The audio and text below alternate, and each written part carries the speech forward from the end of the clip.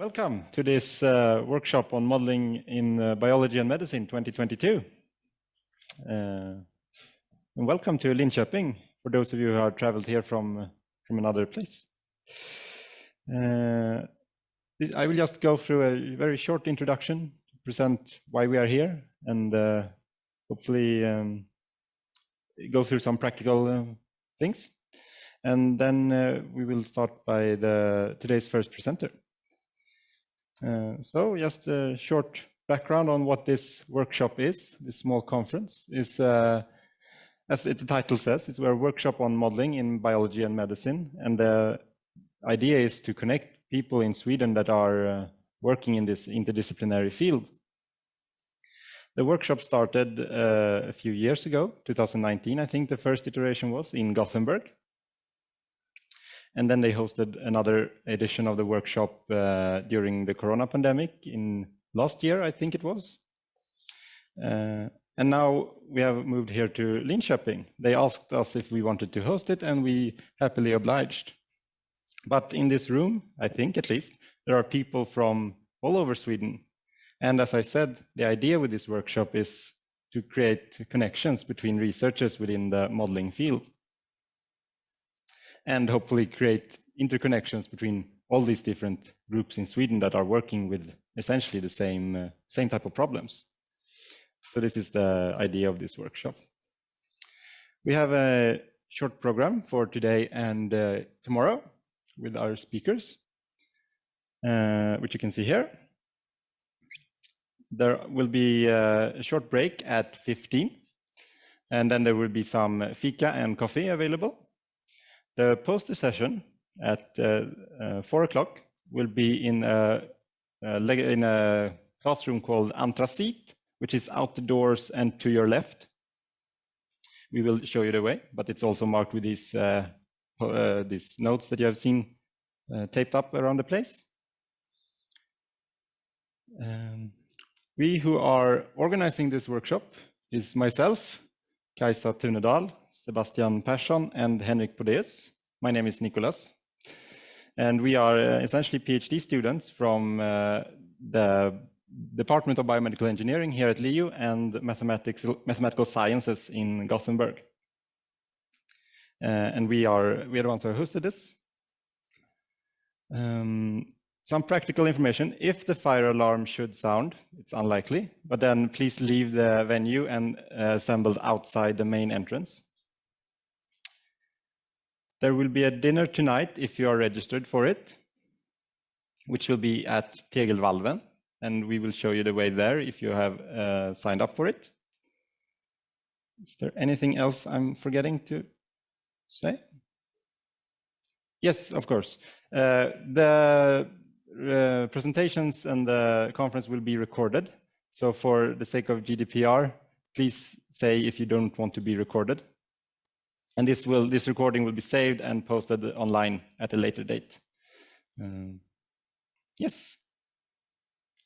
And with that short introduction, I think we will skip ahead of schedule and start with our first presenter, Maria Kjellsson from Uppsala University. You can come forward.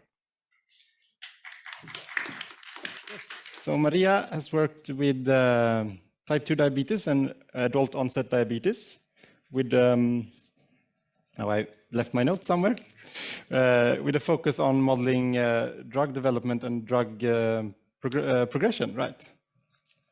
Or yes, you can introduce yourself, please. Yes, so let's see if this, yeah, now it's working. So thank you. I'm delighted to be here, and I'm very thankful that you asked me to come and share my research, and also actually to meet some people and actually present in front of people instead of just digital. I'm sorry for those of you who are online. So my research is related to multi-state models. Let's see if I get this working. So I'm going to share some of my the research that I've done so far in this area, and we applied multi-state models, and the application that we used is to describe disease progression of type 2 diabetes, but you could apply these models in other situations as well. Yep. So this picture, it schematically shows the current hypothesis, at least, about how type 2 diabetes progresses. So type 2 diabetes is a very slow progression, unlike type 1, which has a fairly rapid onset. Type 2, so there's no time limit on this slide, but in general, you would envision that this is years we're talking about, even decades. So the disease, it's initialized with having an increased insulin resistance. And why this builds up is a bit unknown, but we know that genetics plays a role, and we know also that weight gain plays a role, so obesity. The body will compensate the increased insulin resistance by producing more insulin. And that's to make sure that the glucose is still kept at the normal level, so the tissue can utilize the glucose as they should. But the consequence of this is that we end up in a hyperinsulinemic state.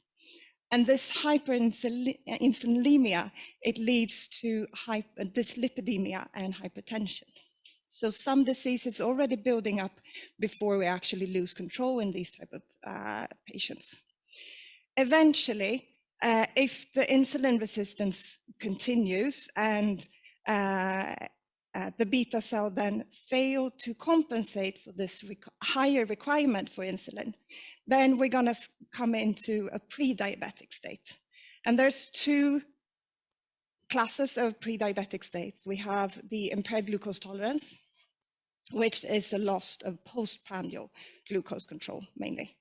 And then we also have impaired fasting glucose, which is then when we see that the baseline or the fasting values are elevated slightly, but they're not so high that we would diagnose diabetes, but it's on the way to diabetes. But then eventually, for some also a bit unknown reasons, let's see here, we reach this switch point, which is then when diabetes sets on. And as I said, it's a bit unknown exactly why people actually develop type 2 diabetes and don't just stay insulin resistant, because there are also individuals who don't develop diabetes, even though they're highly insulin resistant. But during this evolvement into hyperglycemia, we have also complications building up, so long-term complications. And we have those that we classify as microvascular, and they're mainly building up when we have a loss of glucose control, because it's related to glucose toxicity. Whereas we also have macrovascular complications, and these are more related to a change in the whole system in terms of dyslipidemia, hypertension, and also lost glucose control.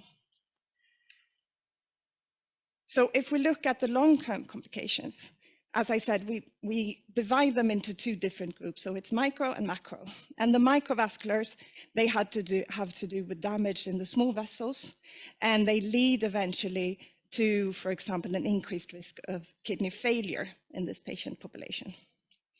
The macrovascular, they're related then to damages in the large vessels, and they lead to a higher risk of stroke and heart attack in this patient population.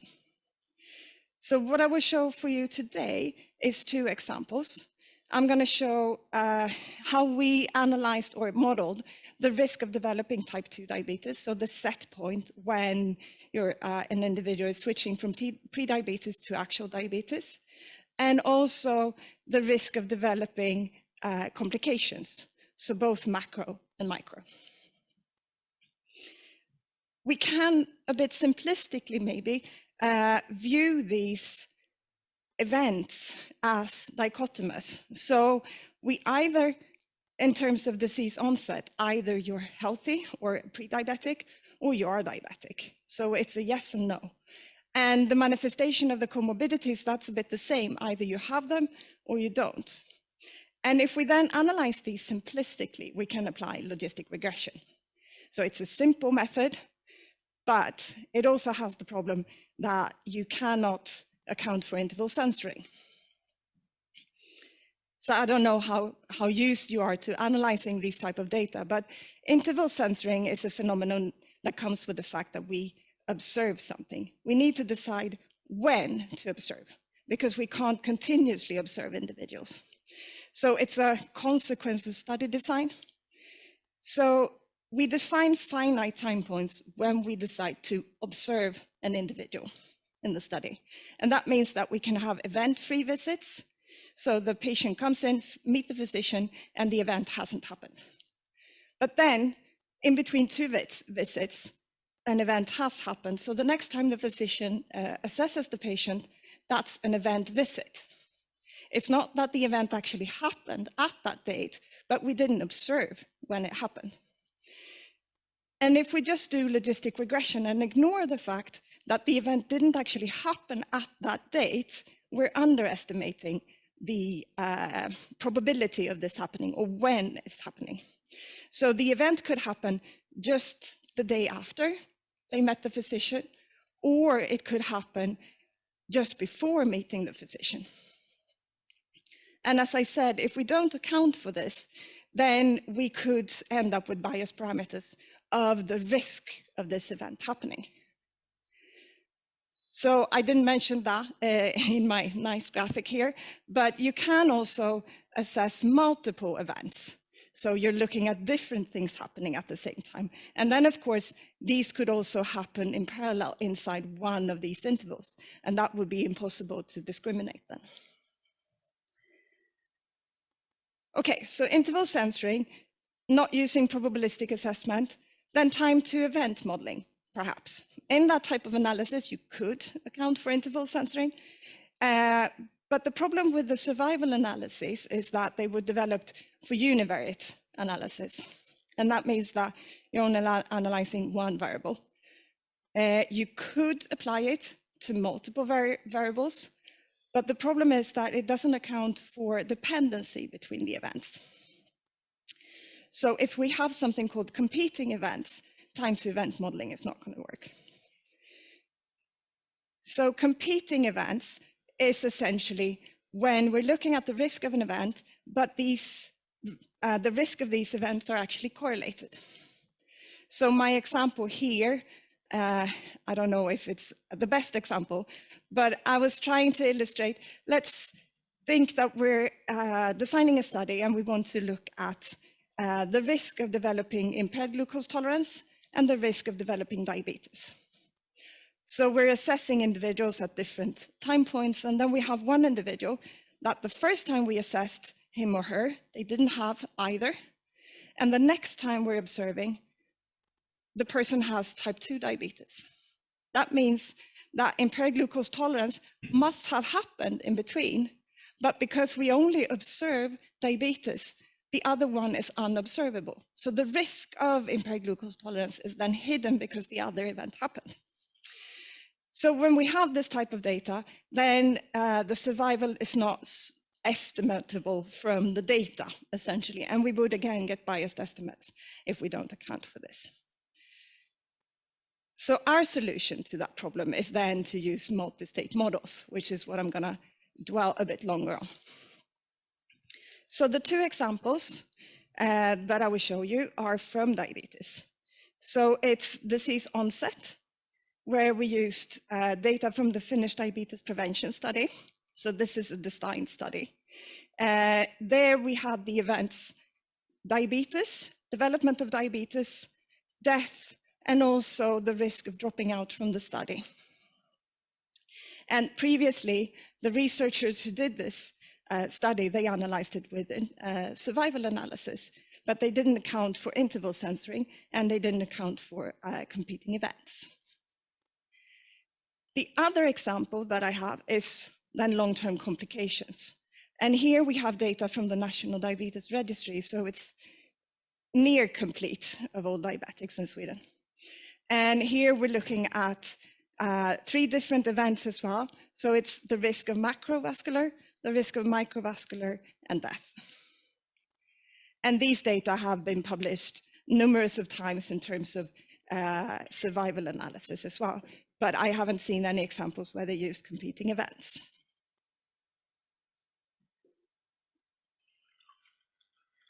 Sorry. So the Finnish diabetes prevention study is a study that was designed a couple of years ago in Finland, obviously. And what they did was that they included about 500 individuals who had impaired glucose tolerance, confirmed impaired glucose tolerance. And they also had a predisposition for diabetes because they had relatives with type 2 diabetes. And what they did was that they divided these individuals into two arms. One arm that were the control arm, and they didn't get anything. So they just kept on living their lives as normal. The intervention arm, on the other hand, they got intense counseling on diet and exercise. On every second week, they got information about how to keep up eating fibers, exercising, etc. And the whole purpose of this was to assess how does changes in lifestyle affect the risk of developing diabetes. And here they had this that they assessed at certain intervals. So once yearly, they did an assessment. Does the person have diabetes or not? And as a consequence of having diabetes, you were excluded from the study. And that meant that treatment essentially was withdrawn from you as well.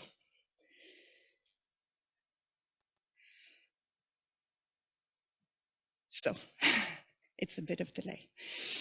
So we developed, based on this, a 5-state model to describe these 3 events. As I said, risk of diabetes, risk of dropping out, and risk of dying. And everyone in this study, they started in the healthy state because everyone had impaired glucose tolerance, but they didn't have diabetes.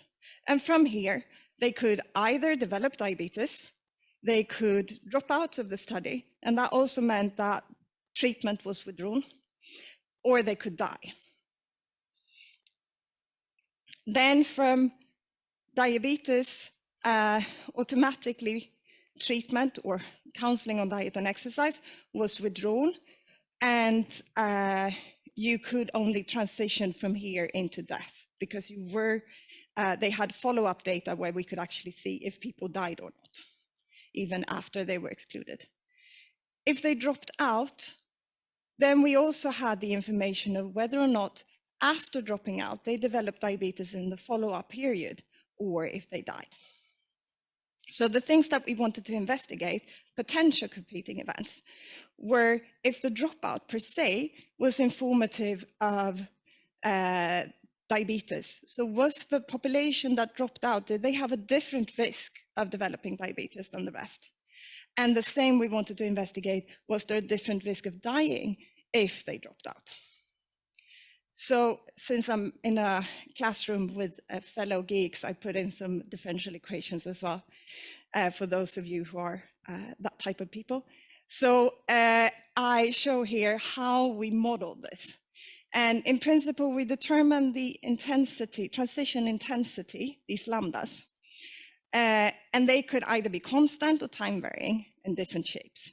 And this was part of the assessment, what the shape of them looked like. And then we described the change in the probability as moving the probability between these different states. And then we solve these ODEs for all the data combined.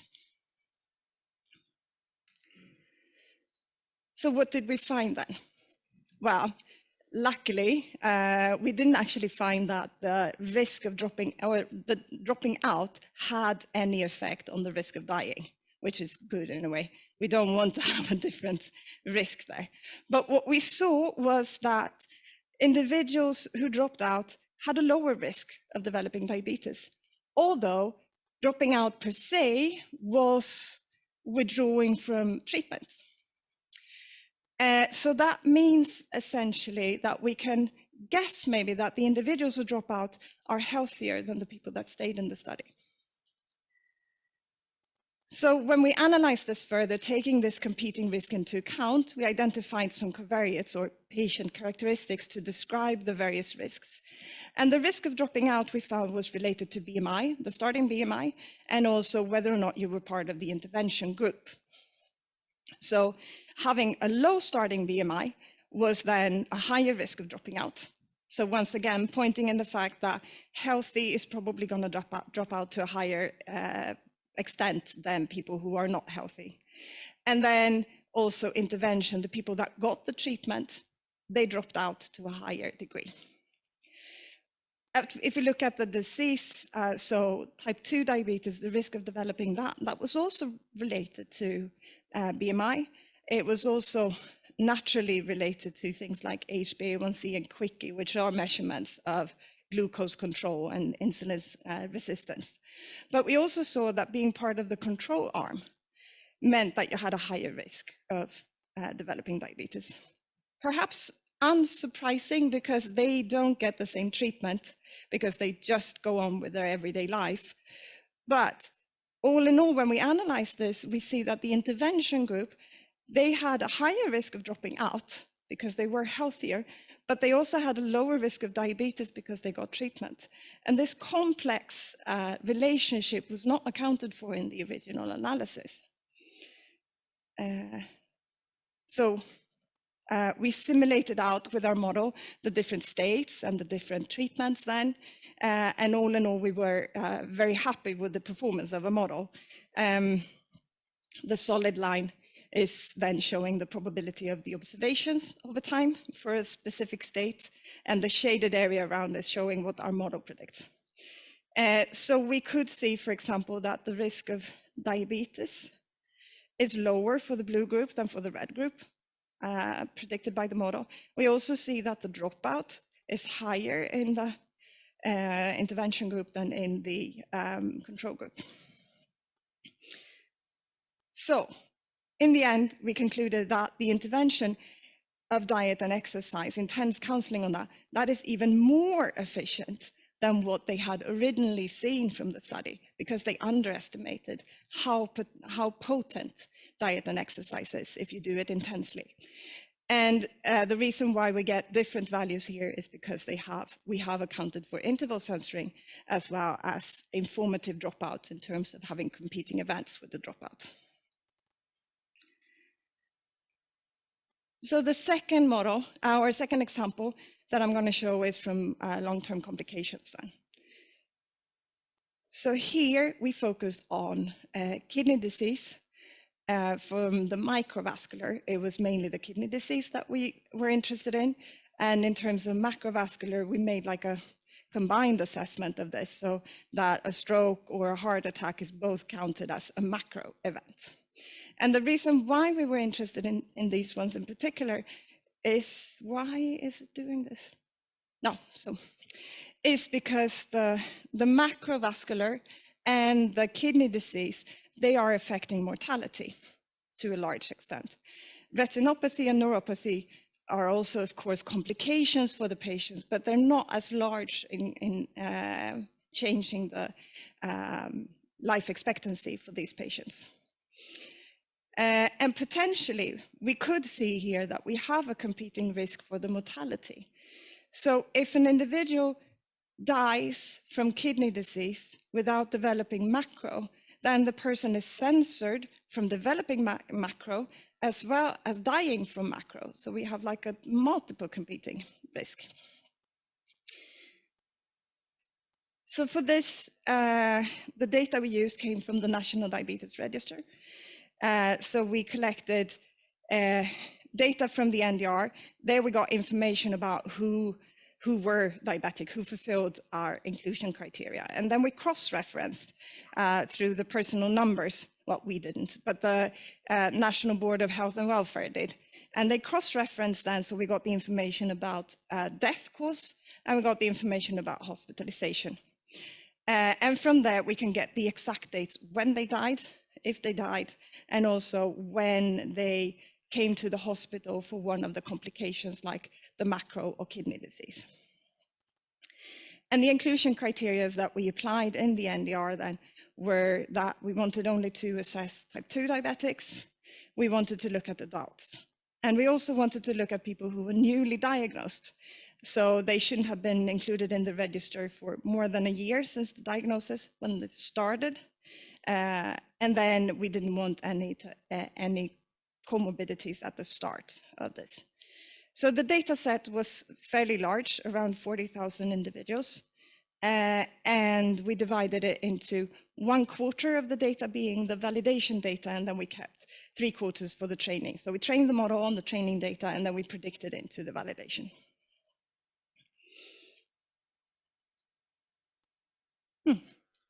The colors fell out here. So again, 3 events and a 5-state model. And what we wanted to, what we knew already is that we have a very high risk of competing events when it comes to the death from macro or death from kidney disease. So we developed the model in a way so we express the risk of transiting into the death state as related to the general population in Sweden. So the SEB, they have published values, these parameters on what the Swedish general mortality looks like. So this alpha, beta, and kappa, we have these values, and they describe then the general, the hazard of dying in Sweden for the general population. And what we did was that we reused these parameters, and then we estimated like a mortality shift. And that describes then how many years older you are compared to the general population if you're part of any of these states. So for the morbidity, there was a slightly different. Here we weren't sure about the competing events. So here we didn't know if the pre-existing of one of the states would affect the risk of developing the other state, sort of. So that's what I'm trying to illustrate here. What we did was that we estimated and determined the shape of the transition, for example, from being diabetic into the macro, it says here, even though it's very light. And essentially, this transition is the same. It's also going from not having macro into having a macrovascular disease, but it is with the pre-existing state of having kidney disease. So we investigated whether this transition is the same, but then with a morbidity shift instead. And I tried to explain that in this equation here. So the model, we trained it on the training data, predicted out into the validation data set. Fairly happy with the fit. Not perfect when it comes to predicting the long-term mortality, but we have explanations for why it looks like this. So results then. We could see in terms of the morbidity shift that it is not a good thing to actually, we have competing events between these complications, but we also see that it's much worse prognosis if you develop the kidney disease. Then you are much more likely to develop cardiovascular disease or the macro, which is also supported from what other researchers have found. So nothing really surprising here, really. But in terms of the mortality, what we found is that the diabetics who don't develop any of the comorbidities, they are then younger than the general population. So that means that a 70-year-old diabetic who stay healthy the whole life, he or she is then the equivalent of a 67.5-year-old general Swede. So that means that the risk of dying for this person is a bit lower than the general population, which is a good thing, I'm guessing. For any of the comorbidities, we see that it's a loss in life expectancy, and in particular for the combined state of both kidney and macro, where about 8.5 years is what you lose of life expectancy. So when we accounted for the competing risk, that revealed that diabetes doesn't actually appear to shorten your life expectancy, but comorbidities does, and especially kidney disease. So we could show that the results of this are slightly different if we take interval censoring and also competing events into account. And we could see then that both in terms of assessing the risk of developing diabetes, but also how we then assess the complications, they could actually result in quite different interpretations if you account for these things. So with that, I'd just like to thank funding bodies, the Swedish Research Council, and also collaborators at the National Diabetes Registry, as well as my colleagues in the pharmacometrics group in Uppsala. And thank you for listening.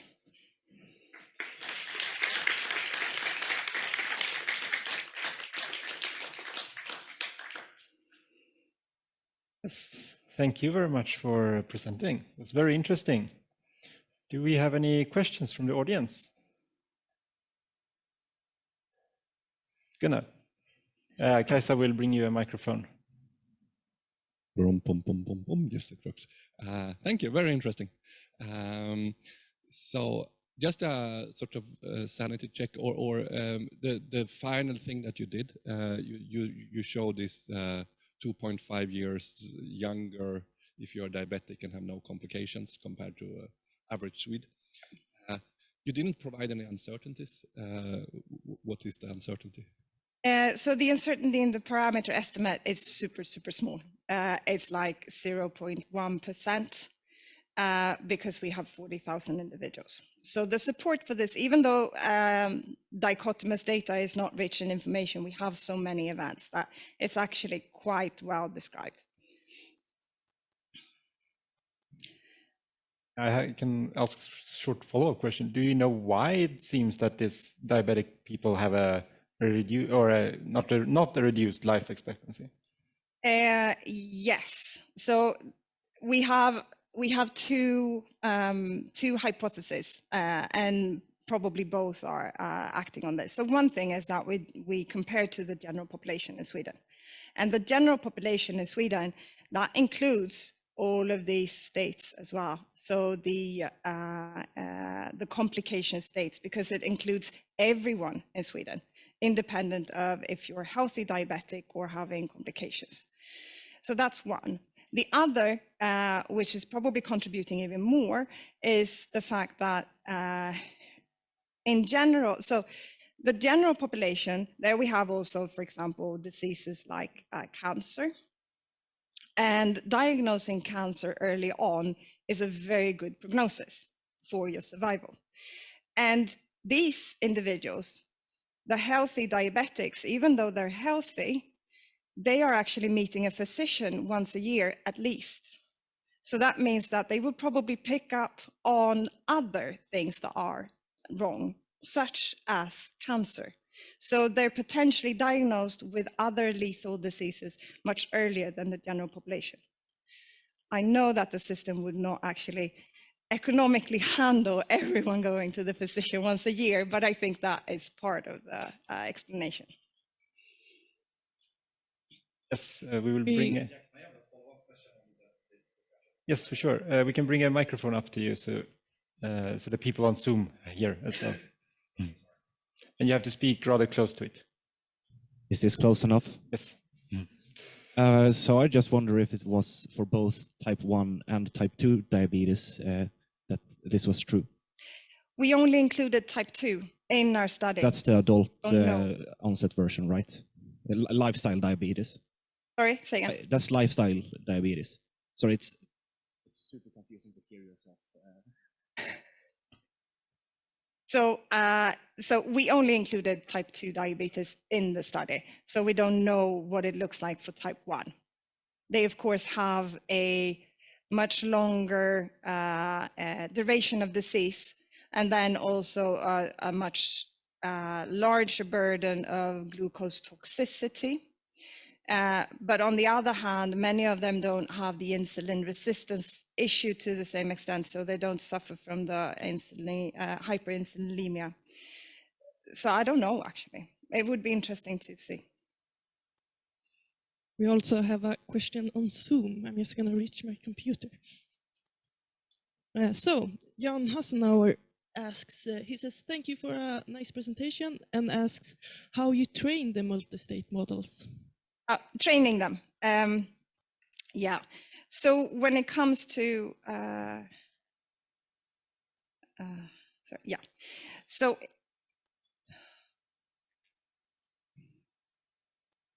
patience is a virtue,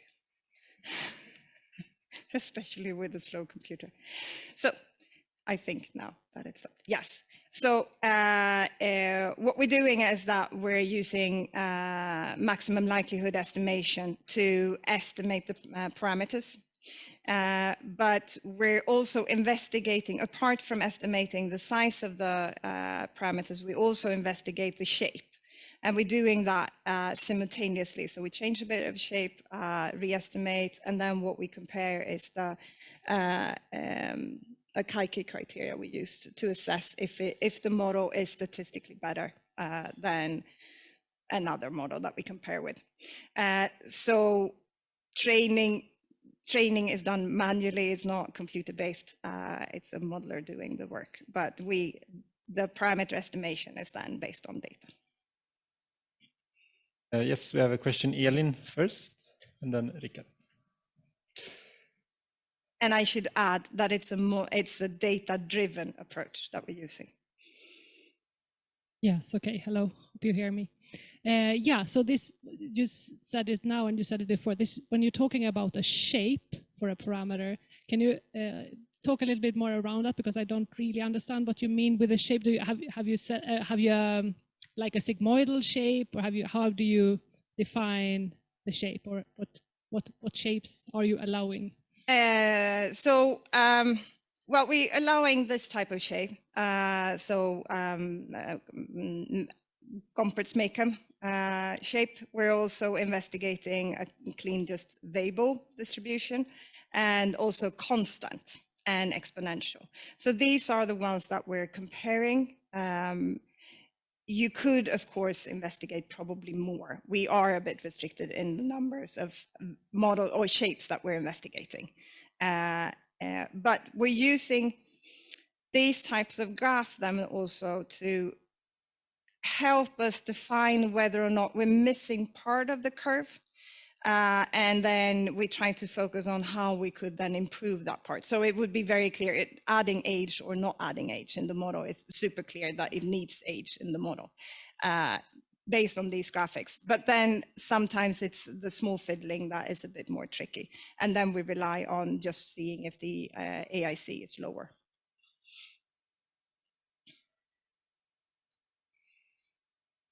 Hey. Great talk.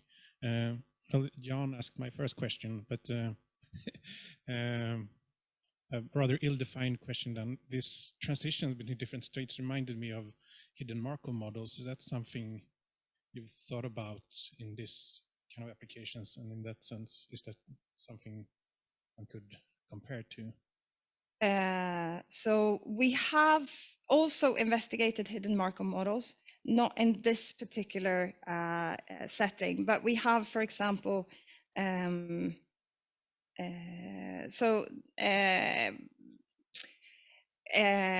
epilepsy.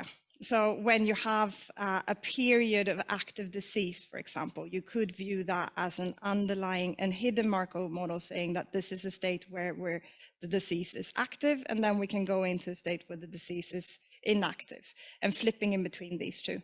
And that would then, we would have a much higher probability of seeing a seizure if we're in the active state than if we're in the passive state. And we have used that type of model. It's not actually exactly the same. It is a Markov model. I didn't say that, but it is actually a Markov model. So the proper name is a multi-state Markov model because it depends on the previous state, but it's not a hidden Markov. Second question was, it seemed like the uncertainty in the predictions was always skewed to one side. Due to something particular, some bias in the model, or? You mean that it goes out? I think what you're seeing here, that we're on the boundary here, potentially, that is model misspecification, I would guess. It's not that there's a nature of the data, it's a flaw in the model, I would guess.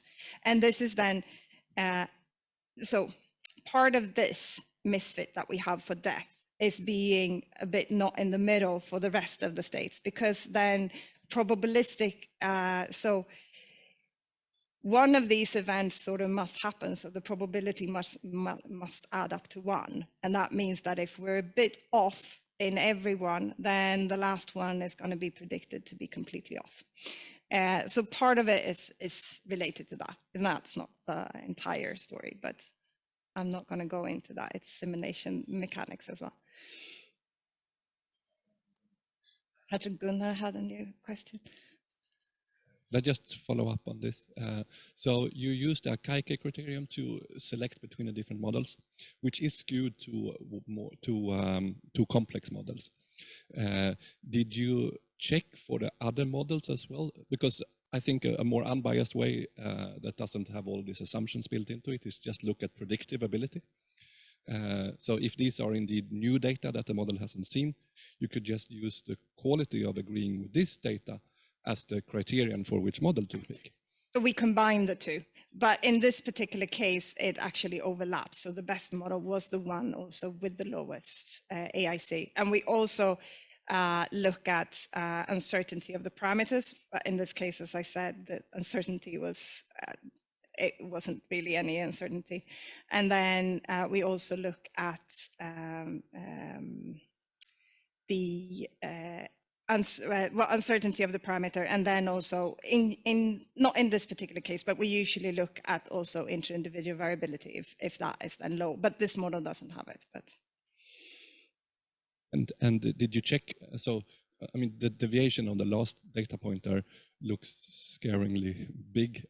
If you would throw this through a chi-square test or something like this, what would it say?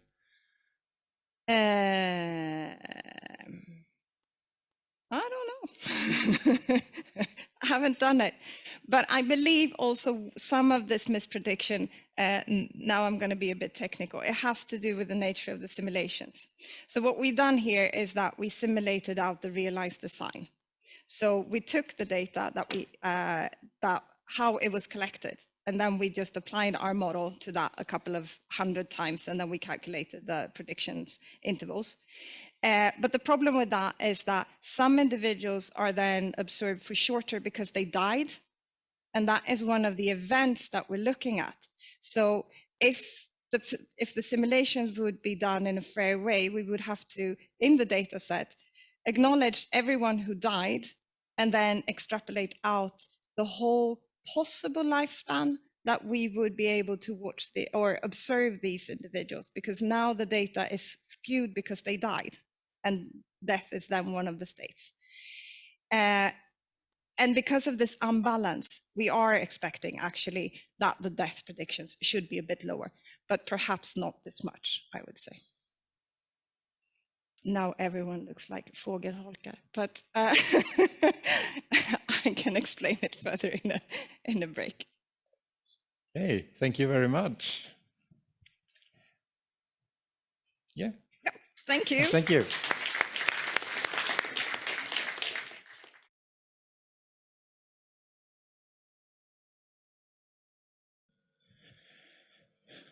All right. It's great to be here. I was at the first ever meeting of this kind in Gothenburg in 2019, and then I participated with a poster. Now I felt it was time to speak the next time that it's a live event. I'm just going to start a timer for myself here, because I have a lot of slides. Okay, yeah, there is some lag.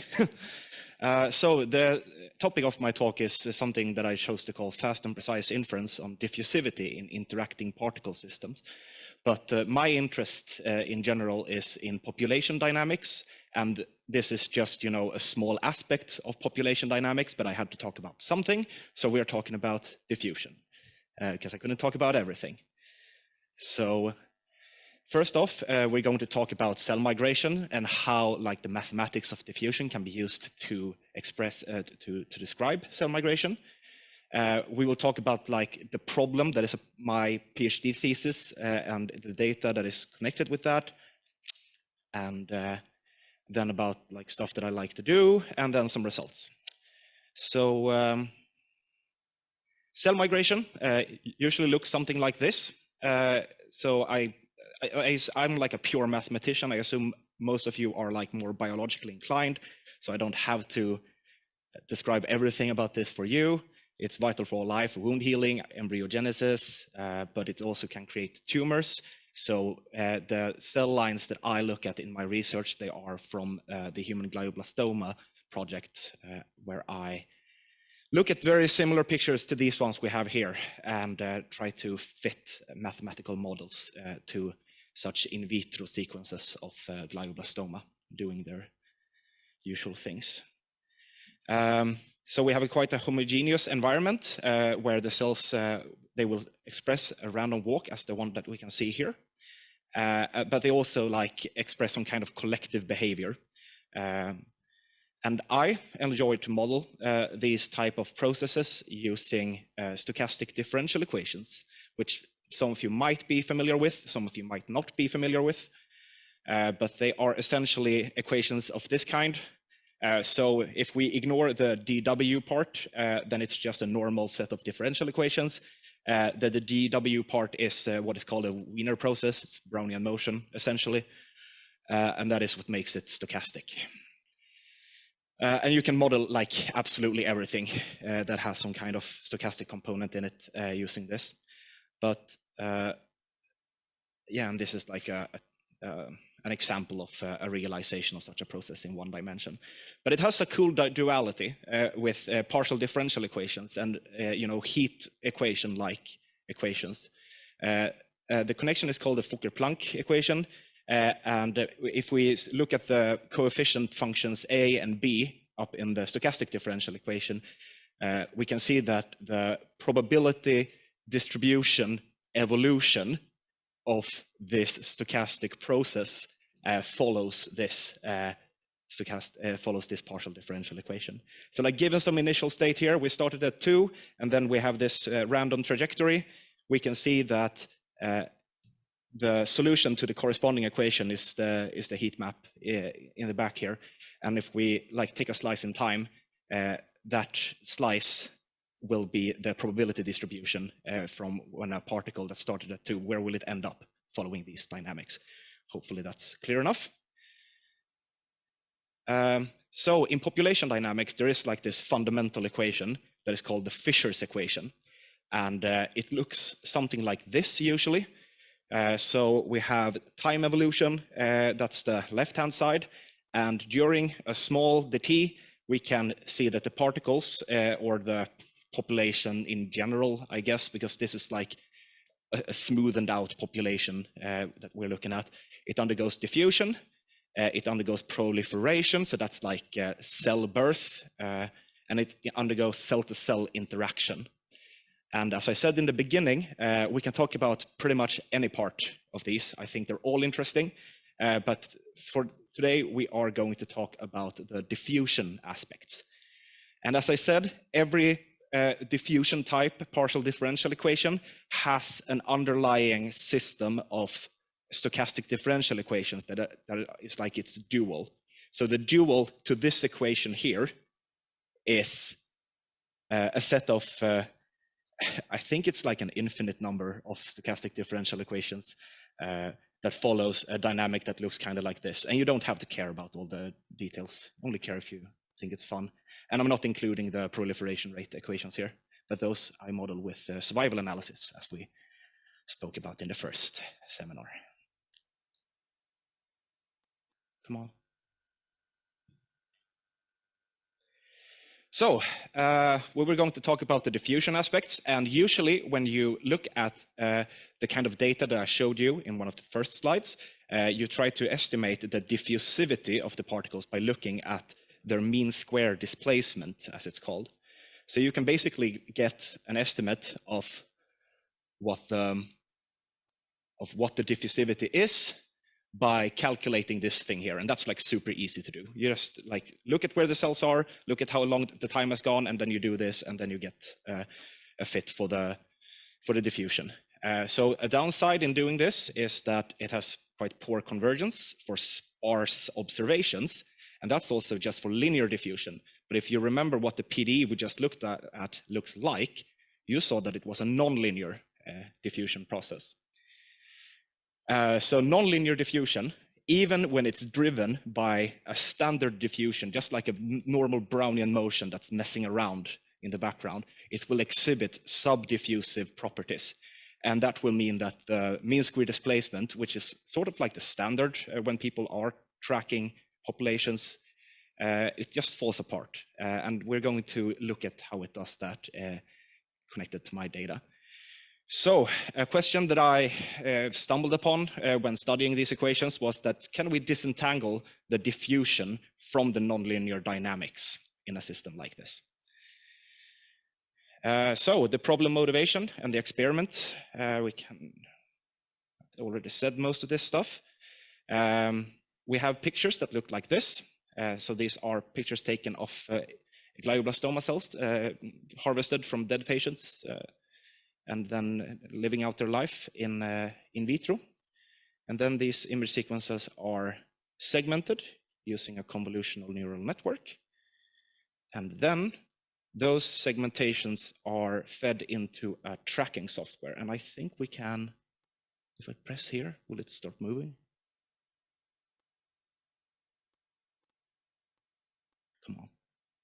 Oh, this is supposed to animate, and then it's supposed to show tracks after each cell, but it didn't want to do that right now. Yeah, so this example data here was with 45 minutes taken between the pictures, and the goal of my research in general is to investigate in what capacity an SDE model can describe the cell migration.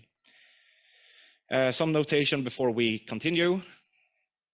We have K observations, so we have K pictures taken, and in every observation we see NK cells, and we enumerate those using I. I know it's quite confusing. I use the Ks for time, and then I use both I and N for individuals, but that's just the way it is. Right, that was the motivation part.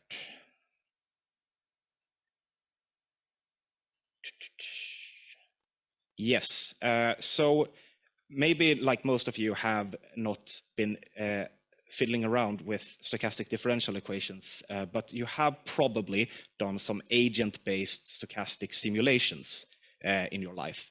And when doing that, you basically, you have a state, and then you generate a randomly distributed normal variable, and then you like forward simulate from that state, and then you do the same thing again, and so forth.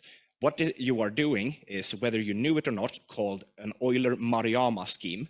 And if you know from like the first analysis course, you had the Euler scheme that you could use to simulate solutions to ordinary differential equations.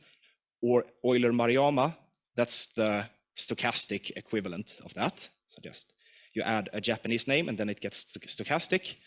It's true also because you use Taylor expansion to motivate the Euler scheme, and you use Ito-Taylor expansion to motivate the Euler-Maruyama scheme. So it checks out. So basically, here you have a lot of math, and the Euler scheme is this neat little xit equals xik plus aik, blah, blah, blah. That's just basically the thought behind the Euler-Maruyama scheme is that you freeze in time, and then you just take a normally distributed jump forward, and then you take that state and you keep jumping. But there's an error term, and it's actually quite massive because the Euler-Maruyama scheme is a shit approximation for most stochastic processes. So yeah, here is the, yeah, there it is. Here's the transition density. It's a normally distributed variable with these parameters. But then we, of course, have this massive error called R1. So benefits of the Euler-Maruyama scheme, it's extremely easy to compute given a model, and the variance of this process also corresponds to the mean square displacement that we looked at before. And then I started thinking about, maybe if we look at some of the error terms here, if we can like harvest out some finer tuned version of the mean square displacement. And I'm going to spoil a bit and say that I managed to find that.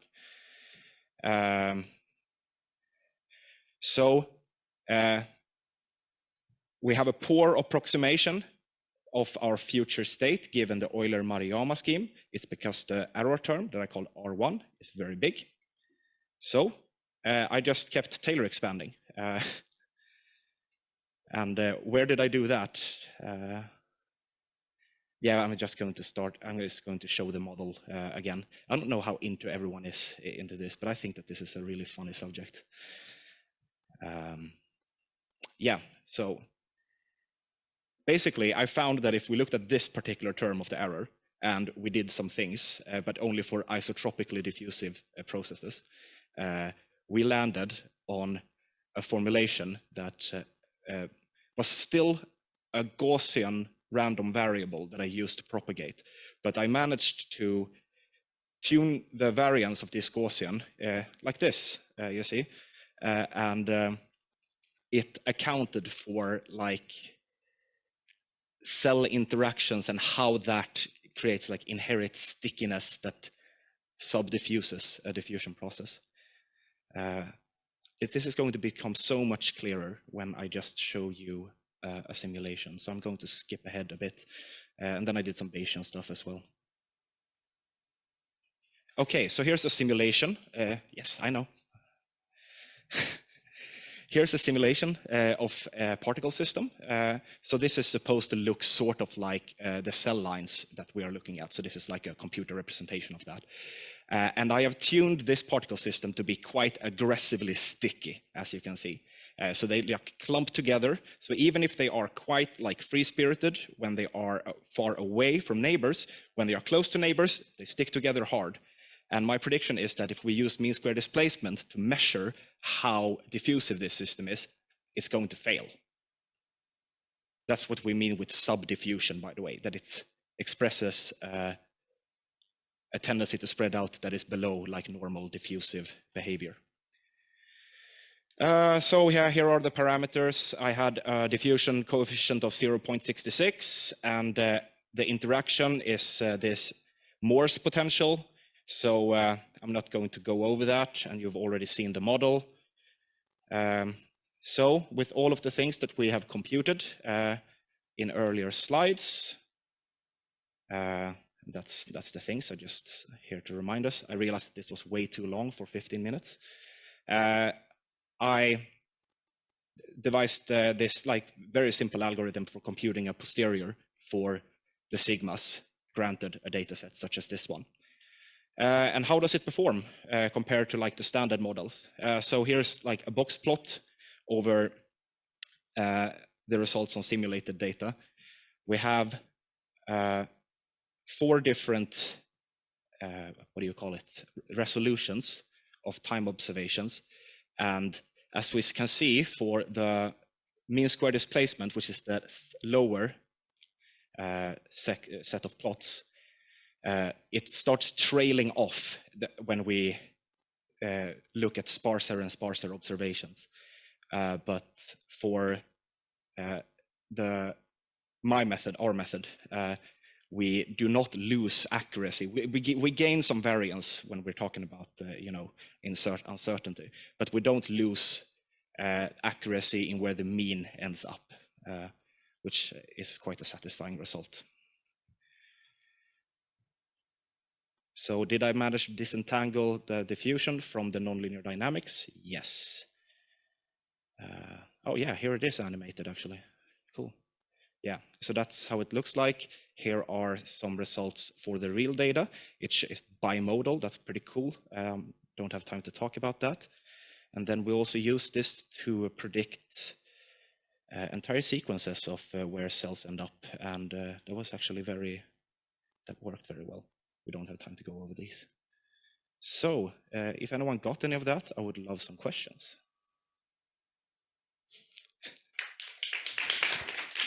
Yes.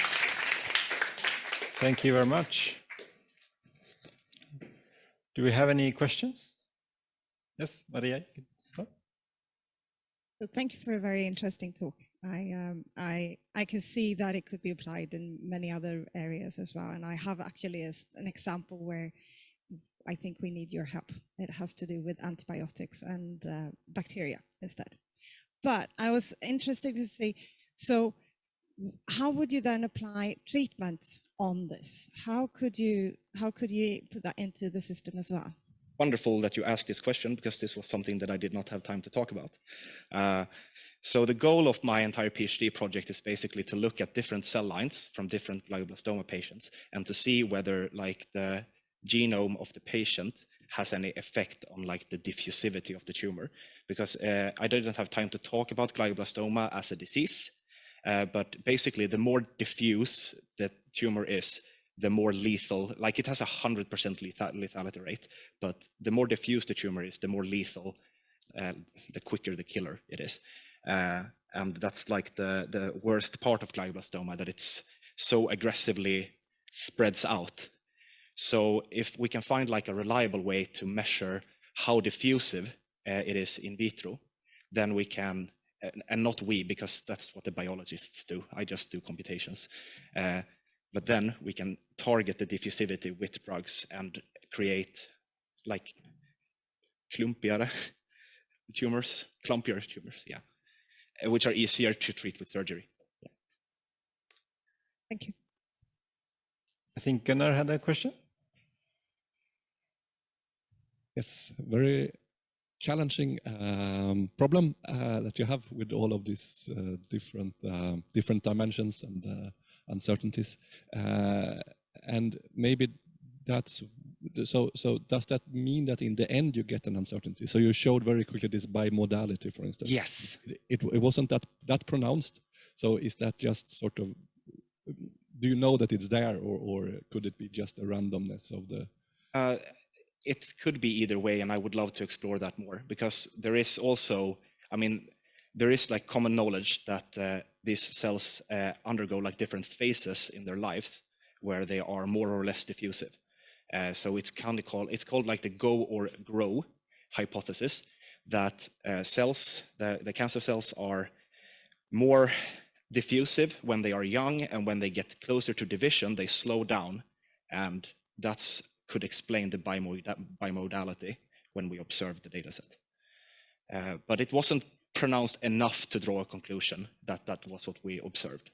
So I would like to look at some more cell lines. I only had data from one cell line here. So, but was it presented with an uncertainty, or was it just the sort of the curve? Oh yeah, we could have added another dimension of uncertainty. So this was like the expected, like if we observed like say 300 cells, the histogram was over those 300 cells and the expected diffusivity of those, but not the uncertainty of those, if it makes sense. Do you have it?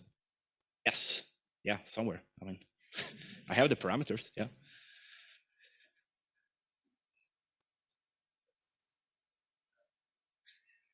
Yeah, but Maria can go first and then Richard. Well, I just came up with a new question. So could you, in the simulations you showed, the cells were sort of clinging together in solids. Could you make this model be directional so that they could move in like lines instead? Because we can see that with bacteria again, yeah. That they actually form these filaments.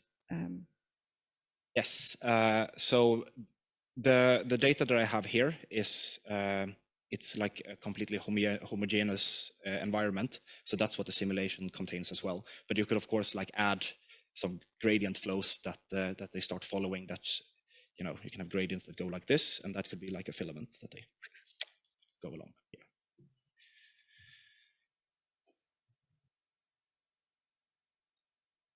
Yeah. Hi. I must admit, much of this, or part of it at least, went over my head. But I was interested in your final comparison between your method and the standard method. Was that on independent simulated data, or was that kind of part of training the model? It is from a single simulated data set that I tuned the parameters for like yesterday. I could show you for a couple of more, but it takes like an hour to generate. But I can do that during the day if you want to. Early, but but you said you just kept Taylor expanding, for example. Yes. Does that lead to a risk of overfitting, for example? Yeah, so I kind of glossed over this, but what I wanted was that I wanted to keep the normally distributed transition densities from one observed state to the next observed state. And I managed to Taylor expand just a little bit more to maintain that. But if I started Taylor expanding more, I would lose the normal distribution property from one image to the next. And I didn't want to do that. So I stopped exactly where I wanted to, where I was supposed to.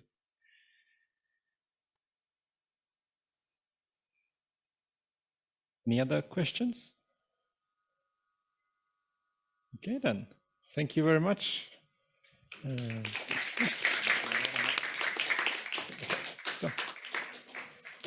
Yes, then we are making good time. We are a bit ahead of schedule, but we continue with our next speaker, which is Christian Simonsson from our own Department of Biomedical Engineering here at LIU.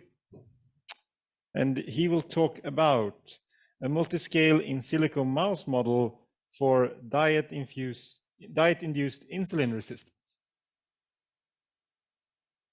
We'll just use the regular mouse head. There's quite a bit of delay. Okay, thank you for that introduction, Nicholas. As you said, my name is Christian Simonsson, and I'm a PhD student here at Linköping's University in Gunnar Cedersund's group. And today I will talk about one of my modeling endeavors called, it is titled a multiscale in silico mouse model for diet-induced insulin resistance. And I think the author list is quite good represented here today, but I will highlight one of the co-authors, which is Karin Lundengård. She's our experimental collaborator. So all data I will present here today is from her group in Lund.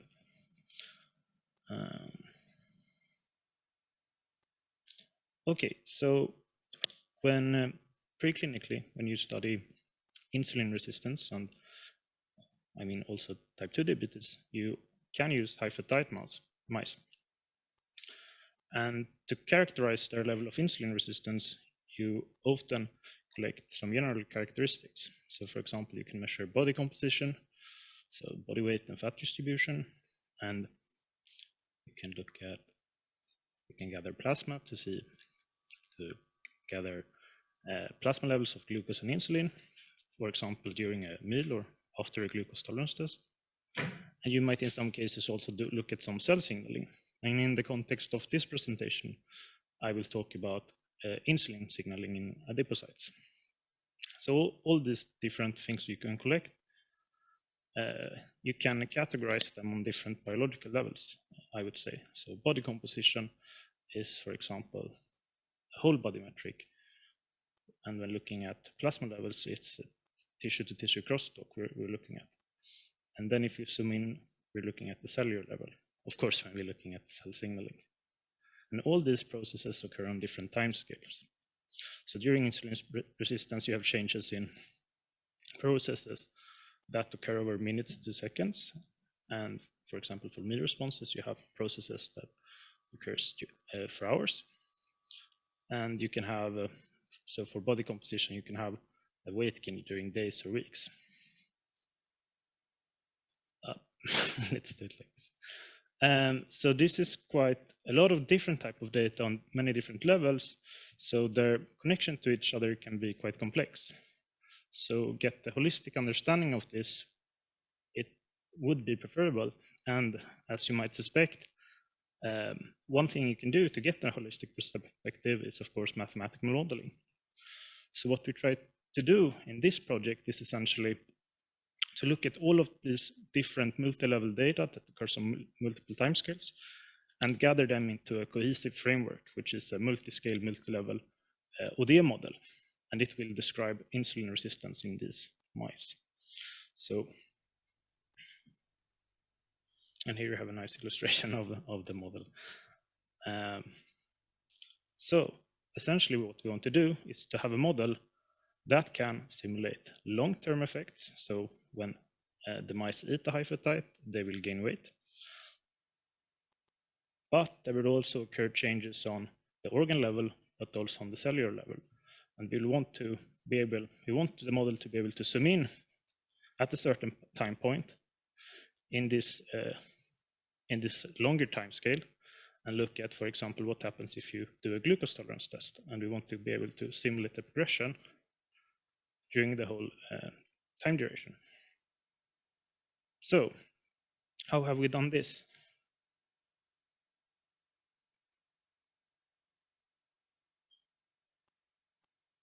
Let's see. Okay, so looking again at this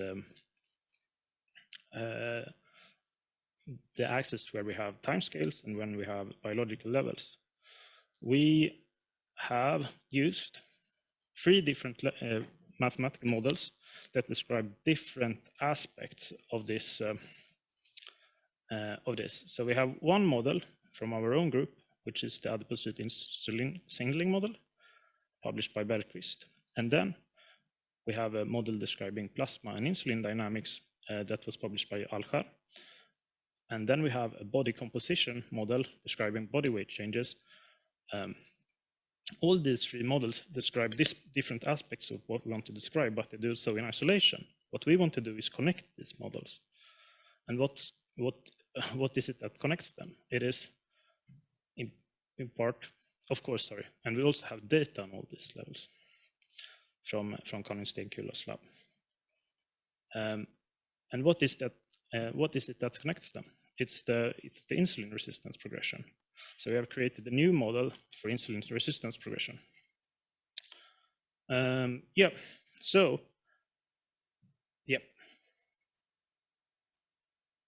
So now I will show the entirety of the model, and it's quite big, so please bear with me. But looking at the Gao et al. Model first, that describes the body composition. It I will not go into detail, but it has a model state for fat mass and one for fat-free mass. And the model input is the number of calories that mice eat each day. We then have the Aljar model, which is a paper. The model comes from a paper where they scaled a glucose insulin model for different glucose tolerance tests for different species. And we shows the model that described mice data.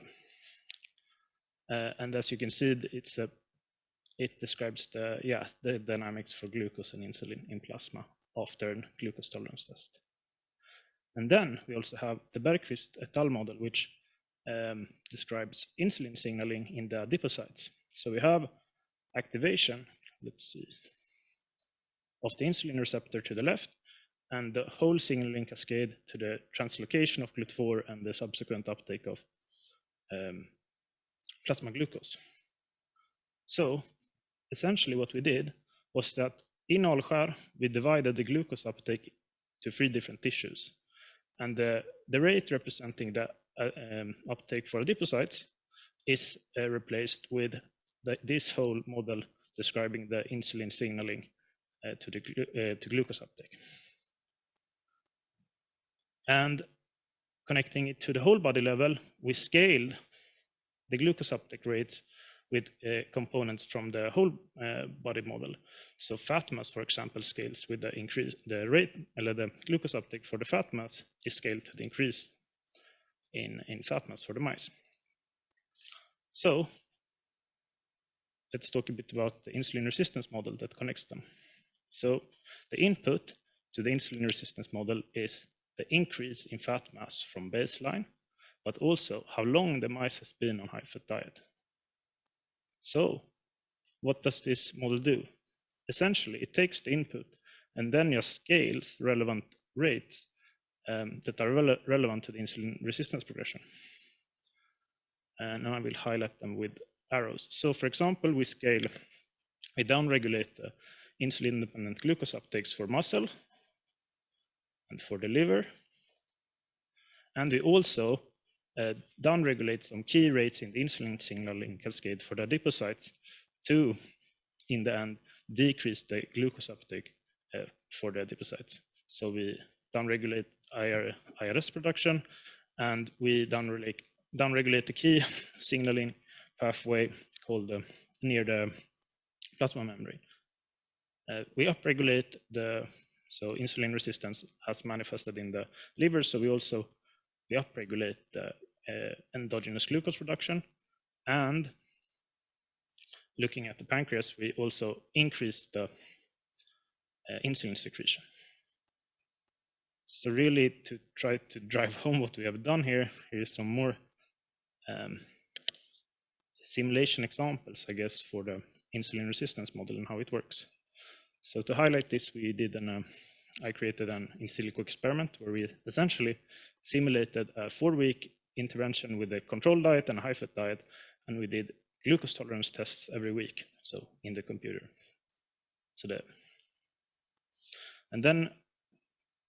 So I will show those simulations on the next slide, but as I said previously, the rates for hepatic and muscle are the same. And then we have the 2 rates that are scaled in the adipocyte, and they all scale the insulin-dependent glucose uptake. And then we have the 2 rates for endogenous glucose uptake and the one for insulin secretion. And in the blue box, you see, as I just mentioned, the rates that are scaled. And all these then produce the simulations you see in plasma glucose and plasma insulin. So this might be a bit backwards, but this is the full model uncertainty, and I have, which I show now. So this is, to the left, it's the inputted insulin resistance model. So we have fat mass, and the orange area is the model uncertainty for the high-fat diet simulations, and the gray is for the control, with the lines being point predictions for the best parameter set after model training. And then in the middle box, the green box, you can see how these functions behave, or how the functions needs to behave to fit the model, the data that we train on. And then you can see in the blue box how the rates then are scaled. So we have the hepatic glucose uptake and the muscle glucose uptake. We have the adipose glucose uptake, the endogenous glucose production, and then last we have the insulin secretion.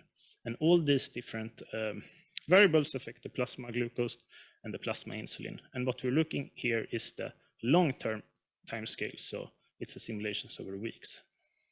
But all these changes then propagates into the short term. So here you see the progression for the short-term dynamics, where we have plasma glucose, and we do a glucose tolerance test.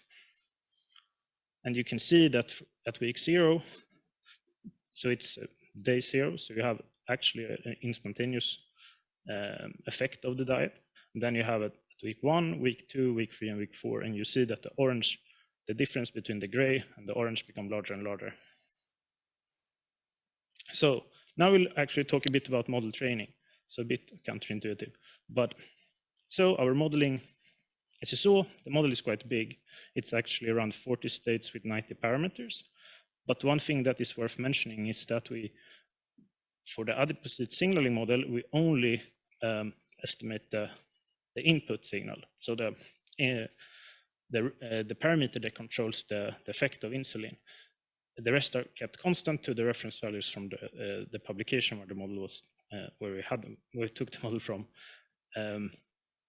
Kind of the same goes for the body weight composition model, where only the physical activity parameter is scaled to match our experimental conditions.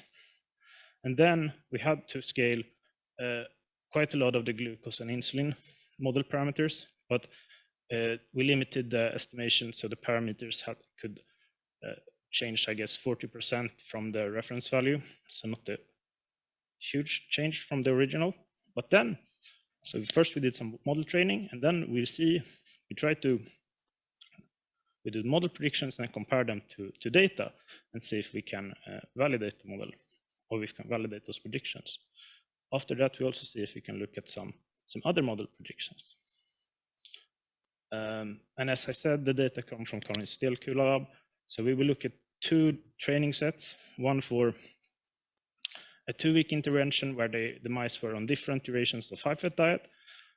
So the first one, it's really hard to, yeah, I will not use the mouse. So the first one is a pure control diet with a 2-week, after 2 weeks, we did a glucose tolerance test. And as you go down the line, you can see that the duration of high-fat diet increases. So we have a 2-day high-fat diet, a 4-day, a 6-day, and a 2-week high-fat diet, all with the glucose tolerance test at the end. For the data collected for the intracellular model, the adipose signaling model, we looked at the experiment where we had a 4-week control and a 4-week high-fat diet, where we then isolated primary adipocytes and did incubations with insulin and looked at the response at some key phosphorylation sites. For validation, we used new data for an 8-week control and an 8-week high-fat diet intervention with the glucose tolerance test after 6 weeks. So, okay, so I will show some model training. And as you can see, the model fits quite well to the data. And to the right, so the gray areas are the model training and the green areas are the model prediction. And what we see here to the right is that the model predictions lie within the, or are close to the validation data, which are the blue error bars. So that those data points the model weren't trained on. We also looked, and with the validated model, we could also fill in some gaps that were in the data set. So for example, body weight after 2 days of high-fat diet and the glucose tolerance test after 4 days of high-fat diet. We also trained the model to some insulin, fasting plasma insulin data. So it's the first bar, first error bar in the last row. And you can see the model fits well to the first data point. And then we tried to predict the green error bars, but we know that the model is, the model for insulin secretion is quite simple. So we know that we can't validate those predictions. But as you can see, the model fits data quite well, and we have insulin resistance progression in the, we can describe insulin resistance progression in our model. Yeah, and just, I'm short of on time, but the model fits quite well to some of the intracellular data also. Yeah, and here are some more examples of that. Maybe one, let's see. I will skip this because we're short on time. So one thing that we did, so now we have trained and validated models. So one thing we did that we think is quite interesting is that we added a beta cell, an extra beta cell model to this framework. Can I go on for like 2-3 minutes? Okay. So looking at insulin resistance progression in humans, I think this is the typical way it looks, right? So you have an increase in the onset, we have an increase in beta cell function and a slight increase in beta cell mass. And then after some point, we have beta cell failure due to maybe glucotoxicity. And we can see that reflected in the insulin secretion. But looking at mice,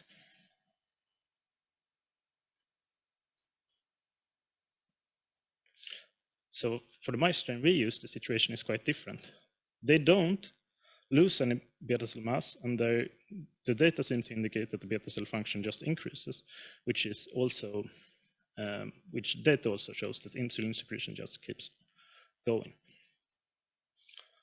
But what we wanted to test is that could we, so usually when you want human characteristics in this type of mice strains, you maybe do a drug intervention or you do some other interventions to get the beta cell or the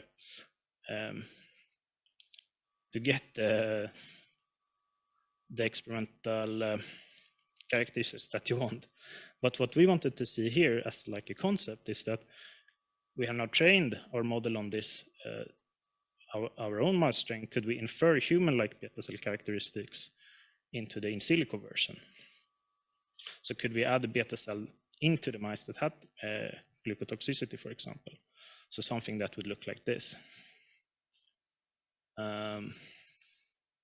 So we used a model called Top et al., which a lot of you probably is familiar with, governing that has a beta cell mass state that is governed by a glucose, and you have glucotoxicity in this model. So we added that to our framework, and what we essentially can do is that we can have an in silico mouse that has a beta cell module that behaves more human-like. So look, for example, to the green line. So the black line is control where nothing happens at all.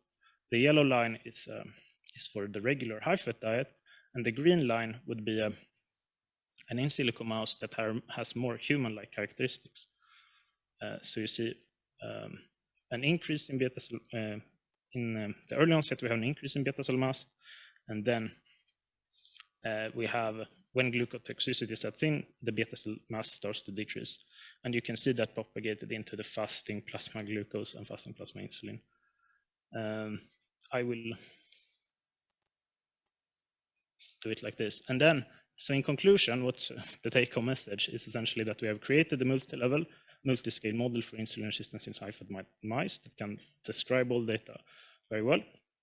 And what we hope to show is that this model could work as a framework for integrating other models and more knowledge about the system, so as to subsequently add more modules and information to make as good a model as possible. Yep. Thank you. Okay. Thank you a lot, Christian. Before you take your headset off, there might be some questions. I have a question. Do you have any indication of how, because these mechanisms that you describe in the mice diabetes progression, do you have any indication that if your model could be used to scale this to human diabetes progression? I mean, is it still on? Yeah, okay. I mean, in our group, we have the corresponding model for human, and it would be, because a lot of the parts in this model are models that come from publications where scaling has been done, or so I mean, there's quite a natural, it would be quite natural to add something like that. If that answers your question, yes, it can be scalable to humans. Yeah. But how well does it work? We have to see. You have not tried it, no. Yes, we have a question? Well, since Gunnar is not asking any questions, I feel it's sort of obliged to do so. So the models that you're using, I'm fairly familiar with the Atrial model. And I know that's a mixed effects model. And I'm guessing that the Bäck model is not a mixed effects model. So how did you handle the fact that the models are quite different in the terms of methods that are used to determine the parameters? So I essentially just grabbed the equations from the Atrial publication and used only the parameters that were given for the mice. So you didn't add any inter-individual variability or estimates of variability? It's only the point estimates that you're using? Exactly, so we only look at the mean of the data. So we don't have any fitted any individual data. With inter-individual variability, the shaded areas would be even wider, I'm guessing. Probably, yep.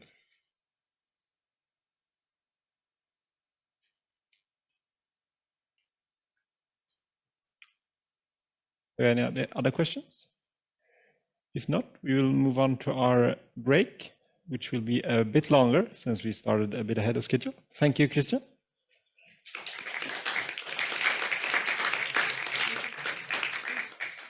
So, welcome back to this second round of the workshop, and we are delighted to have Professor Jan Hausenauer with us from Bonn.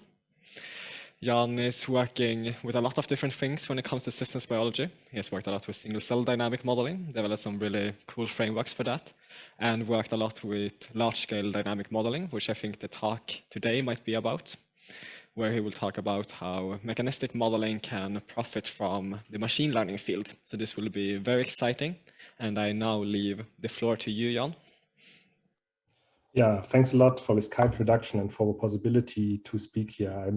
I'm really happy that conferences are taking place again, and I have to admit I'm envious of all of the persons who can be in Linköping in person. So it's very unfortunate that I can't be there, but I still hope that we can have a good discussion now following the talk, and maybe also in some of coffee breaks and so on and so forth. All right, as already pointed out, this talk will be about the interface of mechanistic modeling and machine learning. And why? Because obviously machine learning has been proven to be an tremendously powerful tool, and because mechanistic modeling is just so useful on all its levels, basically. But why should we care about putting the two things together? I think there are many good reasons for this, and one of the reasons is definitely complexity.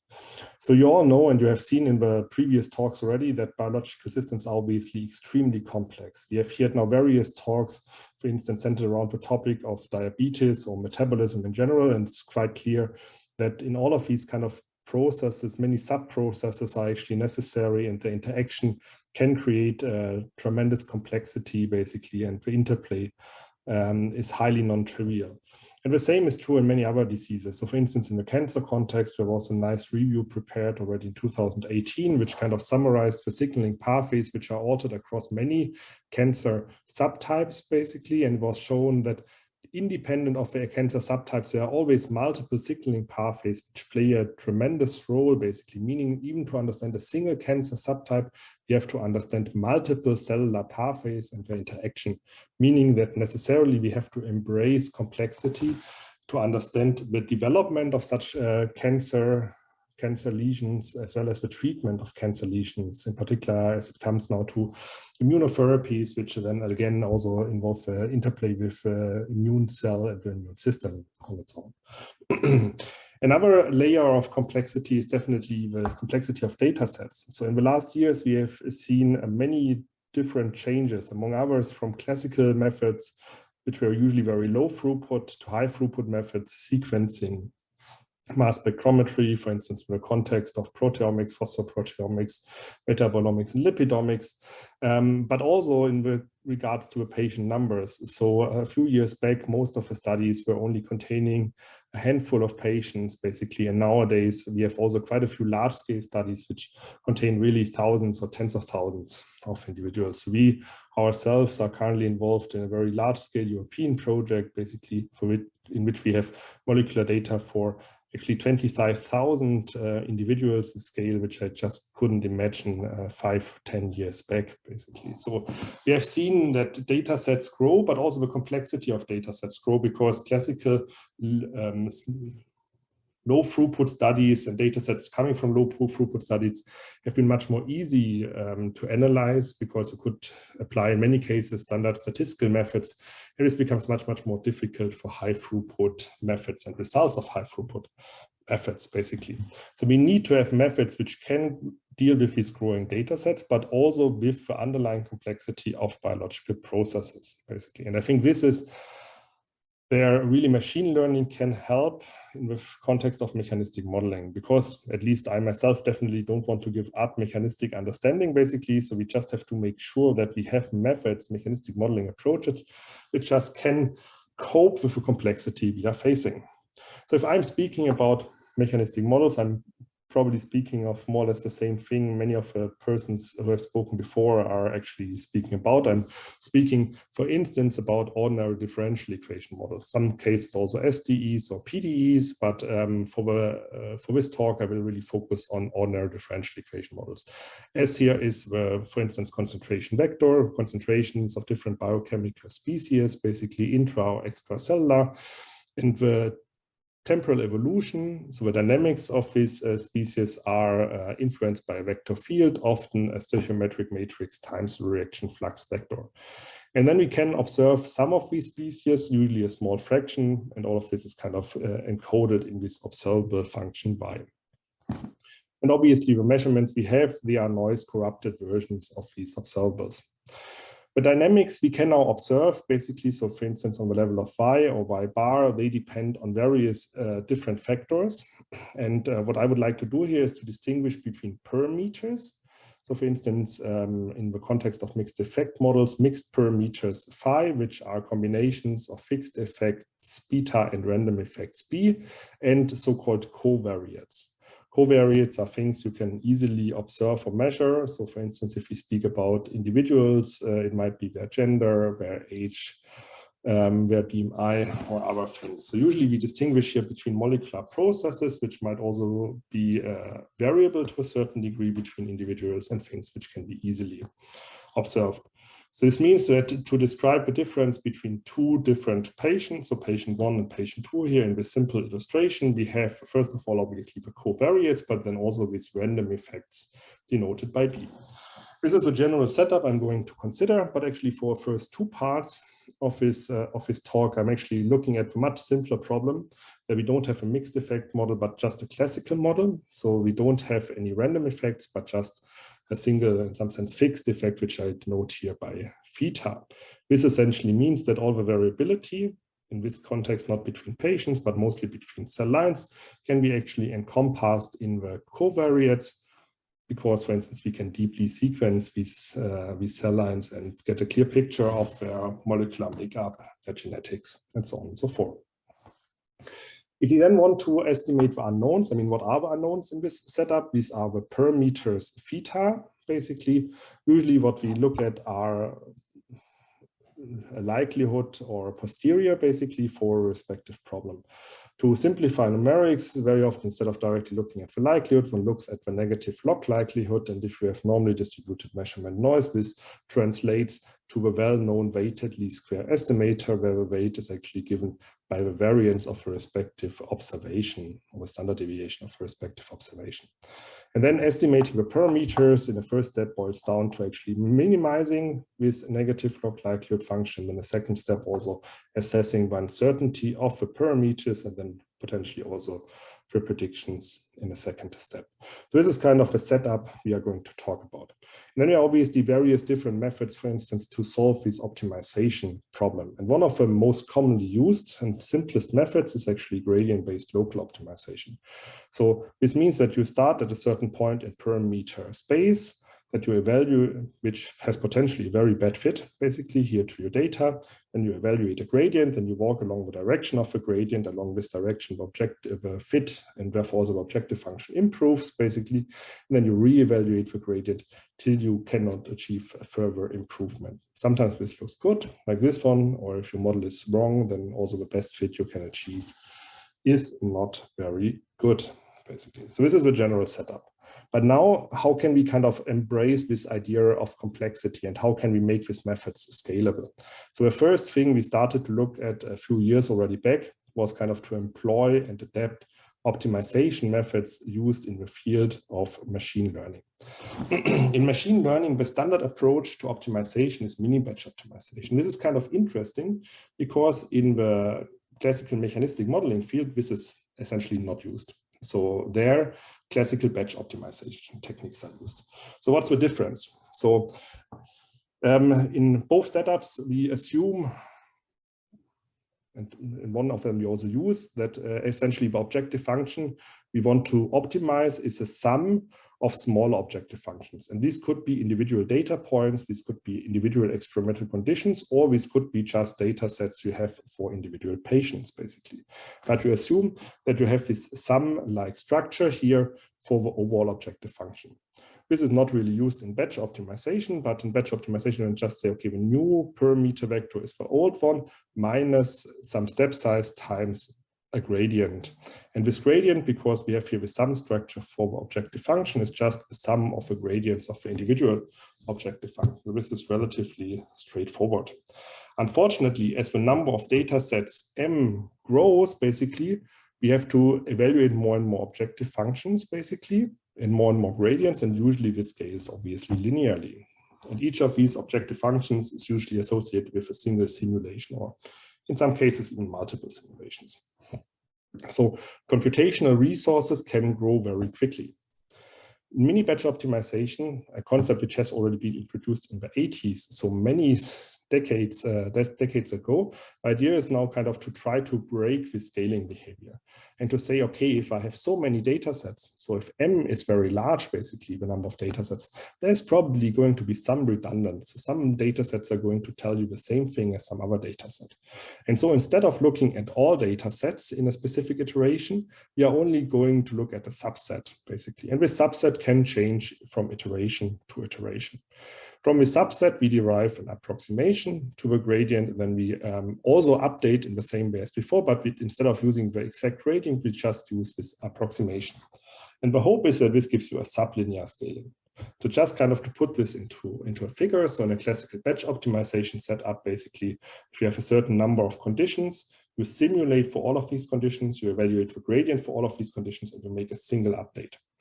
In batch optimization, you select more or less randomly a subset initially of these conditions. When you only simulate for the subset, obviously this is much smaller usually, meaning that the simulation is smaller, then you can do a quick update basically of the parameters. And usually this will also give you an improvement, but it's not guaranteed because you might get better on those, but worse on the others. And then you repeat this basically till you have finished all, till you have seen all experimental data sets. And this is called an epoch, basically. And usually an epoch in a mini batch optimization method takes roughly as long as an iteration in a classical batch optimization method. But the advantage is here that you can do many, many steps instead of only having one step. So potentially you can decrease faster, but you are not guaranteed to on any level.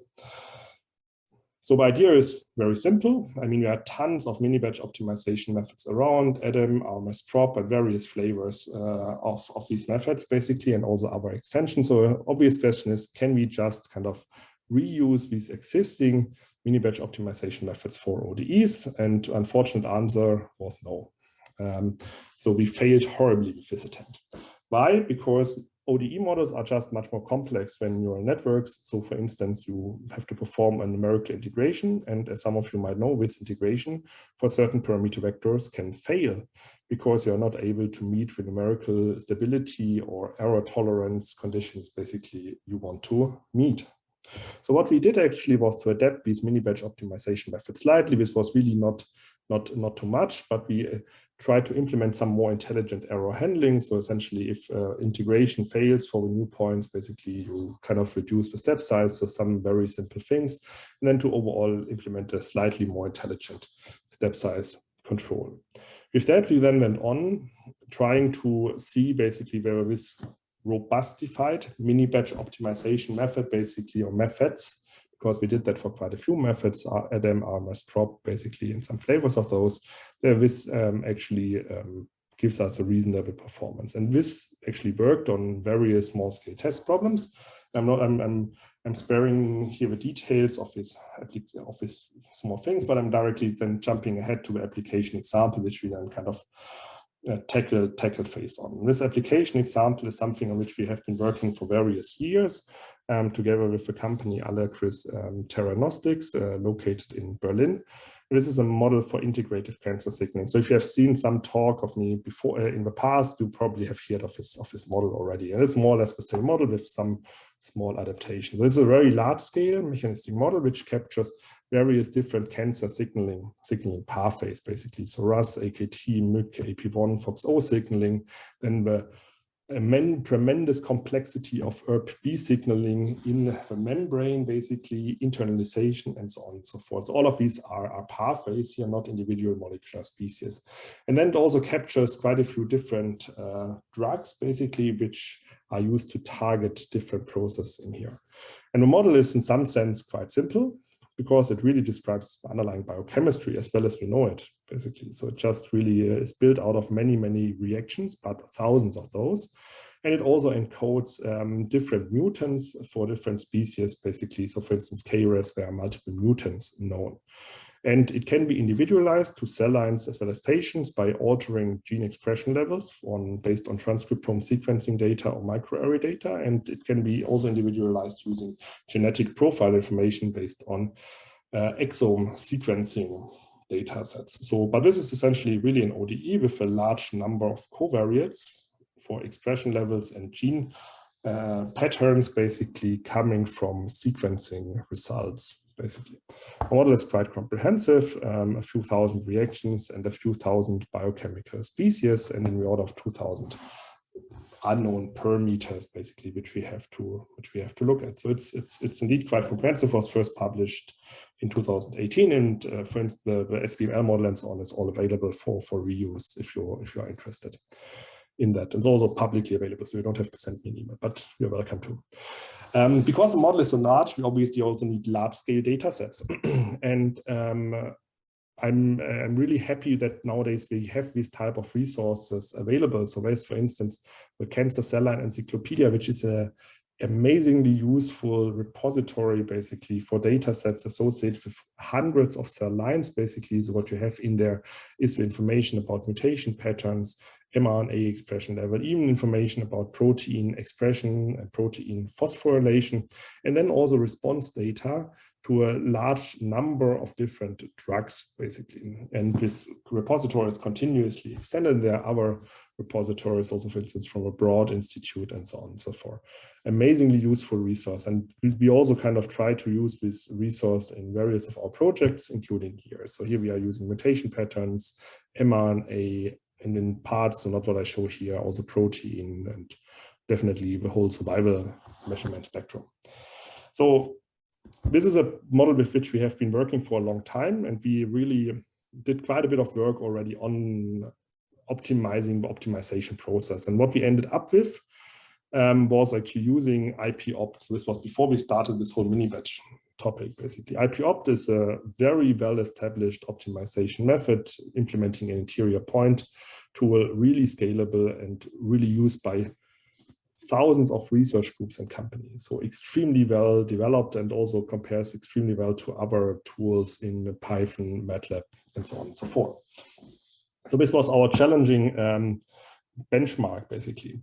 And we were very surprised actually to see that these mini batch optimization methods, and I don't want to go here through the whole plot, basically, first of all, achieve the same objective function value, here measured simple correlation, and actually an even better objective function value than IP-opt. And this was even more interesting because at the same time, at least for reasonable mini batch sizes, we achieved here this same or better result for objective function in a 10 times reduced computational complexity, which really means that we get better and we get faster at the same time. And usually you have to decide for one of them, but you can't do both. And here in this case, indeed, both was possible, which made us quite happy. So we were asking next, okay, how does that look then for prediction accuracy? I want to cut here things a bit shorter because time is limited. So for training and independent test data, we see quite high correlation coefficients of 0.79, which is more or less what you would expect, slightly less than you would expect given the noise level in the data. So we were very happy with that, also indicating that we don't have substantial overfitting because in the independent data set, we have more or less the same correlation coefficient. Same for area under ROC curve for predicting whether a cell line is a responder or non-responder. And this was working more or less for all drugs, basically, we have been seeing. And because we have now this improved computational efficiency, we can do multiple runs and we can do simple ensemble modeling approaches like majority votes and so on. And just by doing a majority vote, basically based on the individual optimization runs, which are shown here in green, in gray, we get here again an improved result shown in black, which is better with respect to classification accuracy and area under ROC, and some further results are presented in there.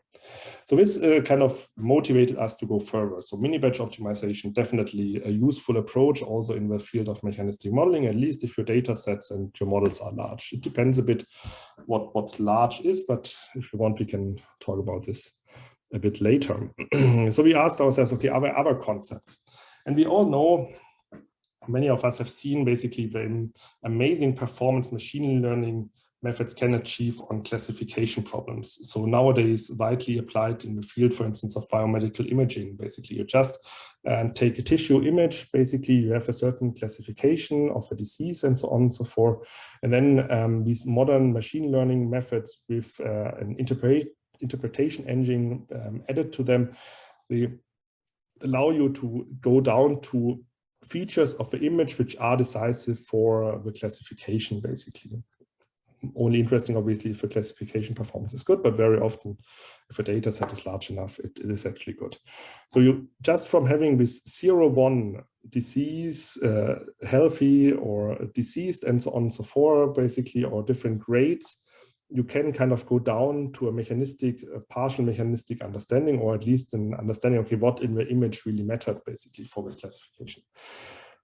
So we were wondering whether we can do something similar for mechanistic models. So for quantitative mechanistic models, can we use low-grade data for quantitative mechanistic modeling? Why would we want to do so? Because there's this amazing amount of qualitative data available in the literature, basically. I mean, just imagine all of the papers which contain this information. If you treat this cell with that, basically it goes up, it stays the same, it goes down. I mean, it's an amazing amount of qualitative information which can be used to constrain the models, the quantitative models, and the parameter space of these quantitative models. So how can we unplug that?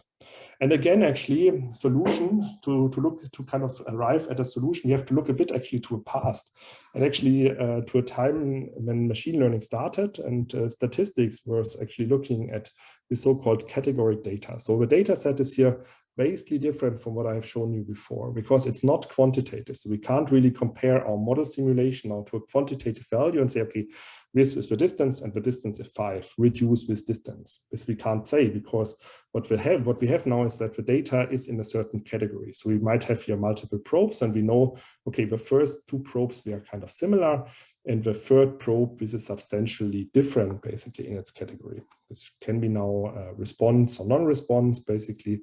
This can also be, if you have multiple categories, a stage of a tumor disease, whatsoever. But you don't have a quantitative value which you could compare, but only a category. This could be 1, 2, or multiple categories. In some cases, you might also have an implied ordering. So this is worse than that, but slightly better than this or so, or this is not distinguishable from that.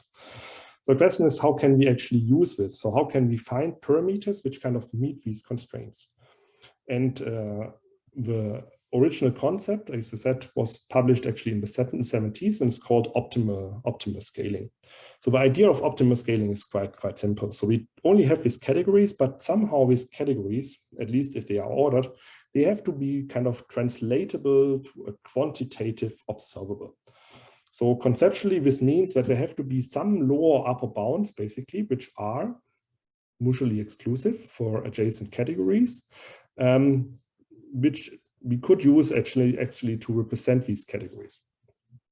This means if we have a parameter, theta, for our dynamical system, and this gives us a certain time evolution, basically, we can ask, okay, within these bounds, what is the best possible surrogate data point? So data point which fulfills this category, which is in the category where it should be, but very close to the data. And this is what the best surrogate data would be. So they still stay basically in their category. So this, for instance, the 2 data points stay in this lowest category, given these bounds. One is then directly on the line because there's no need to indicate a difference. But here, this simulation value we can't match precisely, but it's at the lower bound of this category. And for blue ones, basically the simulation is too high. For red ones, the simulation is too low compared to the categories we have. But the question is now, okay, what are these category bounds? And obviously, because I mean, it's kind of qualitative, we don't know that. So this is actually a degree of freedom. So we can now iterate over these category bounds and over these surrogate data, which fulfill these category bounds iteratively.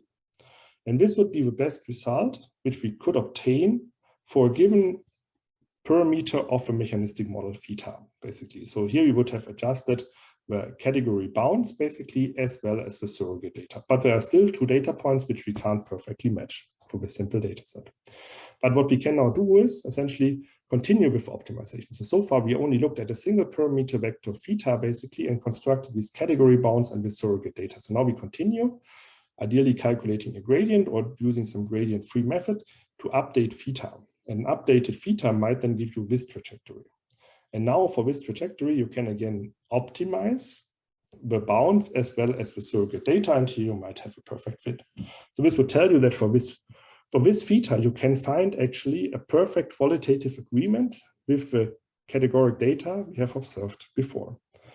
So what is the link now to of this and machine learning? If you look at the objective function, which I will not go into too much detail, you find some amazing resemblance of what's actually done in support vector machines, basically. So you have some penalties if classification is incorrect. Basically, this penalty you can weight in different ways. This can be quadratic, linear, and so on and so forth. This is now the choice of how the optimization of the surrogate data looks like, but it's amazingly similar. So we kind of can translate qualitative information in a similar way as support vector machines do, basically, for informing the parameters of mechanistic models, basically. We have been working on this now also for a while, so the standard formulation proposed in the 70s is numerically not too good for modern machine infrastructures. We did some reformulations on these bounds, basically, so it can be mathematically shown that lower and upper bounds always can be merged into a single entry, and then you can do some reparameterization. Instead of parameterizing these bounds, you can parameterize the width of these bounds, and with this you get much better performance. So for the standard parameterization, the error rates are usually between 40 and 50%. So success rates are between 40 and 50% of optimization runs. And actually with this reparameterization, we can go up to 100 for this inner optimization problem. And along with that, we can actually achieve a substantial acceleration and speed up. We can use gradient-free optimization methods, but we can also, based on this, formulate gradient-based optimization methods.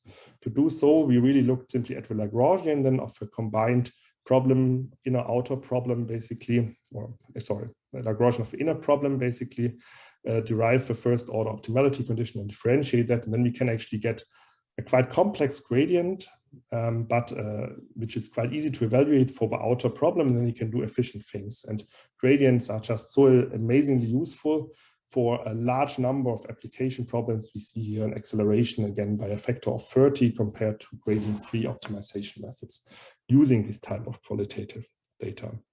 And as time has come to an end, just briefly capturing the third topic, now coming back to a mixed effect modeling. And here the idea was, and again, kind of borrowing here the concepts from machine learning, to exploit the degrees of freedom which we have. In machine learning, the focus is really on solving a problem, a task at hand, basically, and not so much on the ways how you do that.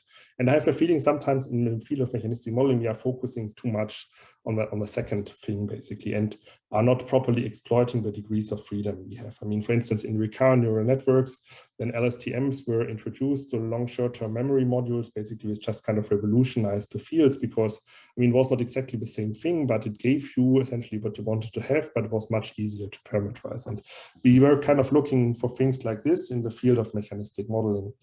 And again, as mentioned, here at the mixed effect problem, basically in the mixed effect modeling context, what you want to infer are the fixed effects and the covariance matrix of the random effects, D basically, and the entries here in some sense, or the parameterization of those are actually your optimization variables, basically. But in particular for the covariance matrix, there are multiple possible parameterizations. So there is Givens, Koleski, and so on and so forth. And all of them have their issues, and this is kind of what we experience in various application projects.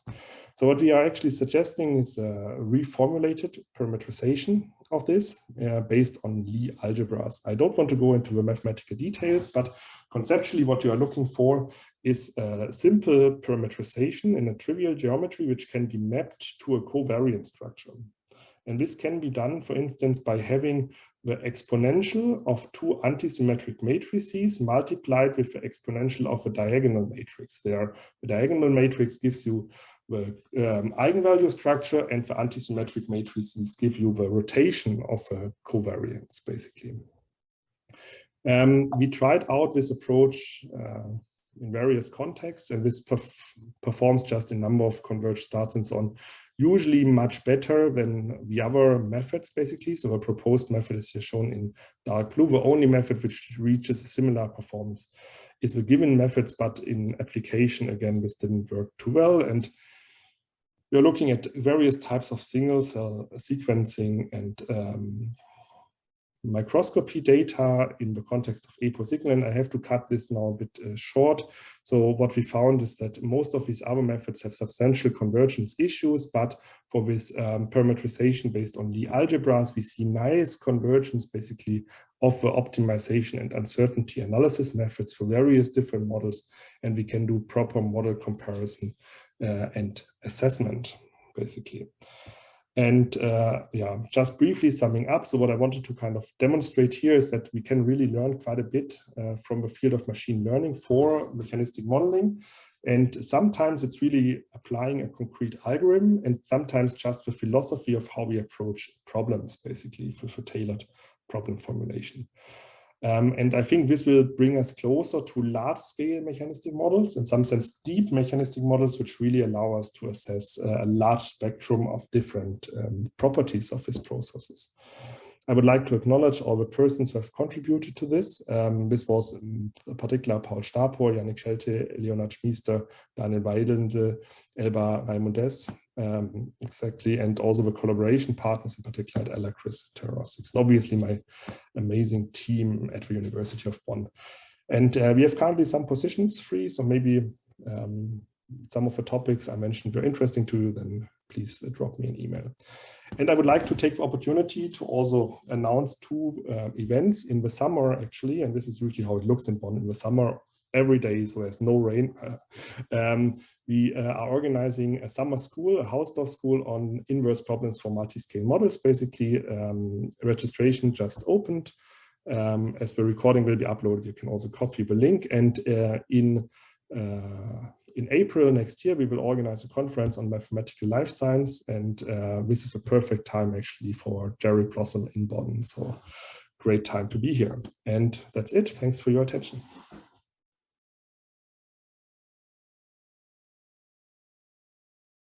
All right, good morning, everyone, and welcome to day 2 of this workshop. So I hope you had a good time yesterday, at least I did. So today we start with a talk from our invited speaker.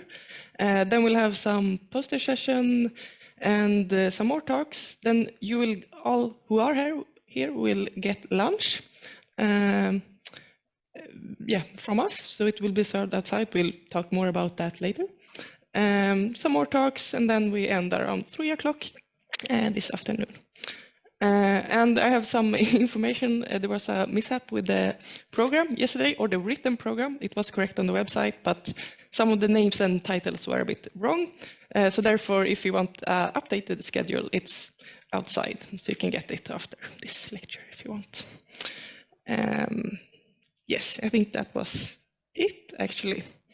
So I want to welcome our 2 guests this morning.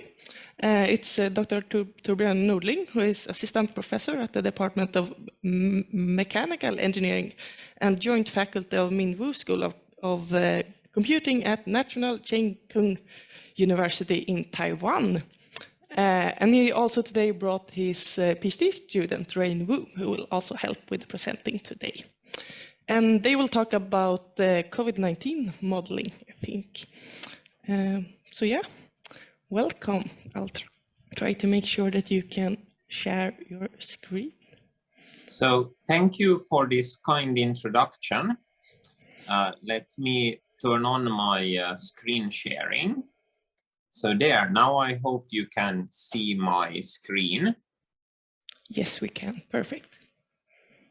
So it's a great honor and pleasure to be able to give this presentation. Now, I believe that many of you know me from my time at Uppsala University or my time at KTH. And it's always most fun when one presents for old friends. because then I know that you dare to ask all questions. So please don't hesitate to ask questions in this case.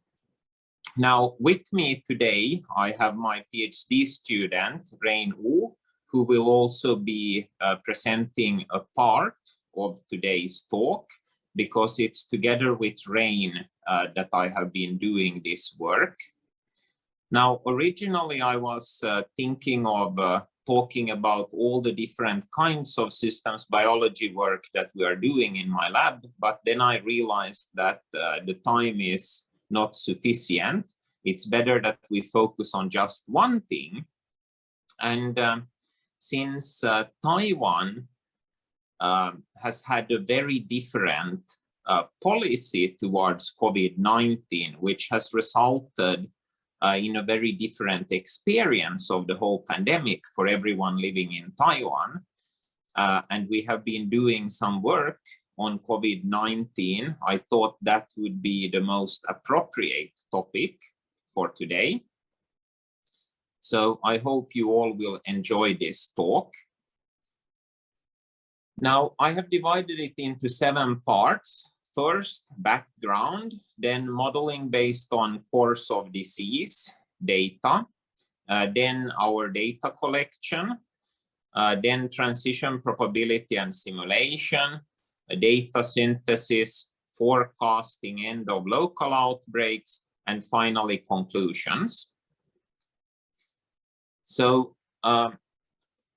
the first thing we noted when we started looking into modeling of COVID-19 is the problem inherent to population-based models and methods, such as the SIR model.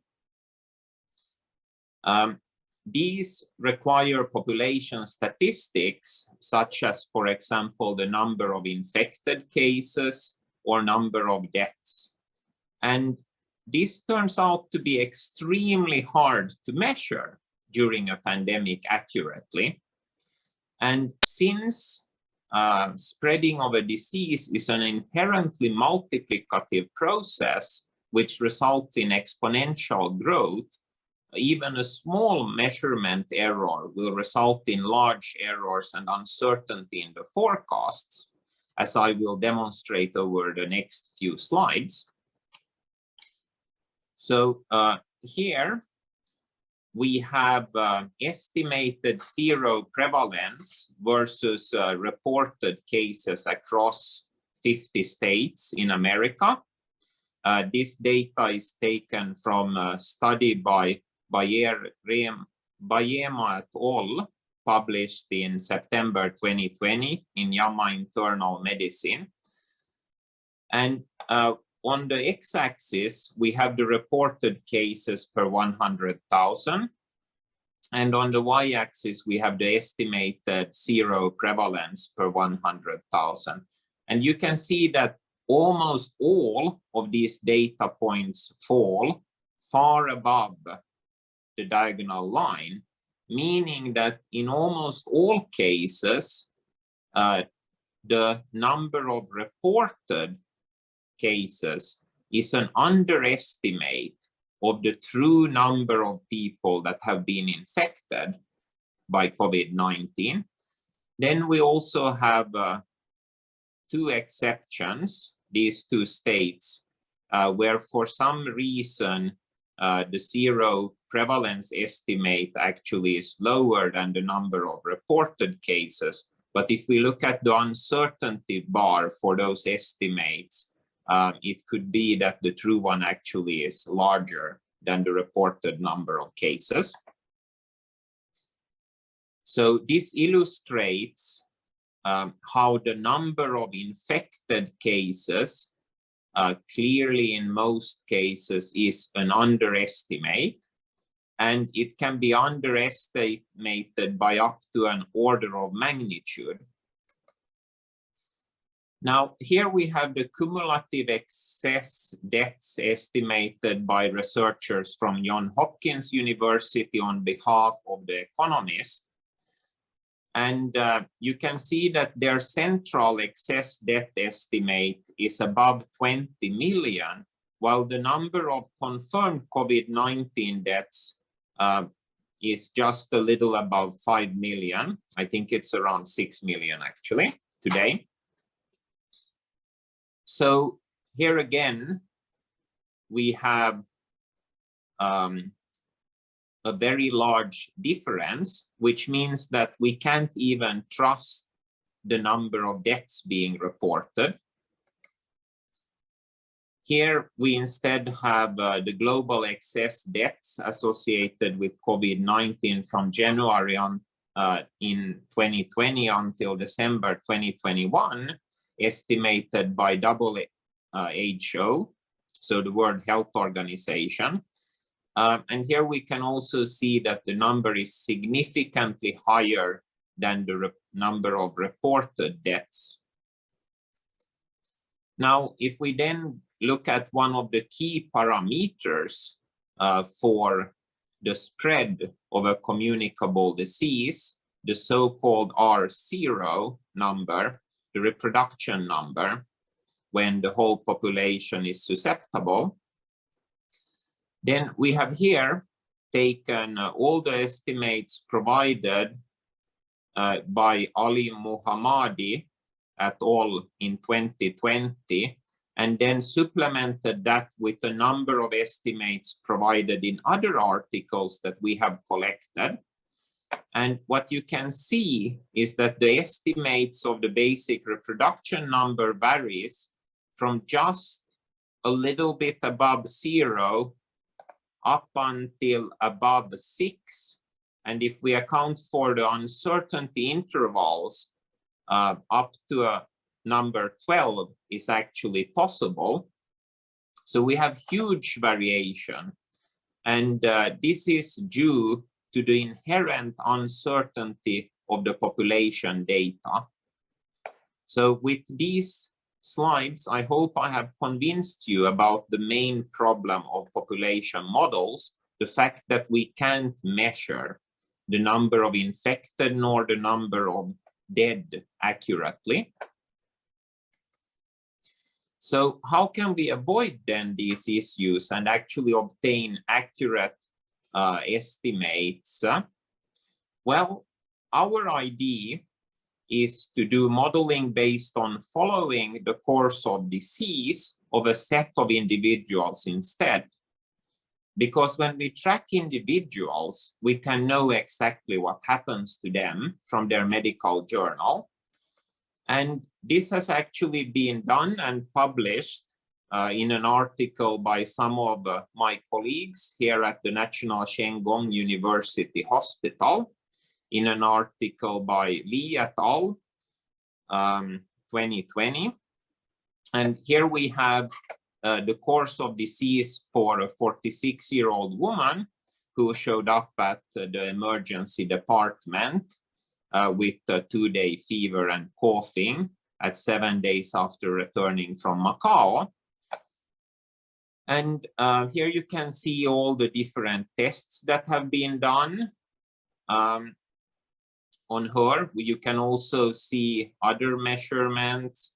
You can see her when her fever was above 37.5 degrees, and you can see the treatment that she has received. Now, this means that what we want to do is really to follow the course of disease and then link that to statistical data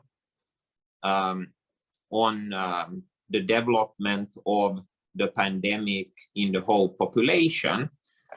Here we illustrate 3 different persons and their course of disease. I will speak a bit more about the states in just a moment.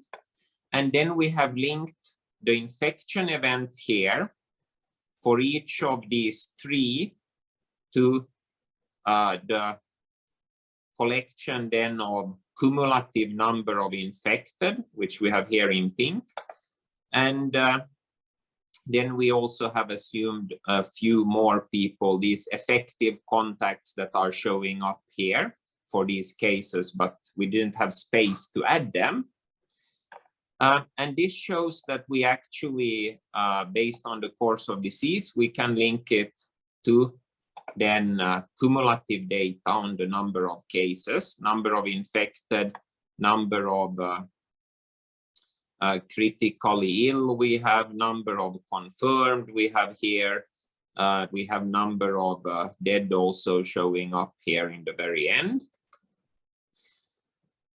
Now, this linking of confirmed contacts is based on the daily contacts between an infected case. And here we can see the first infected case where we assume that on day 1, there were 5 people who were in contact with him or her. And then on day 2, 1 person ended up getting infected and then becomes infected case number 2, which in its turn have people that are in contact with him or her. Now, let me come back to the course of disease. Here you can see that for each subject, then we have multiple states. First, every subject is in the susceptible state. Then the person becomes infected, moves to symptom onset or symptomatic state. And then during the infectious period, some people are unlucky enough to be in contact with this person and ends up becoming effective contacts that get infected too. Then the test is taken and the person is confirmed to have COVID-19, which in Taiwan meant that the person was isolated, underwent monitored isolation in order to prevent other people from getting infected. And then this person ends up becoming critically ill. The infectious period ends, and then the person recovers and is then immune to a certain degree, and then the immunity over time is waning, and the person then becomes gradually more and more susceptible again. Now, for pedagogical reasons, we have also here illustrated the incubation period, which is from the moment the person gets infected until symptom onset. And then we have the time from onset until confirmed, which is a parameter you find in some articles.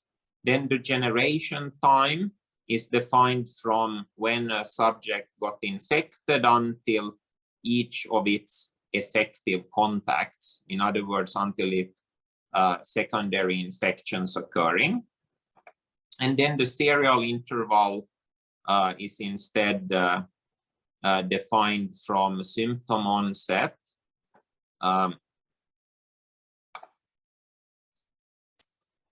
so if we then simplify things and we instead focus on the critical states that we have here, then we have susceptible, which we denote capital S, then asymptomatic, which we denote IA, asymptomatic, IA, and then symptomatic, which we denote IS, and then critically ill, which we denote IC, because all of these 3 states are infected states. And in an SIR model, for example, these are all lumped together. And then people can transfer from infected either to the dead state, denoted D, or to the immune or recovered state, denoted R. And then during the time when a person is infected, then an antigen test or PCR test is performed in order to confirm COVID-19 infection, and then the person transfers to the confirmed state. And then when a person is immune, then we can check the immunity through an antibody test also. Now, to be able to slow down the spread of a disease, we can use a non-pharmaceutical interventions to decrease the probability of a susceptible person becoming infected and transferring to the infected state. Then in order to decrease the death rate, we can improve the hospital care and develop better medicines. And then in order to also reduce the risk of infection, we can use vaccination in order to give artificial immunity to people. Let us now take a look at the data that we collected, both Taiwanese and Swedish data, which Rain will be presenting. Hello, thank you very much, Professor Nordling. So I'm Ren Wu, very nice to see you all here. So in here, I want to share our progress on the data processing and also the data synthesis. So first, we have collected Taiwanese data, COVID-19 data since 2020 from the following open source database. The first one is the COVID-19 dashboard. You will have the summary information for few of the individual data. The second one is the, could you click again? Yeah, the second one will have the infected cluster. So in here, we have the information, for example, case 396 have contact with 397 to 438.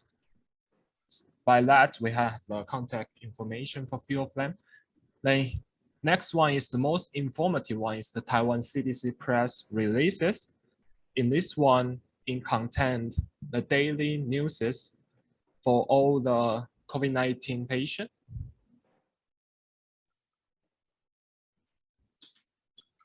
Then the last one is the Taiwan CDC press conference. This one contains the more detailed information for their press conference in the YouTube channel in Taiwan CDC. Yes, next please. So by collecting that, we have for individual data, 579 samples. In other words, patient, we have 34 features. For population data, we have daily basis until today. We have 657 samples and 10 features. And next, we have collected the Swedish data. In here, we have the daily confirmed COVID-19 cases and group it by age, gender, and also the daily death.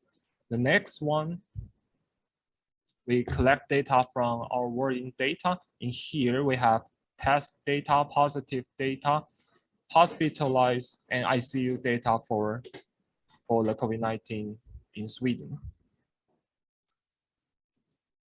Now, let me talk about the transition probability and simulations by using the Taiwanese data.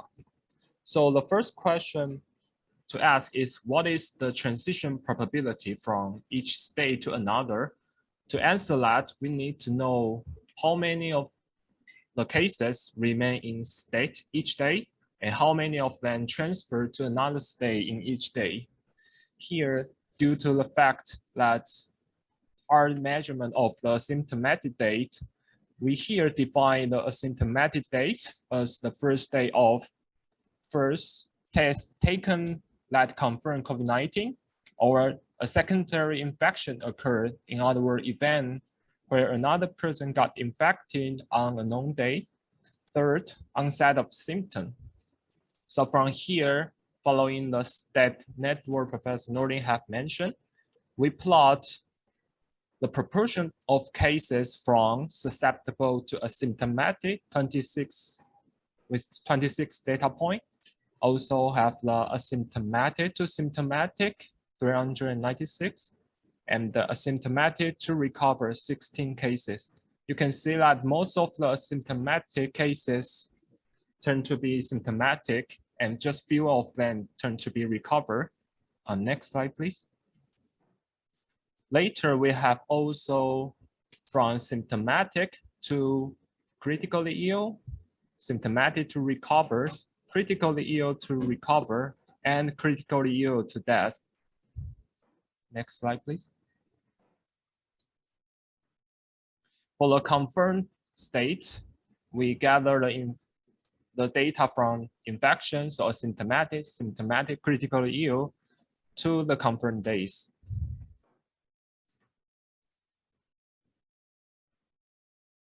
So in here, we simulate by using the Taiwanese data, 10,000 course of disease from the infected to recover.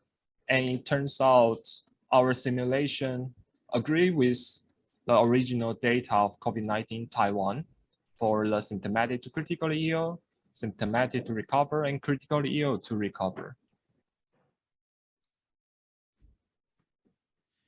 In this slide, we have simulate days since infection versus days to recover. So in the 0 day of days since infection, the overall, the expected value of days to recover is around 30 something. Then it will constantly decreasing until around 20 or 30 days. It will remain constant. Then after 100 days, due to the data point being less, they will have more fluctuation, be more uncertain, then turns out to 0 until day around 175. For day 6 infection, we also have the same trend for death. It was around 25 for the 0 days since infection, and constant decreasing, remain to constant, then decreasing to 0 at day 90. Yes, next please. By doing so, we can estimate the probability of death since the day of infection. So on 0 day is around 0.08, and you can see like it remains constant and start decreasing like exponentially to days 100, then close to 0.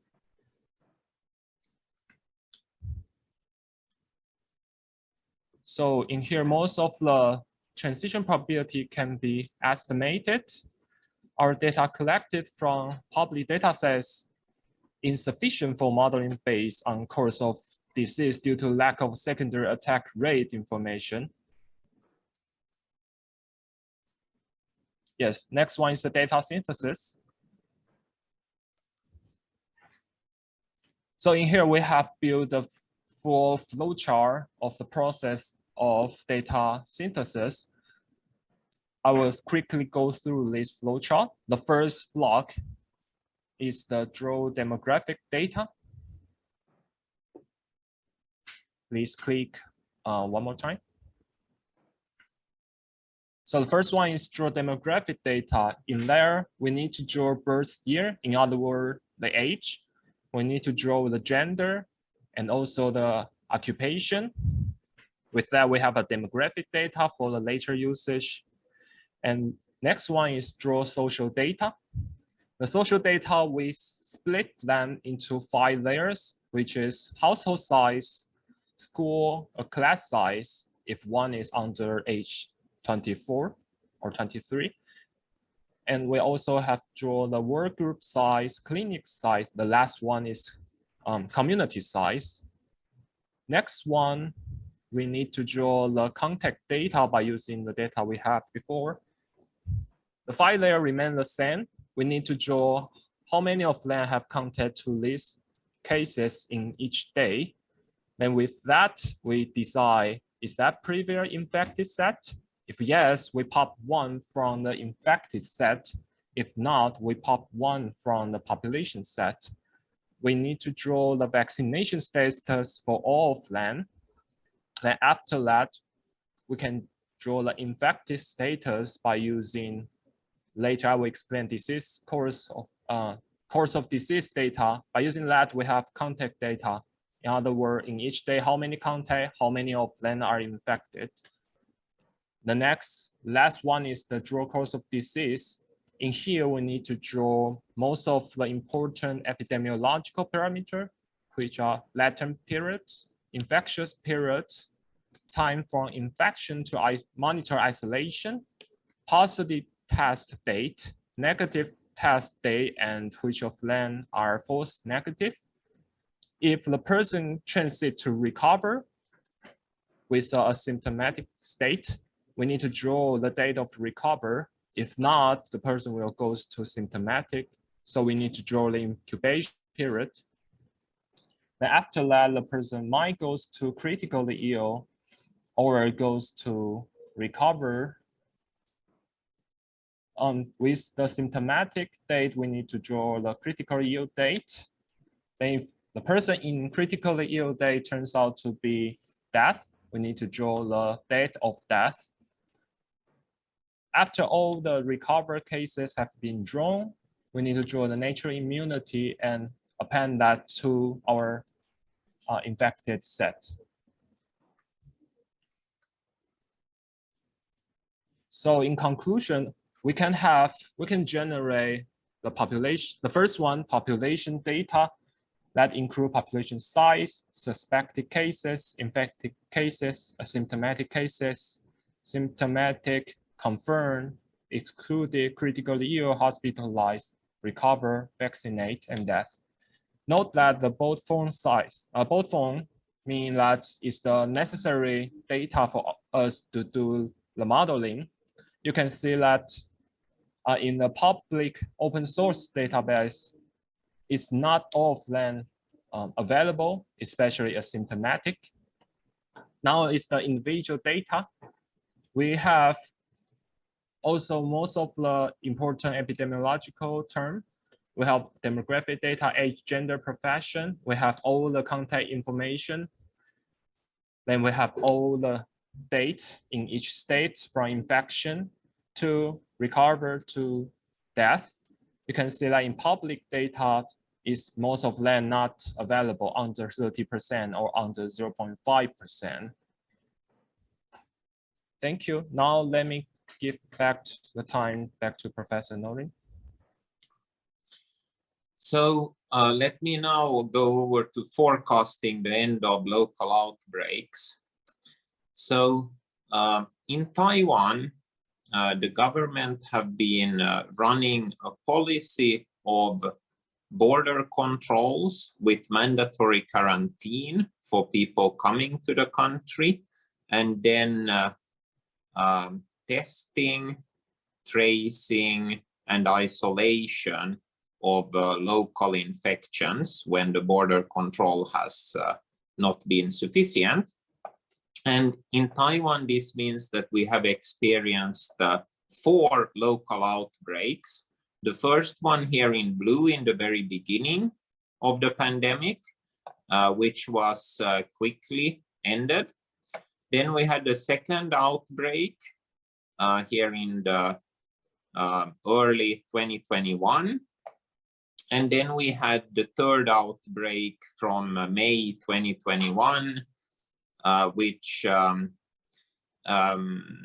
was due to a hotel not following procedures, a quarantine hotel, plus some pilots visiting the red light district in Taipei. This outbreak was very interesting because it was questionable if the contact tracing strategy would manage to actually handle it. So Rain and we then worked on forecasting the end of this local outbreak, and we actually published our forecasts, so you can find them in medRxiv. And what we forecasted was that this outbreak would end around mid-August, in other words, around here. Now, in reality, it ended actually in the end of September, but the number of cases that we had during this period was just a few per day. So in practice, for practical purposes, it had ended already in mid-August. And then we had a fourth outbreak, which started now in January this year. And it already looked like this outbreak was going to be brought back under control. And we started forecasting the end of it. But then on the 17th of April, the government completely changed policy. And then we can see what happened when the contact tracing was stopped. And now in Taiwan today, we have close to 100,000 new infected cases per day. Now, in my original abstract for this talk, I actually wrote that I would predict the end of the current local outbreak. But after I wrote that, the government went and changed policy and completely screwed up my plan. So I corrected my abstract and removed that part.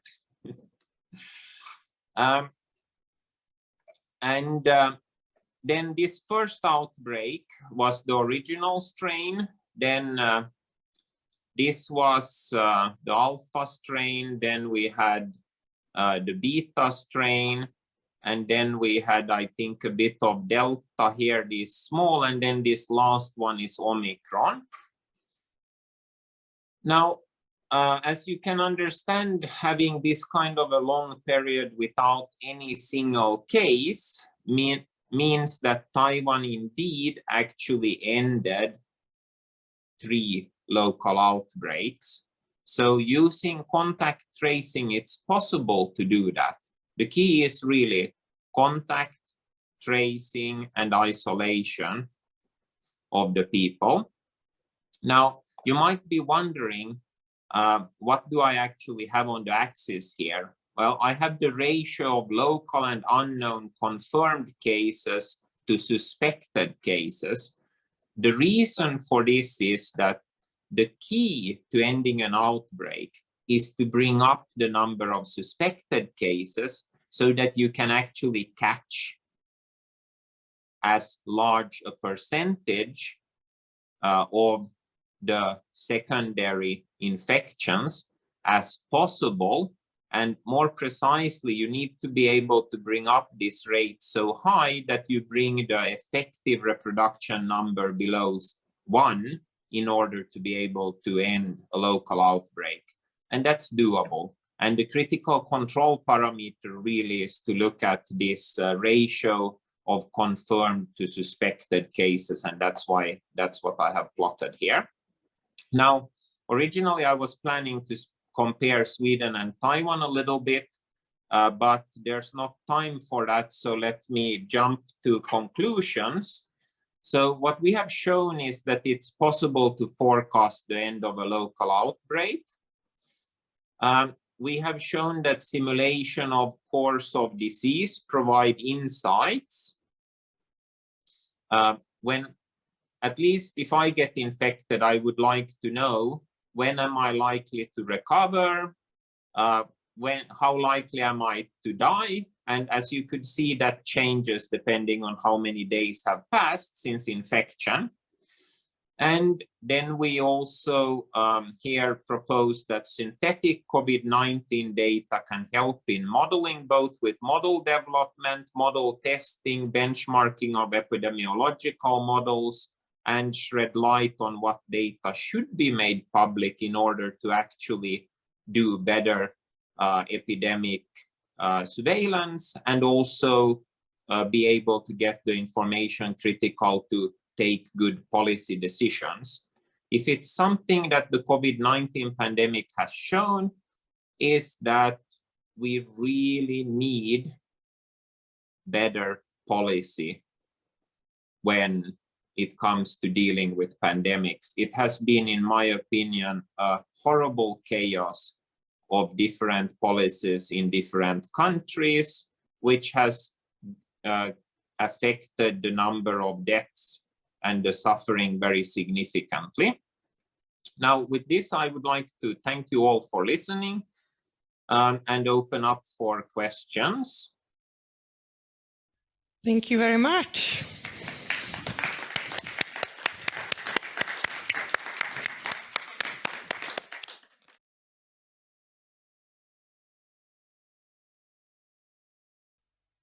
All right, I think we can get started again.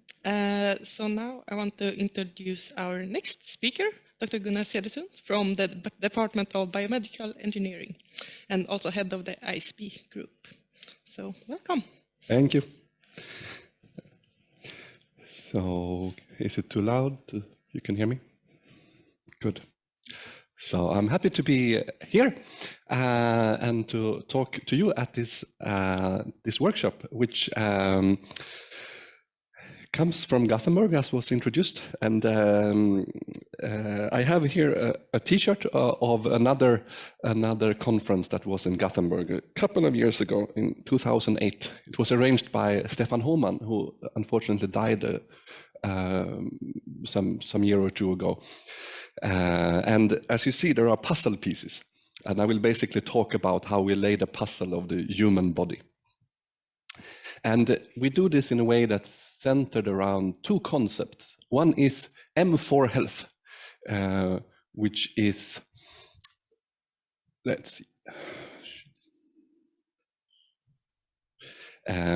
models for health, but also a specific type of models. Mechanistic models, multi-level, multi-timescale, and multi-species models.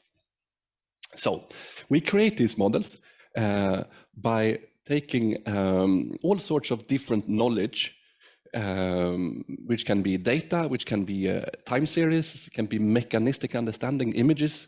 We find ways to put them together in a way that makes sense. And we put them into the second concept of today, which is a digital twin. So here you see, I think, how do you point? Okay, it doesn't work. Oh, it works a little bit. Okay, so here you see a digital twin. So here you see a person, and here you see the digital twin of that person. And as you can see here, you can look inside that person. You can see the organs, and you can even zoom in into the organs and see how things are changing inside the different organs. And we basically want these digital twins to be helpful for medical doctors, for drug development, for normal people that want to lead a healthy life, and even for things like entertainment. So part of the title of this lecture is using digital twins for edutainment, which is the combination of entertainment and education. So I will come in to all of these things. And I will talk about digital twins. So a digital twin is, as you see here, a computer copy. It looks the same, but it's sort of different in the sense that this is in a computer, this is a real person. And these digital twins, I will talk about how we build them up, but also on how we use them for various end usage application. And here you see a digital twin of a cedar tree. And this is the logotype for my or our spin-off company called Sund. And the name Sund was chosen because it's part of my last name, Gunnar Cedersund. So here you have a cedar tree, and here you have the name of the company. But it's also because we want to inspire people to lead a sound life and to make sound medical decisions. Scientifically, I am at the Department of Biomedical Engineering, which is here at the hospital, but it belongs to the technical faculty. It's the only department here in Linköping that does that. And we have another logotype, which is for our research group, which you see here. It's a box, and you can look inside the box, meaning that it's a mechanistic model where you can see what's happening inside the model. And you see that there is a core inside there, which are the symbolic representation of the well-determined parts, which we call core predictions. And nowadays we even do hybrid modeling, where we combine our mechanistic models with machine learning models.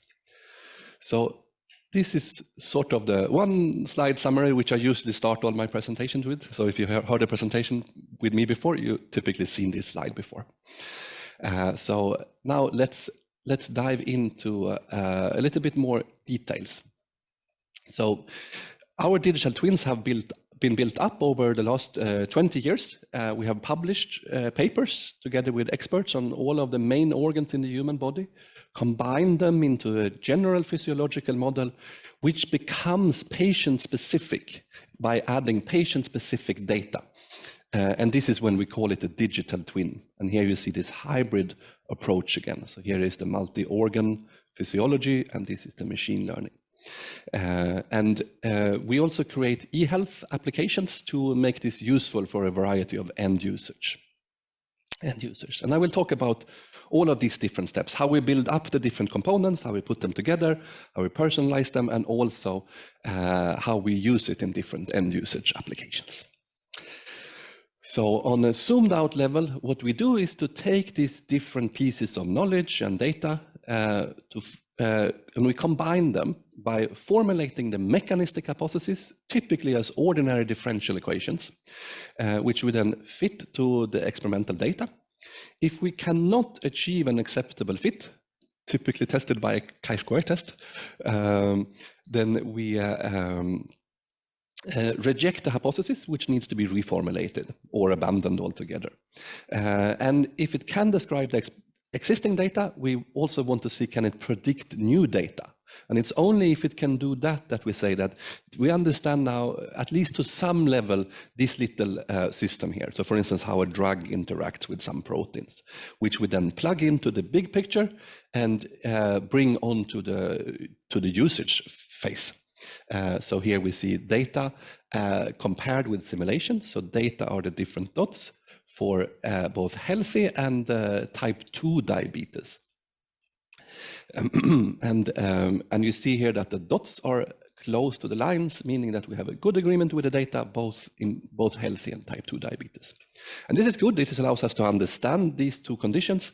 But for the usage, it's maybe most important to understand how can you improve this situation? For instance, by using this drug here, how can you move from the red behavior towards the blue behavior?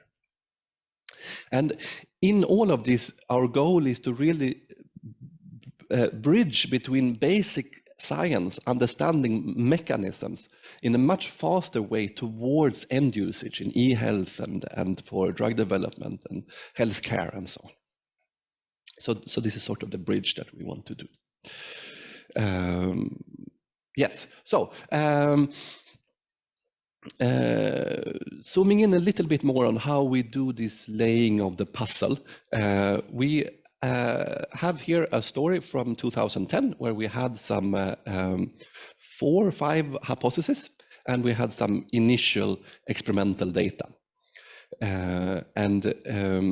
These 4 hypotheses could all of them explain the existing data. So then basically what we did was to use predictions with uncertainty and to find these type of core predictions, these well-determined predictions that were different between at least one of the acceptable or currently acceptable hypotheses and the other ones. So in this particular case, it was the first hypothesis that had a different predictions compared to the other one. And then we knew that before we do the experiment, we will be able to distinguish between these different hypotheses. And it turned out that it was the first one that was wrong. It had to be one of them that was wrong because their predictions were different, so they can't all be right. So we knew that we would learn something. And in this way, we sort of iterate between doing experiments and doing mathematical modeling to really guide the experiments and interpret the data. And you see here that there are different reasons to do experiments. It can be to distinguish between models, but it can be to determine the parameters better. Then you should typically not measure a core prediction, but a very uncertain prediction. And in the same way, if you only have one model, then you want a well-determined prediction to do a validation test. So here we went back and forth 5-6 times between doing wet lab experiments and computer modeling. And just a technical detail on how we did this. So here we have the model that was the remaining of the original 4 hypotheses. We have the insulin binding to insulin receptor being internalized. And this is the key state here because it's the dephosphorylated insulin receptor that is not yet back to the membrane. So we did a prediction uncertainty for this one. Here you see the uncertainty in the sort of most easy analysis where we just save acceptable parameters. And then in a series of papers some 10, 15 years ago, we contributed together with also others in the community to different ways of basically making these predictions as big as possible, the uncertainty as big as possible. So here it seems like 70 is the lower boundary, but if you do an optimization where you basically want this to be as low as possible while still agreeing with the data, you can get more complete boundary. And then you know that the model cannot have a lower value than this and still agree with all of the existing data. So this is then a well-determined prediction. And in this particular case, it turned out that the experimental testing showed that it was way below this 45%. It was all the way down here. And therefore, this particular hypothesis, the last of the original 4, had to be abandoned. So this is sort of how we do this. Here I want to say that many people use structural identifiability analysis and Fisher information or sensitivity-based methods. And I really advise against that, and I'm happy to argue for that if somebody is interested in the question session afterwards. Yes, so we ended up with this model that, apart from this dephosphorylation, also had an additional feedback that allowed us to get this low 5% value that the previous model couldn't do, and also to predict new data. So this was the first big model that we described, how insulin binds to the insulin receptor and activates the next substrate. And then we went on in 2013. We described the whole signaling step from insulin binding all the way to impaired glucose uptake in type 2 diabetes. We figured out that it's a feedback here that malfunctions, and this was based on lots of data. So here you see again comparison between lines and simulations, simulations which are lines and data which are the dots. Let's just keep one of them and move on to the other levels. So here you see this prediction with uncertainty and the intracellular data. So this is the insulin receptor phosphorylation. You add insulin at time point 0 and you see how the phosphorylation goes up and then down. And for the next level, it's basically to take the adipose tissue and put it in the organ-organ crosstalk. And when you have this, then you can simulate on a longer time scale, hours, and you can simulate meal responses. So here we see what the adipose tissue is doing in response to a meal. And again, we see that the model has a good agreement with the data. And this particular model that we use has actually been approved by the Food and Drug Administration in a certain context of replacing animal experiments when you certify new insulin pumps. And this model in turn is part of the whole body level, where you have things like weight and overall disease progression that can simulate response to diets and also drugs that can interact here. So you see that it's a multi-level. It goes from the whole body level all the way to inside cells. It's multi-time scale because it goes from months and years all the way down to minutes. It's mechanistic because we have the processes that happens. It's not the black box model. And it's also multi-species because we have corresponding models, as I will show you soon, for other species as well. Okay, so another technical detail on how we do this enormous challenge of modeling the whole body. And the key idea is to do it in a hierarchical modular way, where typically each organ is a module, and where we can measure the inputs and outputs to the organ We basically know then that this input that the organ is seeing should give this range of outputs. Then it will work together with the other ones. So for instance, if it's exposed to these glucose and insulin curves, it will produce this glucose uptake. And this is something that can be measured using arteriovenous difference data. So you compare the arterial blood with the venous blood, and the difference between those is the uptake. So because you can measure it, you know experimentally what each organ is doing, and that allows you to subdivide the modeling problem. You don't have to model the whole body and in all details put it together and hope that it works, but you get somehow some stability to the whole challenge. And that allows you to get isolated modeling problems, and you can have different versions of models. And here again for the adipose tissue. So over the years, we have added more and more details to the adipose tissue, we started with glucose uptake, and now we have adiponectin secretion, lipolysis of fatty acid secretion, and also uptake. We have also, and there is a poster on this and a PhD defense that you can view online if you want, on June 10th by William, where we even scale this all the way to the phosphoproteome level. So William here has developed an automatic way to do this mechanistic modeling. So here is the mechanistic model I showed you before. And then we have a time series of 30,000 phosphorylations. And we have lots of prior knowledge in databases. And this allows us to have tentative interactions. So we know from databases that this protein that we don't have in the model yet, but that we have a time series for, this could be connected to the existing states in the model in this way. So we test if that works. Using different type of reaction kinetics. And if they don't work, we move on to other options, even combinations of inputs. And once we have a way to make it agree with the data, then we add it to the model.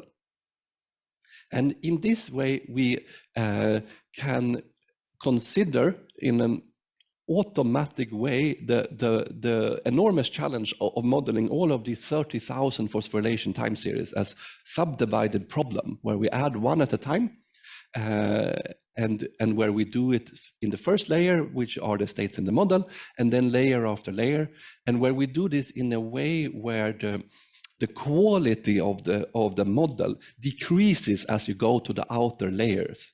So in the beginning, you really have the high quality interactions that you have good evidence for, and then you move to lower reliability interactions, and in the end, it's purely data-driven. And in this approach, you can see that also. So if we do this type of perturbations, experimental perturbations on this, and we measure how the phosphorylations are changing in response to adding a drug, for instance, then we see that for the inner layers, we have a very high accuracy in terms of predicting the response of the different proteins. But as you go to the outer layers, you get to lower and lower accuracy down to in the very end for the outer layers. It's basically the same as flipping a coin. So in this way, we can sort of incorporate all the data, incorporate all the knowledge in a way where we know what is the degree of confidence, what is the sort of level of accuracy of the model. So we can sort of use all knowledge, but in a way where we treat it in a differentiated way. And let's talk about some other organs. So now this is, let's move from the fat tissue to the brain. And you might remember a talk yesterday, excellent talk by Sebastian Steen. He actually did his PhD in my group. And he came up with, in a series of papers, a detailed model for the neurovascular coupling which is basically how when you have electrical activity, when you think about something, or you see something, or you hear something, so you have brain activity, how that leads to intracellular signaling. This electrical activity leads to intracellular signaling in different cell types. So you have the pyramidal cells, the interneurons, and they then secrete vasoactive substances which control the arterioles, and we don't have it yet, but to some extent it also controls the capillaries. And this leads to the so-called bold signal, which is the thing that you measure when you do an fMRI analysis. So when you put yourself in this big machine, then what you measure is the oxygenation, which is basically the balance between the metabolism, the consumption of oxygen in response to the brain activity, and the new fresh blood with more oxygen that comes in. So that's the bold signal, and this comprehensive model can also describe cerebral blood volume and flow. So basically these vascular properties. And then we have basically developed a multi-species approach, because you can do some experiments only in animals. So for instance, optogenetics is something that you can't do in humans, because you need to modify the genetics of a person, and then you need to open the brain and stimulate it with a laser. But you can do that in a mouse, and you have done that in a mouse. And then you can activate each of these cell types specifically and really figure out what are the different cell types doing. And because this bold response is quite conserved across the species, we sort of, you see the same behavior, even though some of the quantitative details are different. You see the same overall behavior, meaning that it's likely that the role of these different cell types is preserved. So in this paper here, we have found a way to basically describe these data in rodents, other data in primates, where you measure local field potential, so electrical activity at the same time as the bold signal. And then you learn what you can from these different data sets. So you don't do a big optimization problem where you fit all the data, because they come from different animals. But you learn the mechanism, you learn the insights, and then you bring those insights onto the humans. So in the human model, we have sort of learned what the different cell types are doing, and the relationship between the local field potential and the bold signal, and so on. So this allows us to describe this big variety of data, and also then even in humans figure out what are the different cell types doing in response to short stimulations, longer stimulations, and even longer stimulations. And you see here that in the vessel diameter that you activate here, there is a sort of biphasic response that starts to appear. And using our data analysis, we have figured out that the first peak is caused by the NO interneurons. The second peak is caused by the pyramidal cells. And the final post-peak undershoot that you see here is caused by the NPY interneurons. And this is only possible if you look into animals, that you understand this, but it's likely that, so in our human model, this sort of role of these different cell types is the same. Okay, so that was basically his PhD thesis. Now we have created a whole brain group that is taking this model and connecting it with all sorts of other models. So in the US, they have developed neural network models that describes how the brain is doing things by Hodgkin-Huxley models connected to each other. And then you can add data like local field potential, which was the same as here, but also EEG and action potentials and so on. And here, these individual neurons, they have individual ion channels. And we have a paper soon to be submitted where we have collected lots and lots and lots of data, or collected over since the 50s basically, and created a model that is consistent with all of this data in terms of describing different ion channels. And these ion channel models then we will bring into these neural network models, which will go as input to the neurovascular coupling models, and that in terms are a part of cognitive models. So there is something called the baby X technology.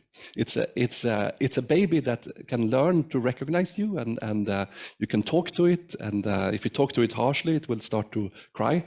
And in all of this, we can look inside the brain and see what is happening.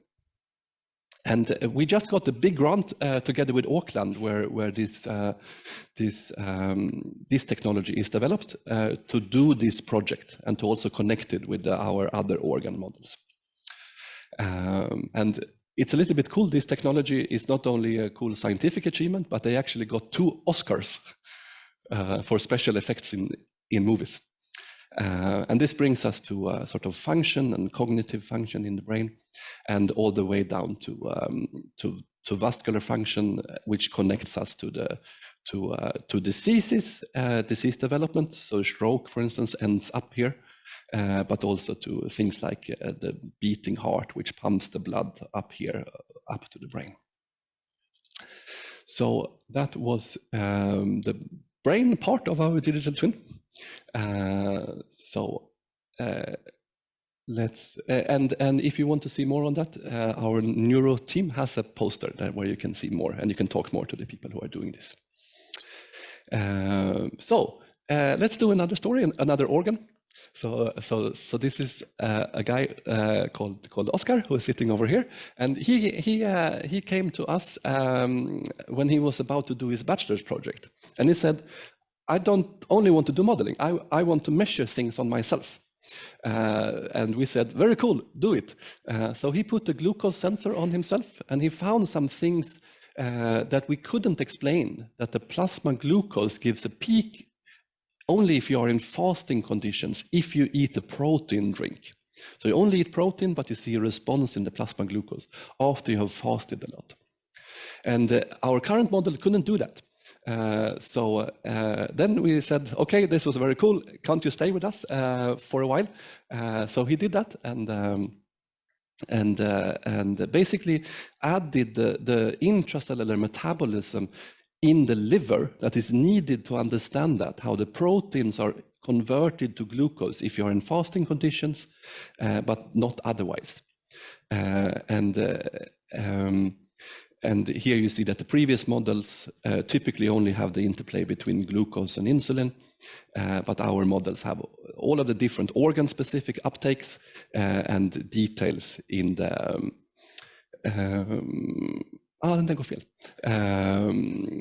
in the liver. Right. So yesterday, Oscar has not only started as an employee in our research group, but is our first employee in our spin-off company, which is cool. I think I'll skip a couple of things. So we also use biopsies in the liver to that we take from surgery, and we add carbon-13 labeled metabolites to combine this with mathematical model to calculate the fluxes inside living cells. And this is a cool approach that allows you to really measure metabolism inside living cells. This example that I showed of students that we catch in the bachelor's project level, this is something that we have put into a system. So we catch all of the students when they do the bachelor's project in the engineering biology program, and we try to connect the courses with each other and to then make them interested not only in the building blocks of systems biology, but in how to combine them with each other.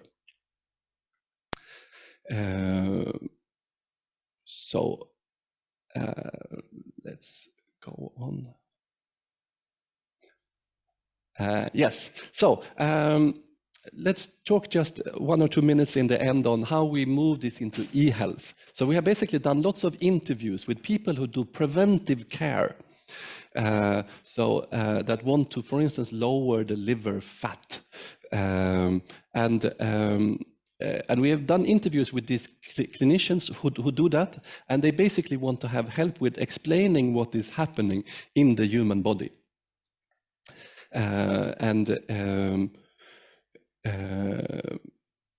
Here you see our interface that allows you to choose different things that you want to simulate. So here you simulate an LCHF diet. You can click on the liver, and then you get up a curve for how this liver fat is disappearing when you take this diet. So in the interest of time, I'll skip ahead a little bit. So we have a hybrid approach that allows us to calculate risks in simulations. And then you can see how your lifestyle will impact the 5-year risk of having a stroke. And the hypothesis that we're working with is that by seeing these type of different future scenarios, you can impact basically how a patient understands the information. And now let me see if I can go. So I'll skip ahead a little bit. So this is the mouse model, and this is the final thing I want to show you, how we use our digital twins to follow a person along the health journey. So here we have the twins, here we have the patient data, and then we have a variety of different front ends that allows you to use it in education, but also when you go to a concert, for instance. So here we have a professional ballet dancer that I collaborated with, who is doing motion capture. And then we can simulate both the biomechanics, but also animate, so you can see yourself dance. This can be used for e-health, but also for lecture performances, where we basically explain what is happening in the music. So you come to a concert, and you can see a digital twin of yourself, and it's part of the performance. So, and then this dancing can both explain what's happening in the music, but also be a part of performances. So here we see a final thing, which is me playing the piano. And this is a digital twin of the CEO of Sectra, who is doing a dance performance here to illustrate what is happening in the music. And here comes the dean of our medical faculty, who is doing the same type of movement. Here is the digital twin of myself, who is then doing the same movement. And this is something that we had a world premiere for a couple of weeks ago. So, with this little bit overdue lecture, I just want to say that there are lots and lots of people who have helped us with data and lots of funding from all sorts of different sources. So that was it for my presentation. Thank you.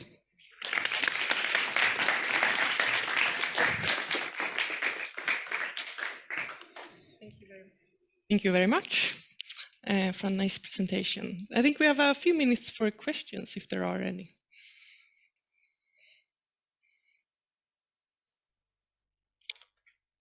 I can start with one. Mm-hmm. So these digital twins, when are they a reality? When can I get my digital twin?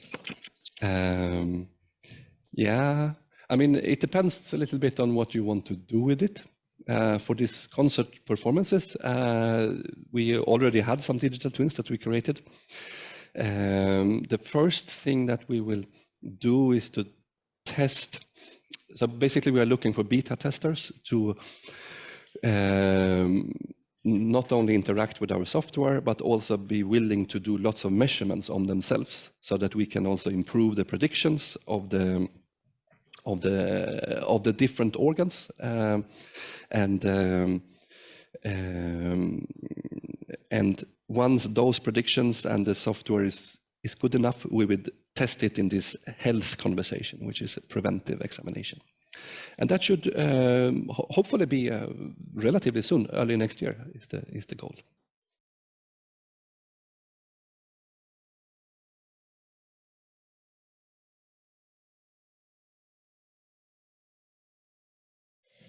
Okay, hello everybody. My name is Sonja. I'm happy to be here. I'm an applied mathematician by training, and I'm currently finishing my PhD in scientific computing at Uppsala University. And what I'm going to tell you about today is how individual cell behavior actually contributes to embryonic cartilage growth. So as I just said, I'm currently finishing my PhD. And my PhD thesis actually focuses on the so-called center-based model for tissue mechanics. So that's a kind of model. I've put a little illustration that models each cell individually as a sphere, and then the cells interact as if they were connected by springs. And the focus of my PhD thesis work is how to make the numerical simulation of these models more efficient and more robust. I'm not going to talk about that today. What I'm going to talk about instead is, like I said in the title, how columns grow in embryonic cartilage. And this modeling project has been the motivational driver for my methods development work in the PhD thesis. And before I start going into any details, I want to mention that this is, of course, a joint modeling project with 3 other scientists. The first is Dr. Igor Adamaiko. He's our developmental biology collaborator at Karolinska. Then Dr. Jochen Kossave at the University of St. Andrews, and my PhD thesis advisor, Andreas Helander, also at UU. So let's dive into the biological background. Cartilage is a very important tissue type. So we as adults, we have it in our joints, but it's even more important for the developing embryo. So what it does there is that it kind of makes a blueprint for the skeleton, as most of the cartilage will be later replaced by bone. And a couple of years back, Igor and his lab, they published an experimental paper called Oriented Clonal Cell Dynamics Enables Accurate Growth and Shaping of Vertebrate Cartilage.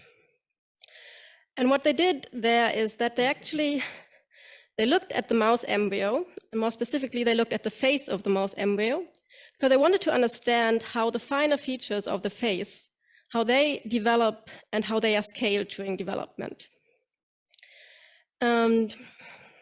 So what mostly happens in the nasal capsule, that we observe these sheet-like, I don't know if you can see any kind of pointer. Anyway, so you have to the, so now I guess it's your right. To the right, you have the sheet-like cartilage, and all cartilage forms from these mesenchymal condensations initially. So that's stem cells that have condensed at a certain place together, and then they will start differentiating and proliferating. Thanks. Proliferating into chondrocytes that then build up the cartilage. And what they could do, now this is just schematic, what they can do is they have so-called confetti mice, where they can paint these stem cells in a way that all the progeny cells will inherit the same coloring. So when they look at later times, they can see these the so-called clonal envelopes and what kind of shape they have formed in the more mature cartilage. And what they observed is these kind of columnar shapes, which are actually oriented transversely to the main direction, the main expansion direction of the sheet itself. So the sheet has its main direction in the now horizontally, and the columns are oriented transversely. And this was a bit surprising to them. So I can also show you some biological images, how this actually looks. And we see it's very nicely fits to the schematic. So they hypothesized that this mechanism of clonal columns in the sheet-like cartilage that actually allows for the decoupling of the thickness of the sheet, which is controlled by the number of cells in an envelope, and then the lateral expansion through the induction of more columns. So this was what they did in the original paper. And then it was interesting to see what kind of, this process is obviously important for the accurate shaping since it has evolved. And now we want to know actually how, to go back, what kind of factors determine the robustness of this column formation process. And that's where we're doing an in silico study to address this question. So the model that I'm using is the center-based model, which is the focus of my PhD thesis work. And so I'm going to start by showing you this very simple illustration of a toy example, just so that you have an impression how these models work. So this toy example starts with a single cell. It divides, and then the cells push and pull on each other and thereby generate the population level behavior. So what happens is we have a single cell. We're just tracking the midpoint over time, and each cell is a sphere. So if a cell is ready to divide, we then place 2 daughter cells such that the old cell is, or the position of the former mother cell is in the middle between the 2 cells. These cells overlap to a quite big extent, and then they want to push each other away. They don't want to overlap. And they do this until they're again situated at rest. So they have no forces between each other. So these are the basic forces in our model, these repulsive forces due to volume exclusion.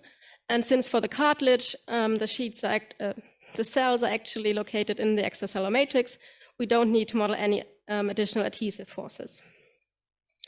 Yes, and then the system, the OD system that we solve for the trajectories is this first order system that we get by assuming that there are no inertial effects in the cellular environment. So we just solve the speed of the midpoint coordinates is equal to these pairwise forces coming from the neighboring interactions. And all interactions with the extracellular matrix or the cellular environment are just governed implicitly by this drag coefficient eta. So now we want to apply our model to the formation of cartilage. And we start this from the state of the mesenchymal condensation. So we assume that our cells have already condensed, and we therefore place them in 3-dimensional space according to what I'm now going to describe. So we have a number of cells, and they all have different colors so that we can, in later stages, distinguish their progeny and the shapes.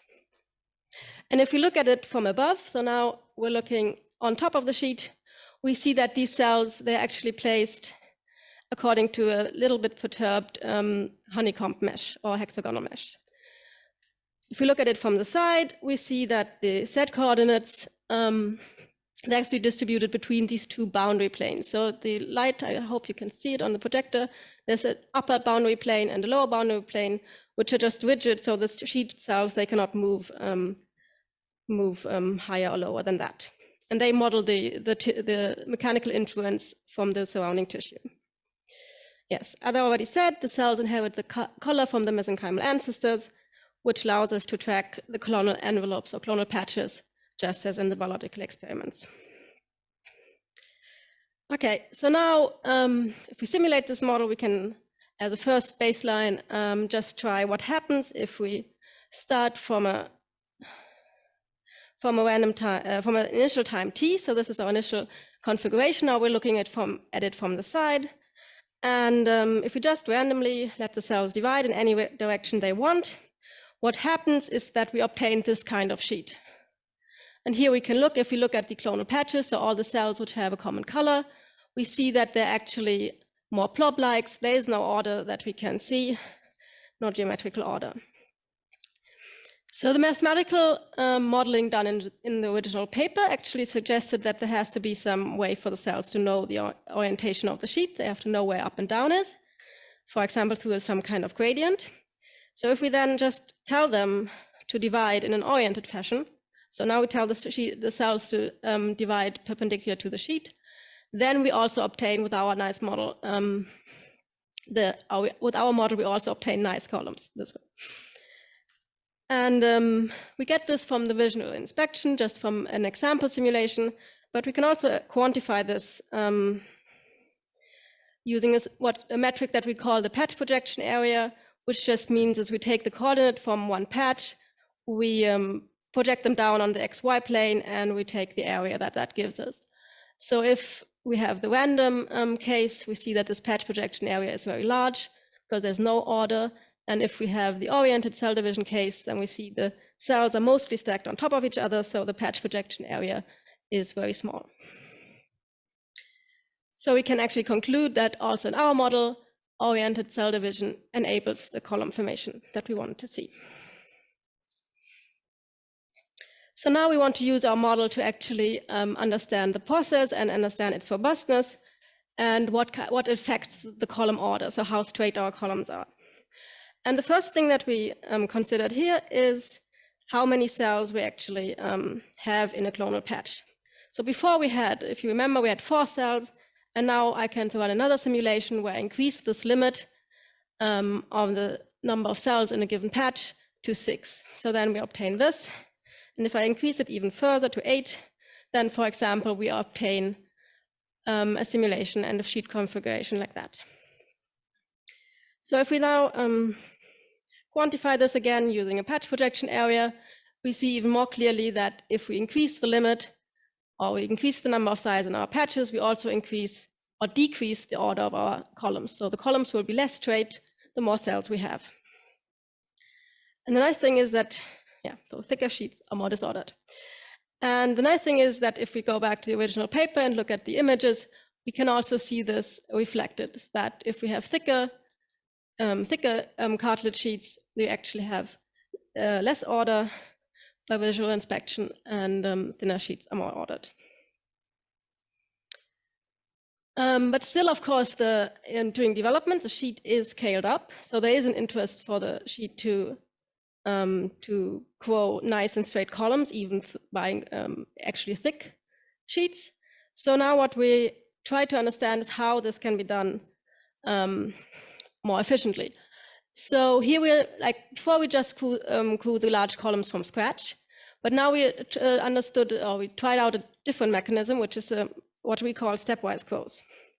So this is the profile for the limit if we're growing larger columns from start. It's always at 6 cells.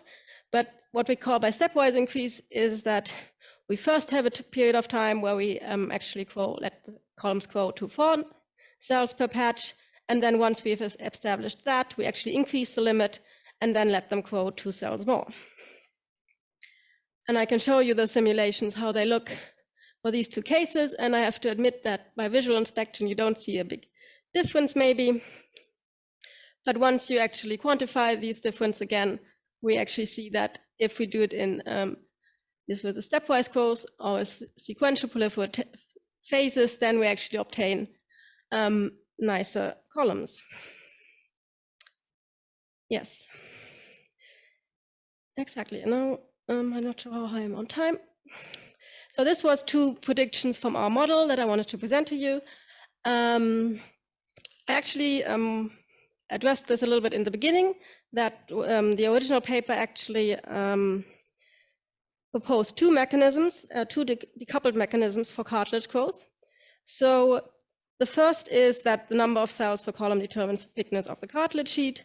This is what we've been focusing on now with our model. We've tried to understand how this works and how its robustness, or like what affects its robustness. We've made some progress there. But then the second question is, and that's the outlook, is that this they understood that from the biological experiments that what happens is if the sheet wants to scale, that a new column is actually introduced into the already existing sheet. And this is now that we've understood the formation, the next step for our model can be used to do that. Next, yes. And then I will just briefly summarize what I've told you. So today I've told you a bit about how embryonic cartilage works, especially like the sheet-like cartilage in the nasal capsule, and that it actually grows in columns. I've showed you a model, an in silico model, using the center-based model for growing these, or for understanding these process. And I've also shown you that we've got some predictions for a model that are consistent with the biological findings. Yes, and with that, I thank you for listening, and I'm happy to take any questions.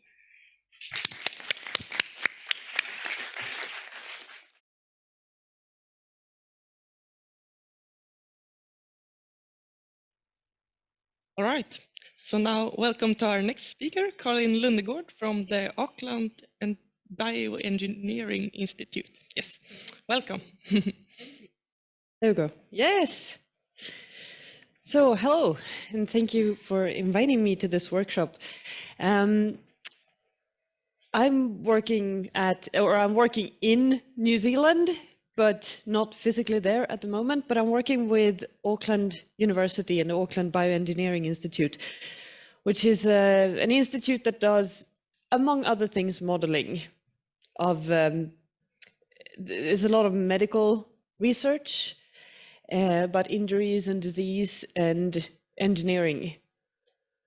And I'm also working with the Center for Reproducible Biomedical Modeling, which I call the Reproducibility Center because I'm lazy. And they aim to enable larger and more accurate systems biology models, as well as their application to science, bioengineering, and medicine by enhancing their understandability, reusability, and reproducibility.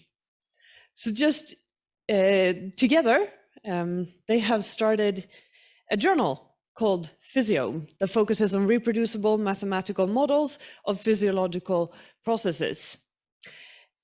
And before I move on with that, I'm just going to have a little bit of a glossary because there are a couple of buzzwords going around that different people use in different ways.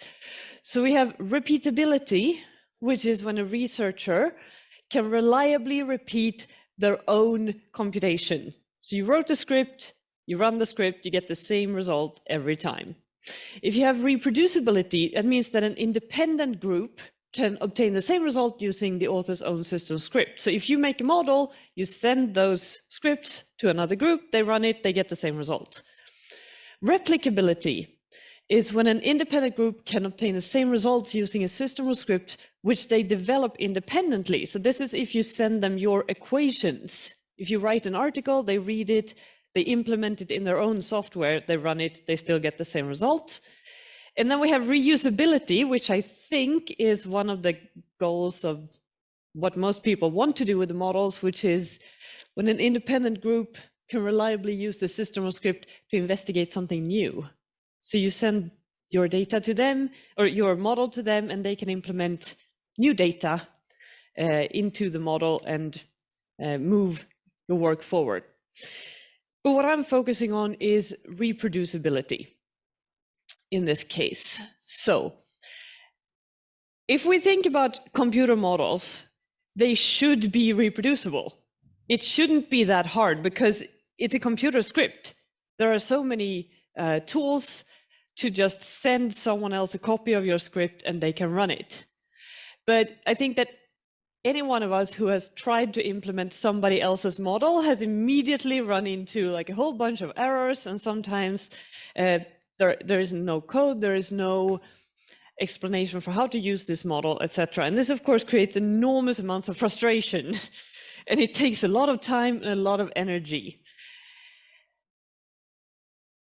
And if we look at published models, the state of modeling today, there is a place called Biomodels Repository that you might be familiar with, some of you. They picked 455 ordinary differential equations, and they attempted to independently reproduce the published results from these models. And they succeeded to do this in 50% of the cases. So only half of the models could be reproduced by experienced curators of this modeling repository. And the articles that they looked at were chosen because they seemed to contain the information they needed to reproduce these models. Now, the Center for Reproducible Biomedical Modeling, where I work, we did something similar. We looked at 650 curated models from these two repositories, the Biomodels Repository and the Physiome Model Repository. 90% of these randomly chosen models from these repositories were not reproducible on an initial attempt based on the published information by experienced model curators. And in fact, quite a few of these models couldn't even be reproduced by the group that originally published them. And at this point, I kind of went and banged my head on the wall and cried for a bit before I got back to it, because this is in an age where we have so many tools to reliably transfer computer code, this should not be the case. So then we got together with the journal PLOS Computational Biology, which, well, they publish computer models of biology. And we tried to have a look at what is happening. So we did a pilot study where they invited us to be a technical reviewer in their normal review process. So in this pilot that ran for 3 months, authors that submitted their articles to PLOS, they could opt in on having their code checked for reproducibility. And we logged all of these curation checks that we did to see what is the problem. Like, why are things not reproducible? And it turns out that the biggest reason for non-reproducibility is that they don't submit the code. It's like, I don't know if there's anything wrong with the code because it isn't there even. And this is one of the things that is so common, not just in PLOS, it's in many, many journals. You publish the equations that describes the background on the model, then publish the simulations where you show your validation of the model towards data, but you don't publish the code. And why don't you publish the code, which is what we need? I mean, this is the implementation of the model. This is sort of the actual model. And there are several reasons for that, and several reasons why journals don't provide the space to publish the code, and certainly don't check the code. And it's because many of these journals are quite focused on the experimental part. They don't have the time to check the code. They don't have reviewers who have the skills to know how to check this code. And quite frankly, the format of a scientific article was established sometime during late 1800s, and computer coding wasn't really a thing back then. And the format hasn't changed much. So there isn't really space in the scientific format for publishing this. So here is a horror case that we had in one of the articles we reviewed, where it says that copies of the raw data together with the set of fitted parameters for both geometry and fiber angle fields are available on request. So you can get them if you write to PJ Hunter, please enclose a Macintosh 3.5-inch high-density disk. And for those of you who don't know what that is because you're too young, it's called a floppy disk. And the last company to produce floppy disks shut down that production in 2011. So good luck getting that code.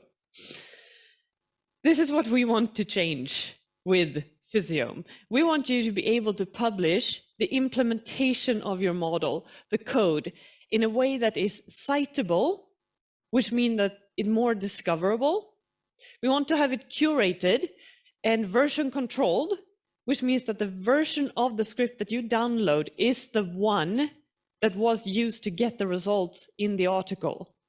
And this makes the models more reproducible, because curated also means that we check that your scripts run and give the results that are shown in the article.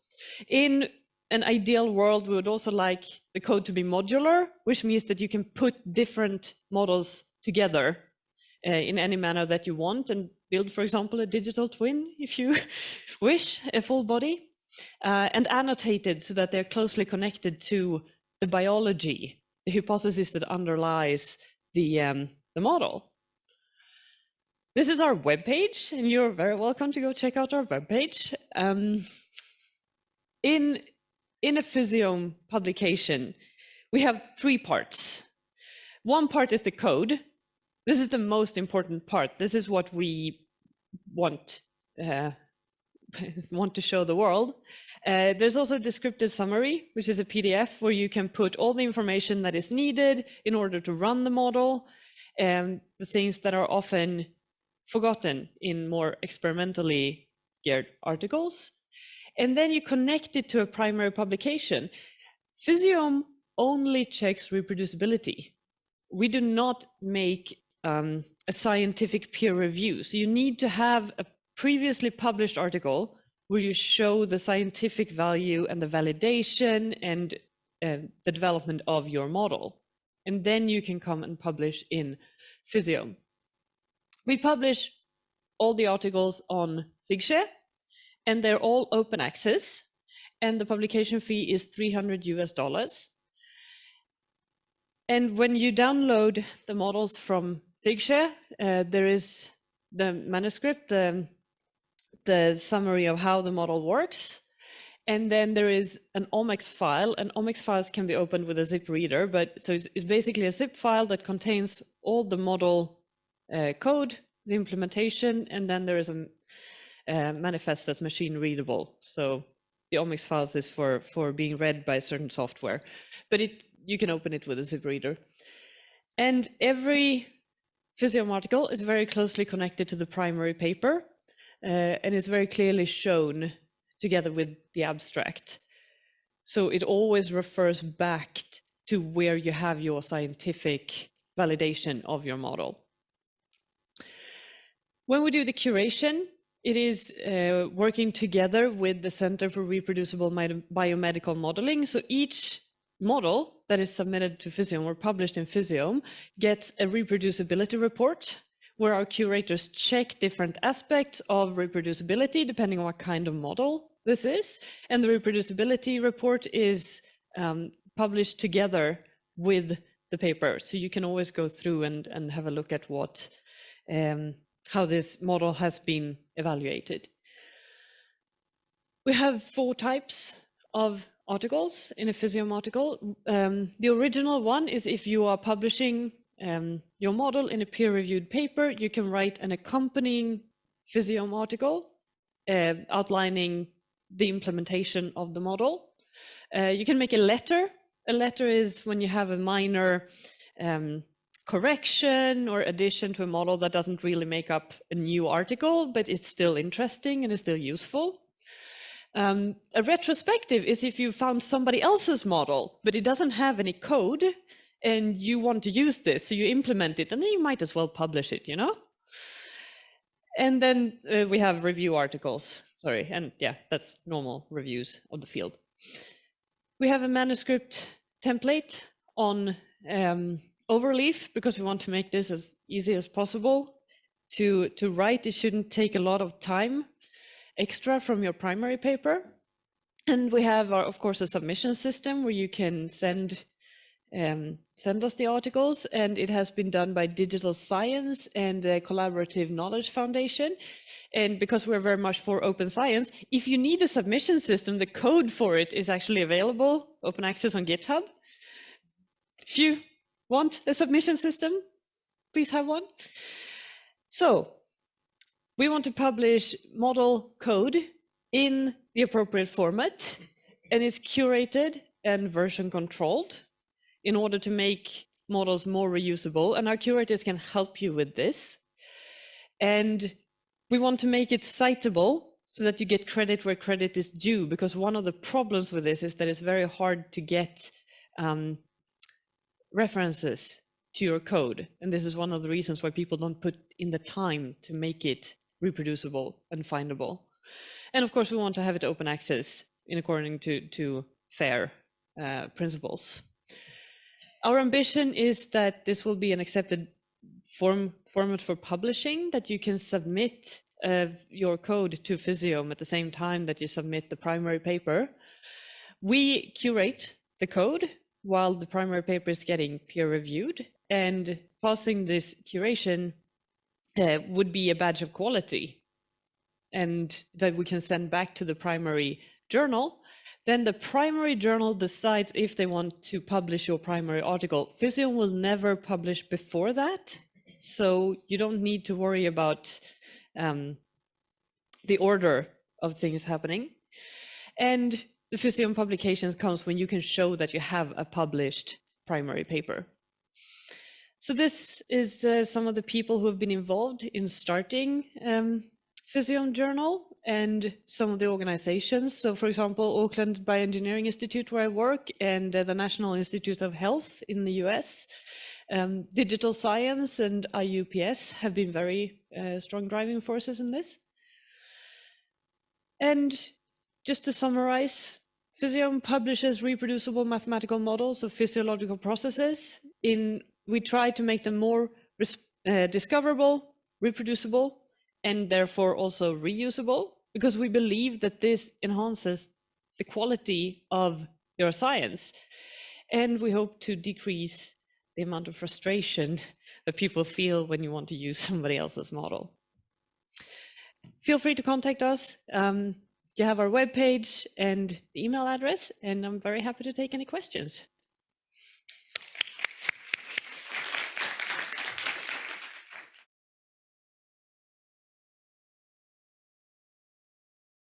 Welcome back to the last afternoon session of the MBM workshop, where we will have our 3 last presentations.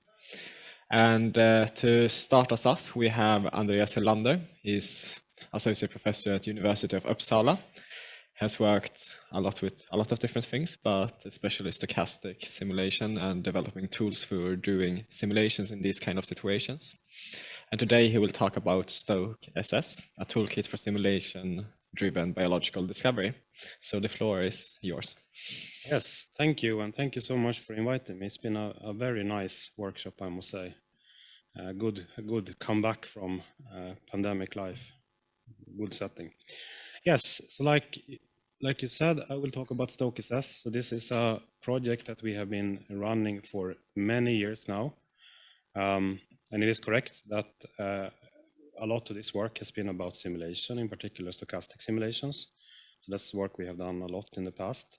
I will not actually talk so much about the theory for the forward simulations today, but I will rather talk a little bit about some of the recent work we do in the project, where we try to, I guess it's a little bit on the same theme as we have seen in some talks yesterday, where we sort of combine a bit with machine learning to tackle larger systems or high-dimensional systems, but in the context of StochSS.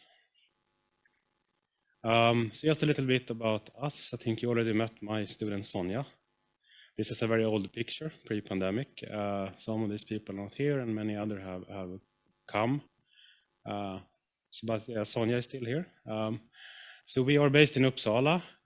We have actually moved from this beautiful old building to a new huge building full of glass windows, but it's also nice. We do quite many different things today. So systems biology or methods development is one of them still. But we also do a lot of work in distributed computing and applied machine learning. It's better? Yes, good. Yeah, so this is a little bit about us. So the StochSS project is a project that has been running since I was a postdoc, actually. We started in 2011. It's led by Linda Petzold at UCSB originally, with some other PIs. And the first generation of StochSS, which stands for Stochastic Simulation Service, the sort of ambition with this project in the first instance of it was to try to consolidate and collect different types of algorithms for modeling biochemical networks in one place. And in particular, we wanted to make it really easy to go from, try to progress with modeling complexity, so that you would build a model and you would start from an OD simulation and you would then progress towards stochastic simulations and eventually spatial simulations. And back then, actually, there wasn't that, there was these different tools and software and APIs, but there weren't many softwares that had all of this in a comprehensive suite. I think today there are more, and StochSS is one of them. So that was one of the goals, and the other goal was that cloud computing had just become popularized and began to attract interest in academia. So we wanted to make use of that sort of new technology back then to be able to scale simulations. Because some of this becomes quite expensive, and for experimentation, you might need to run repeated simulations many times. So it's a good opportunity for leveraging what is called task-based parallelism or embarrassingly parallel workflows. And there we saw that the cloud computing environment could give rapid access for a lot of researchers, even those that didn't have access to supercomputers. So that was what we did, and I think we released 9 versions from 1.0 to 1.9 between 2012 and 17, and then since 2020, we're on the 2.x line. So we had a little gap of funding, and then we continued. So I will talk more about what we're doing now in the new iteration of the project. But just a little bit of recap, and I think many of you are probably familiar with these methods and are using them. But what is really motivating us quite a bit is that we want to work with stochastic models, and we work a lot with Markov chain models. So in these models are chemical species or proteins. They are modeled as discrete entities. So we have a discrete state model, and then states are changed then in these discrete steps in a Markov process. So instead of capturing the mean field, like you do in an ODE, we are interested then in sort of the statistical behavior of the system following a stochastic model. And then it is the case, as you know, that in some situations for linear models, for example, the average trajectory, for example, that you simulate are captured by the ODE. But if you have a nonlinear system, that is not necessarily the case. And these effects get amplified as the system volume shrinks. But I think how many of you have simulated stuff with the SSA or Gillespie algorithm? So about half of you. So I think that's a lot the type of model that is really motivating us. Yeah, so discrete chemical kinetics has been a clear focus in StochSS, where then parameters that we consider are typically rate constants in these equations. And I just wanted to put this up here, that a big bulk of what the users of StochSS or its APIs are doing is running things with the SSA or Gillespie algorithm for a well-mixed system. And this samples from something called the chemical master equation, but it's really then a stochastic simulation algorithm for advancing Markov processing time. We're not going to care so much about the detailed implementation of this, but suffice it to say that there are by now very many variants of this.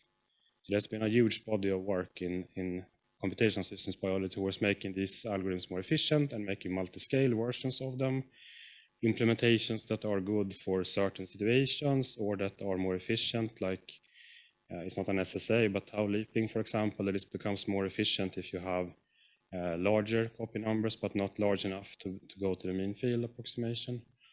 But yeah, there's a huge amount of these.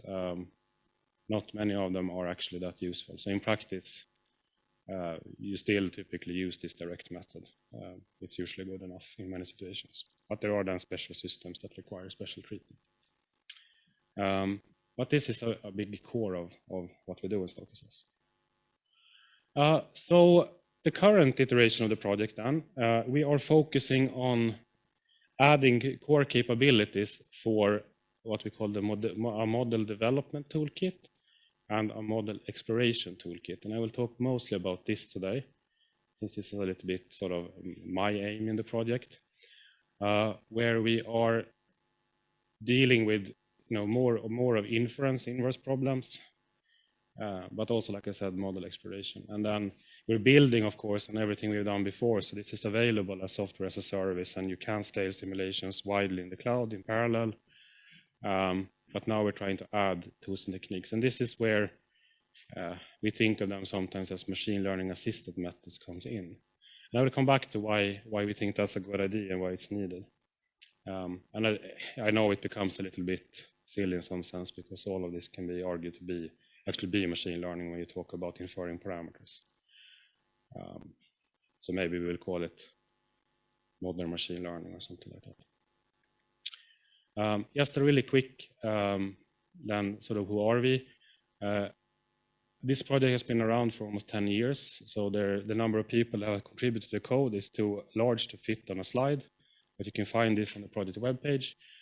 But I wanted to highlight Brian, who is based in Los Angeles now. He's also been around since the beginning. So we were actually starting our postdocs together, and then we have continued collaborating throughout our career on this. And he really leads the software engineering efforts in StochSS. And then we have Linda, who is the other PI in Santa Barbara. And the work I'm going to talk about today are done to a large extent by a former PhD student, Frederick, and Prashant Singh, who is now an assistant professor at our division in Uppsala.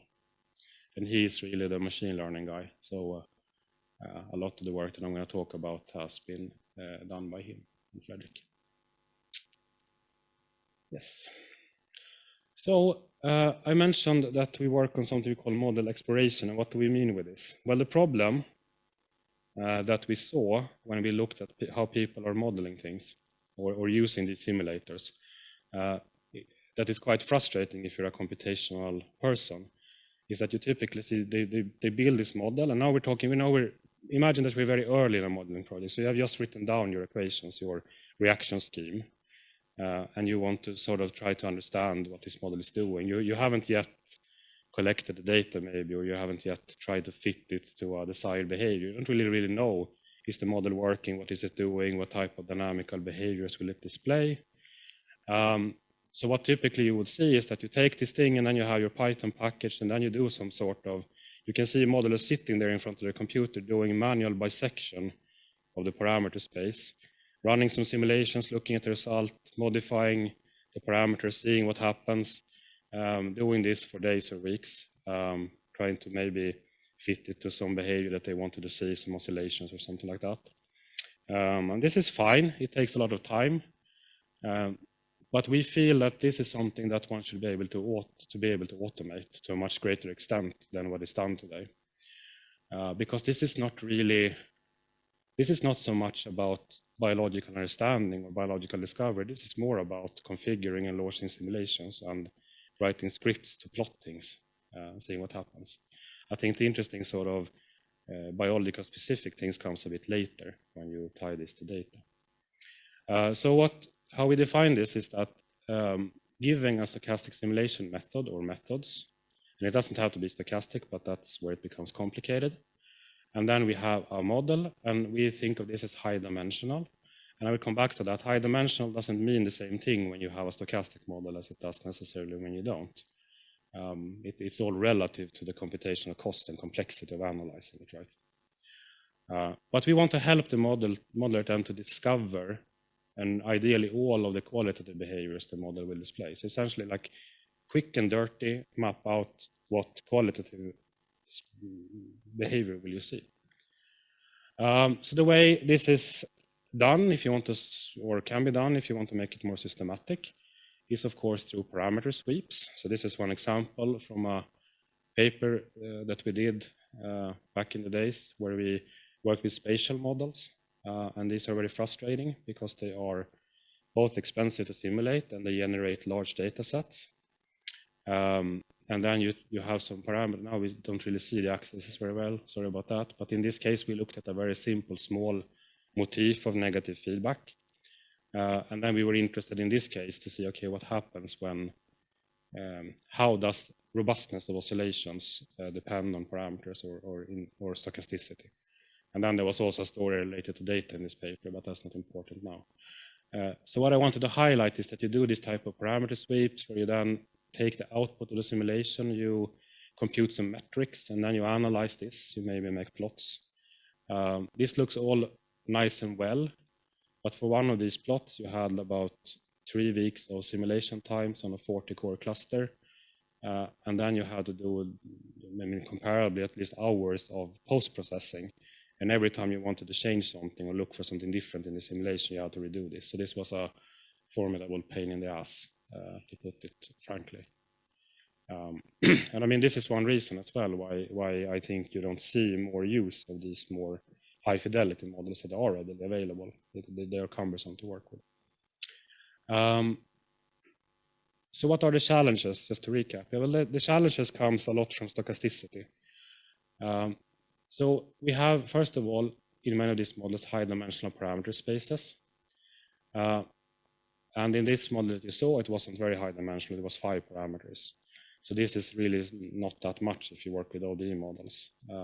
But if you work with stochastic models and you want to do inference, for example, or Even 5 parameters become a bit problematic, and 10 become usually very hard to handle.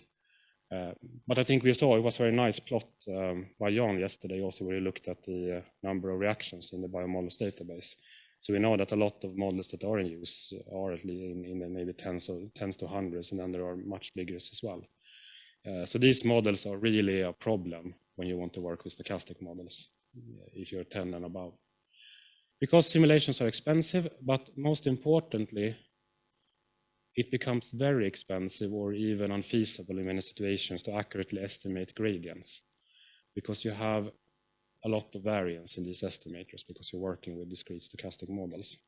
So a lot of the stuff we have seen so far in the conference that are very useful optimization routines, for example, for deterministic models, are not possible to apply in a good way for these type of models because of this reason. They are based on gradients, and we can't really compute.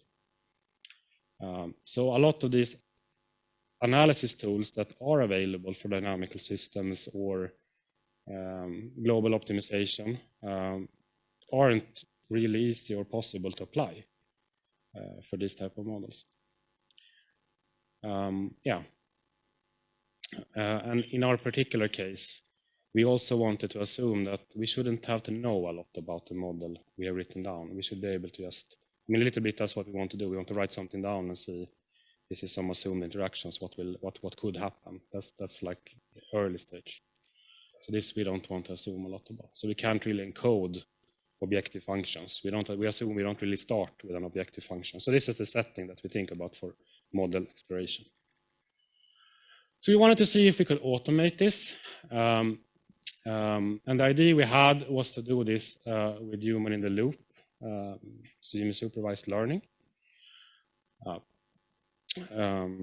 And we want to use the modeler in this sort of software, not to launch simulations, but to interact with output and inform the system about what do you think is interesting behavior, where should I look, where should I spend computational budget to do more fine-grained exploration.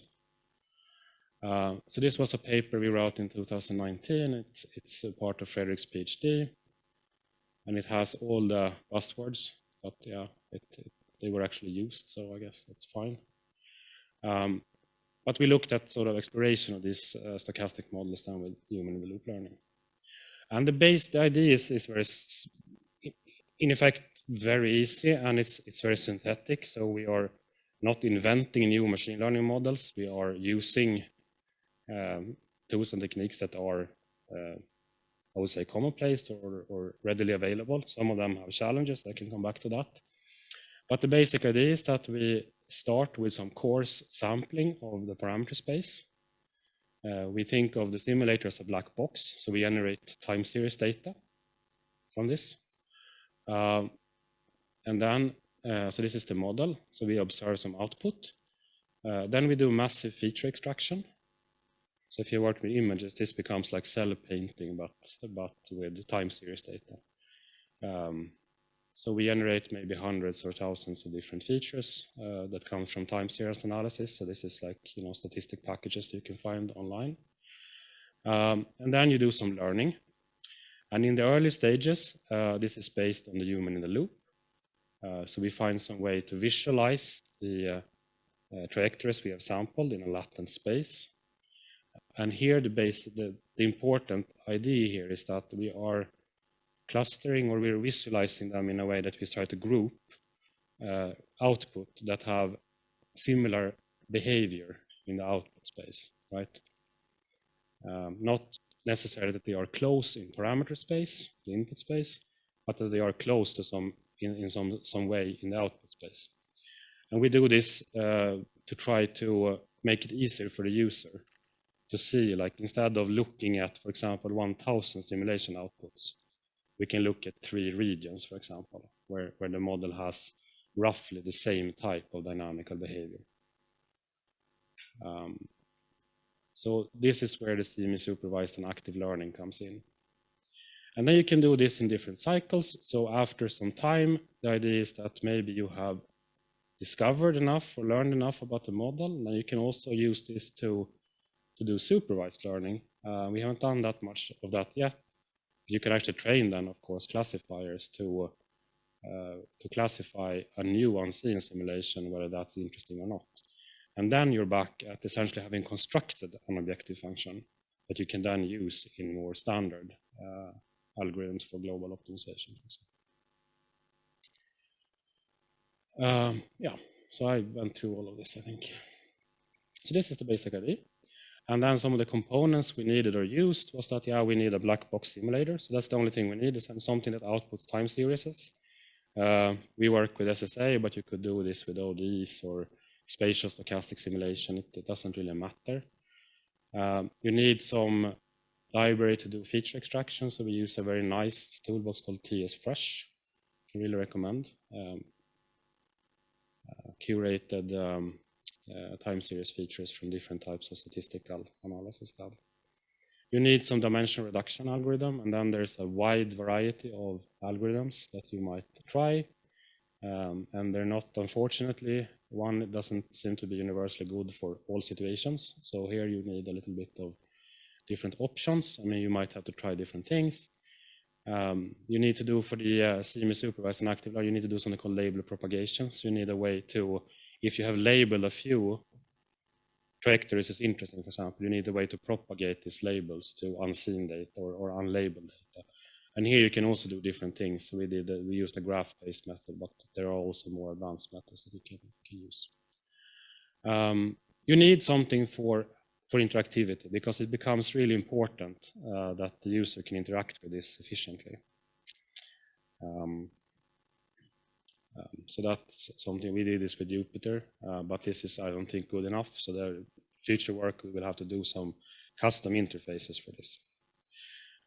And you should ideally have like a good parallel computing backend, so that because here it becomes important to, it's not this kind of fire and forget situation where you want to start a cluster job and then come back the day afterwards, but you want some sort of interactivity. So you want results in like at least minutes, so that it becomes reasonably interactive, at least early on in the pipeline.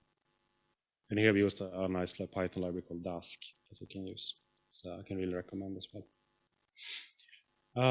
So just an example to validate this idea, we of course took then a model that is well known and well studied. We know what the interesting behavior is, but we don't really,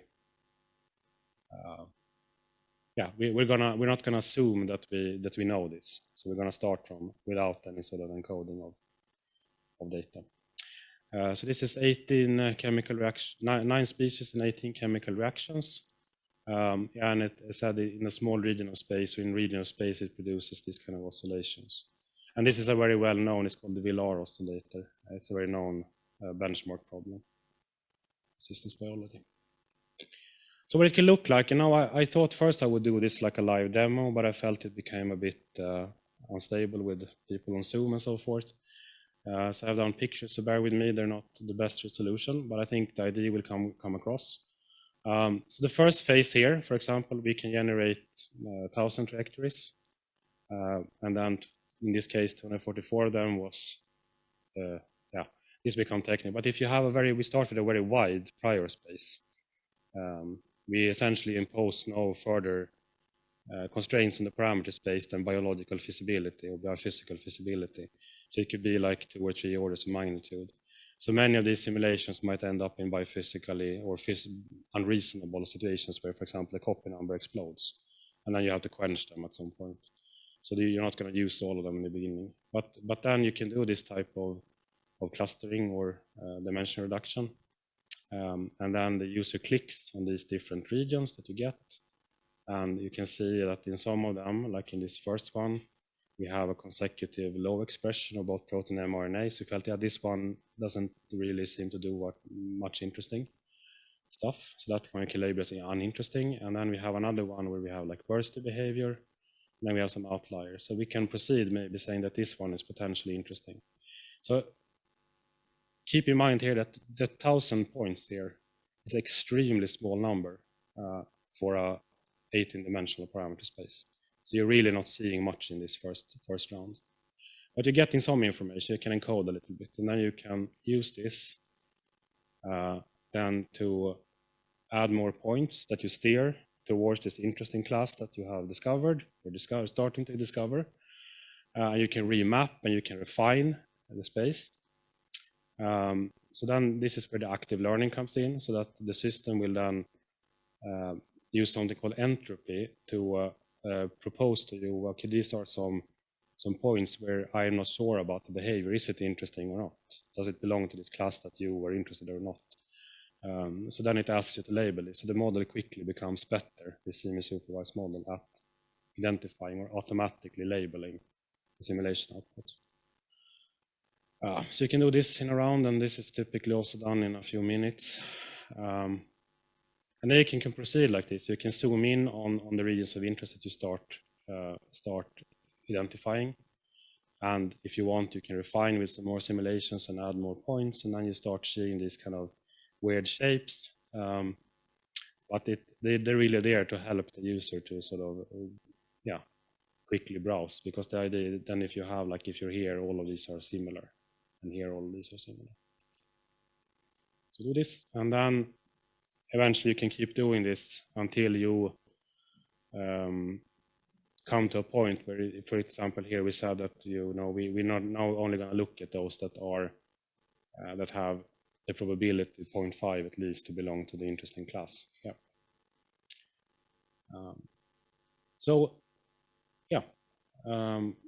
Keep doing this, and eventually you're going to then see that we find sort of a small region here where we find this kind of region in space where this interesting behavior from the paper that we knew about is observed.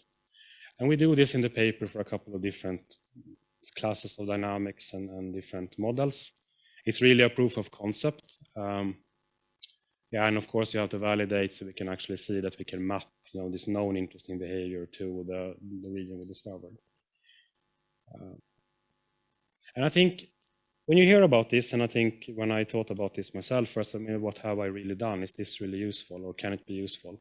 But I think it is. I think that the key takeaway here is that we do a lot of stuff, but what we really gain is that we can automate quick screening. So in all of this, the idea is, at least when we have managed to get all these different components stable with good hyperparameters, and maybe there's a way to tune them. Because as I say, all of this is kind of relatively standard in unsupervised learning. But it turns out, and I was a bit naive here because I wasn't very experienced with machine learning when we started this project a few years ago. I thought that this would just work. You take these boxes and then you put in the data, and then you get a sensible dimension reduction out. It turns out in practice that poor Frederick knows this very well, that there's actually a lot of tuning and stuff that you need to do to make these things stable and nice. But I think this can be worked on methodologically. So we essentially have replaced, the user doesn't have to launch any simulations. They just put like a model they have built in the UI, and then they can do this. Currently we do it in Jupyter Notebooks, that is like interactive plots. Like I said, this is something we will seek to improve. But really also there was no prior knowledge encoded. So you just needed an interaction network. You didn't have to write a script that looked for oscillations. So this is somehow handled by this feature learning that we do. And then, so there's like really minimal manual setup by the end user. But of course there are some drawbacks. I mean, this is really not designed to give a strict guarantee that you're going to find everything that is interesting. I think it's more likely that you will find stuff that you might risk to miss if you put in too much of your own prior hypothesis into it. This is, the data-driven. It's like a really data-driven approach. This, if you wish, but it's also not sort of the optimal solution if you want to do, say, downstream robustness analysis. So that when you start knowing a bit more what you're looking for, there are more efficient ways to actually map out, say, the contours or borders of the regions of interest in the parameter space. But then what this will give you is that it can actually learn objective functions, so you can input into these situations. And why would you do this? Yeah, we do this because we have these stochastic models where we cannot really use gradient-based methods in an efficient way. We can't do analytical mathematics either. And this is the reason that we are doing this, to try to push to higher dimensional models for the stochastic setting. So if you have an OD, I mean, you could do this, but then there are more efficient ways to do it. Yes, and then I don't think I have time to talk about simulation-based inference. That will be another time. I just put that as a bonus here, but yeah, we will skip that. But yeah, we have done work there as well in part of the project. I can just say this really quickly, where we also have recently gotten very interesting or good results with using deep learning. And this will be extremely quick. So if you already know about likelihood-free inference or ABC, approximate Bayesian computation, you will know that there is a problem here, where there's a very important step where you need to choose something called summary statistics. So if you have these algorithms become very sensitive to high dimensionality in the output, when you need to compute distances and compare distances between simulated data and the actual data. And if you don't have good summary statistics, nothing will work, and these are actually very hard to choose. And sadly, if you talk to a lot of modelers, there is this idea that you can choose these based on biological intuition. But I don't think that this is a really good approach, because this is really supposed to be based on statistical sufficiency. So these need to span, a lot of the capture the variability in the data. So there's a huge chance that you will make mistakes if you try to base this on biological intuition. Long story short, there are algorithms to try to choose this from a pool of statistics. So we could use, for example, the same TS features, and then try to choose this. But these algorithms, they scale very poorly with number of statistics. So these are not very practically usable in reality.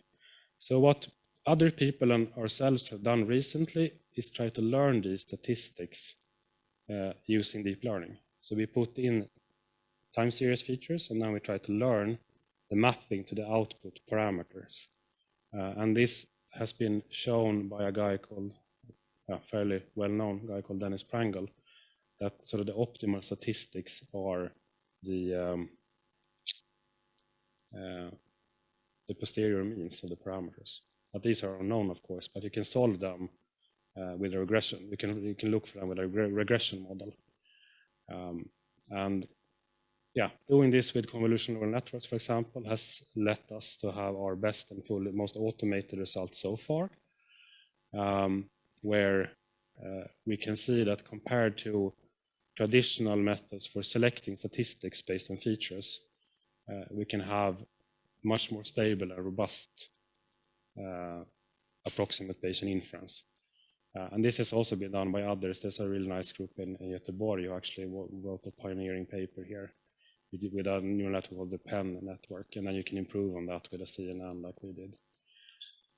So we do a lot of work now in the project trying to figure out how to make this also more automated, because obviously there's a dark side of this, and it means that these networks are very hard to train, and you need to sample good training data from the simulator. So there's like a lot of stuff that you don't see in the finished table. But yeah, this is also like a major stuff that we do in StochSS. And I just wanted to end with that if you want to try and do some of this work yourself and play with machine learning inference or exploration, there's a Python toolkit part of the StochSS suite. So not all of this is implemented in the UI yet, but there's a Python toolkit that will help you get started with this type of line of research. Thank you, and sorry.